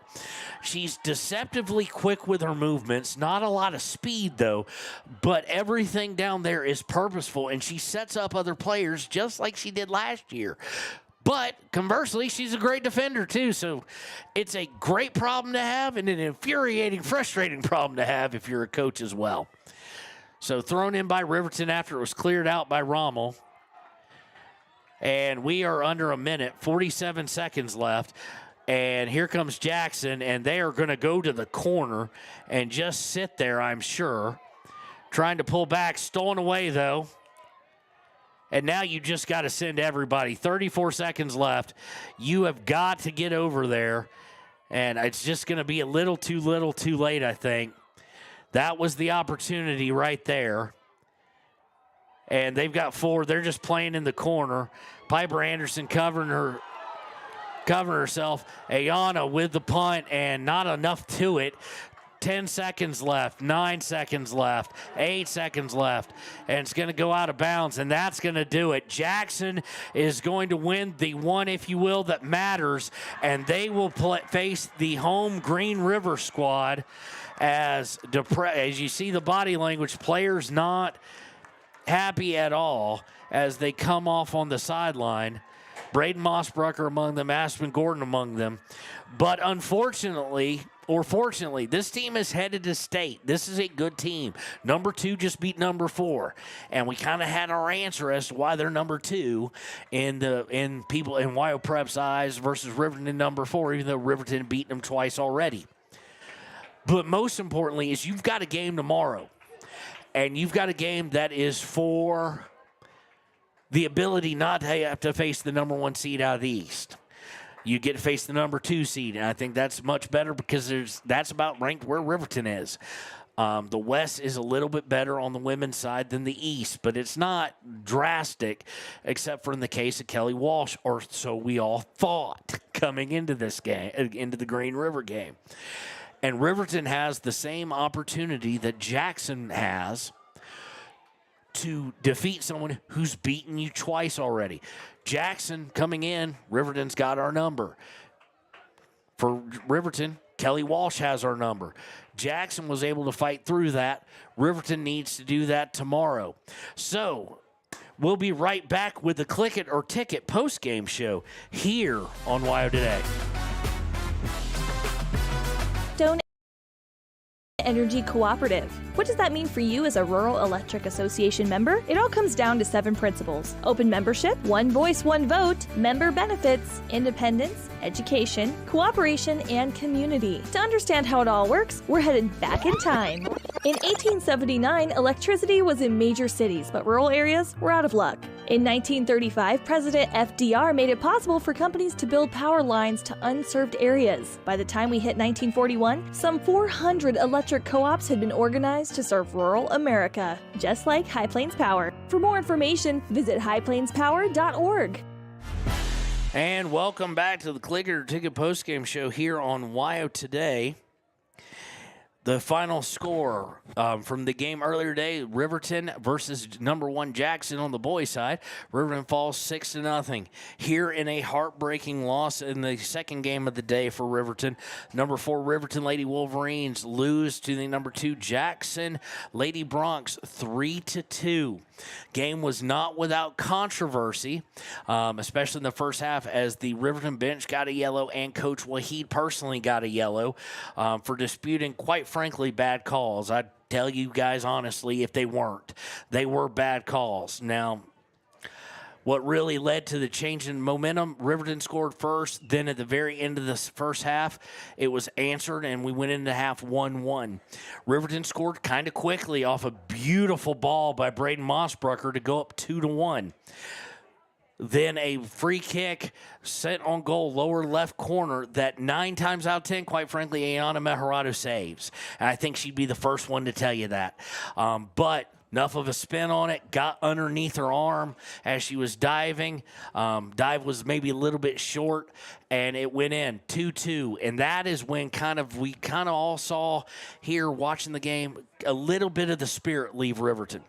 A little bit more of the legs from playing 2 games. Jackson played 2 games too, so it's not an excuse. But a little bit of a tiring, and Jackson, full of vinegar, came back and hit a beautiful set-piece goal, straight on goal, high and right. Ayana can't stop that unless she grows 7 inches overnight. She becomes a 6'4" player or something of that nature. I mean, it's just perfectly placed. And then Riverton, unable kind of after they went down 3-2 to have the same response that Jackson did, which was aggressive and pushing forward, did have an opportunity when they sent everybody forward. Decatur Yarborough kind of playing through her, and they were able to get a shot to Timbri Mathill. And just Rommel read it right. Timbri put it where I would put it too. Try and went inside corner. It was on mark, but Rommel, the goalie, who's very good for Jackson, played it well, and that is your final. So our Good Spirit Award of the game is going to go to Decatur Yarborough. She was one of the ones playing with still that level of effort and sportsmanship and things of that nature. Also want to give a shout out to Timbri Mathill, who helped to play her up earlier in the game, who she took out fairly, but it was a big collision nonetheless. The Papa Murphy's player of the game, and this one was kind of a tough one for me. But when she came on, she seemed to make things happen. And I was kind of going back and forth. But it looks like, at least how the celebration went, just Timbri Mathill. Timbri Mathill finds herself in a position for when chaos happens, she gets lucky. And what I mean by that, so the Mathill Shane doesn't come and kill me, is you create your own luck. And through her nitty-gritty effort of getting down into those situations and willing to put where elbows and knees and everything else in the world is flying at you, to be in a position where if the ball happens to present itself, you're in a position to make a play. She did that yesterday. She did that today. So congratulations, Papa Murphy's player of the game. So now we move on to what's next. Riverton Lady Wolverines will play tomorrow against Kelly Walsh, kind of their nemesis, with a chance to get a win over them, much like Jackson did today with Riverton, at 9 a.m. from Wolves Stadium. So if you're coming down, it's at 9 o'clock at the main stadium, $7 to get in. And we will have it live for you here on WYO Today, just as we have this whole tournament.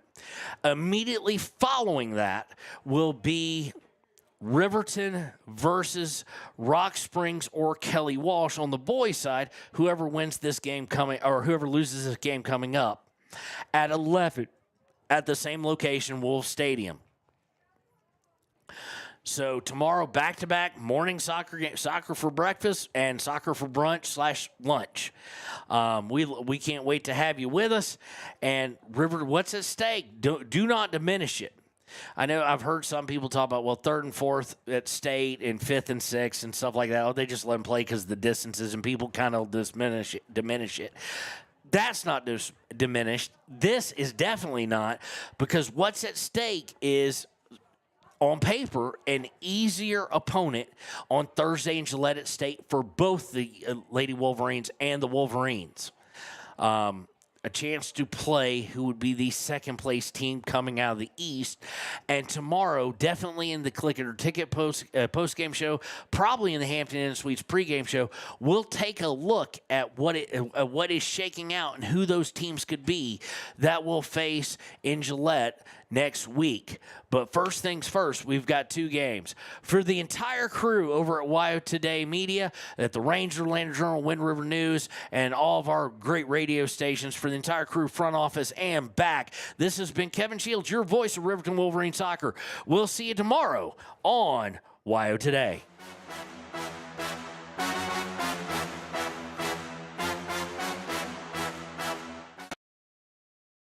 Papa Murphy's on North Federal in Riverton makes your pizza to order. Order online at papamurphys.com or in store. Delicious, fresh-made pizza just the way you want it. Papa Murphy's is a proud supporter of our local Fremont County student athletes.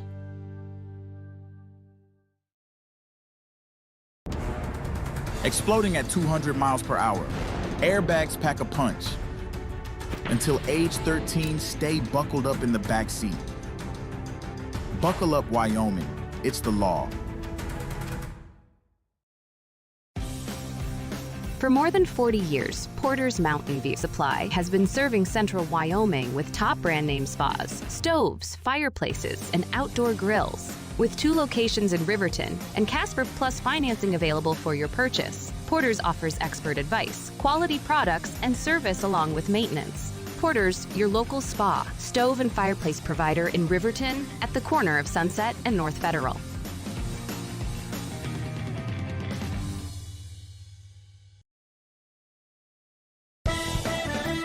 Shoshone Rose Casino and Hotel is proud to support youth sports and free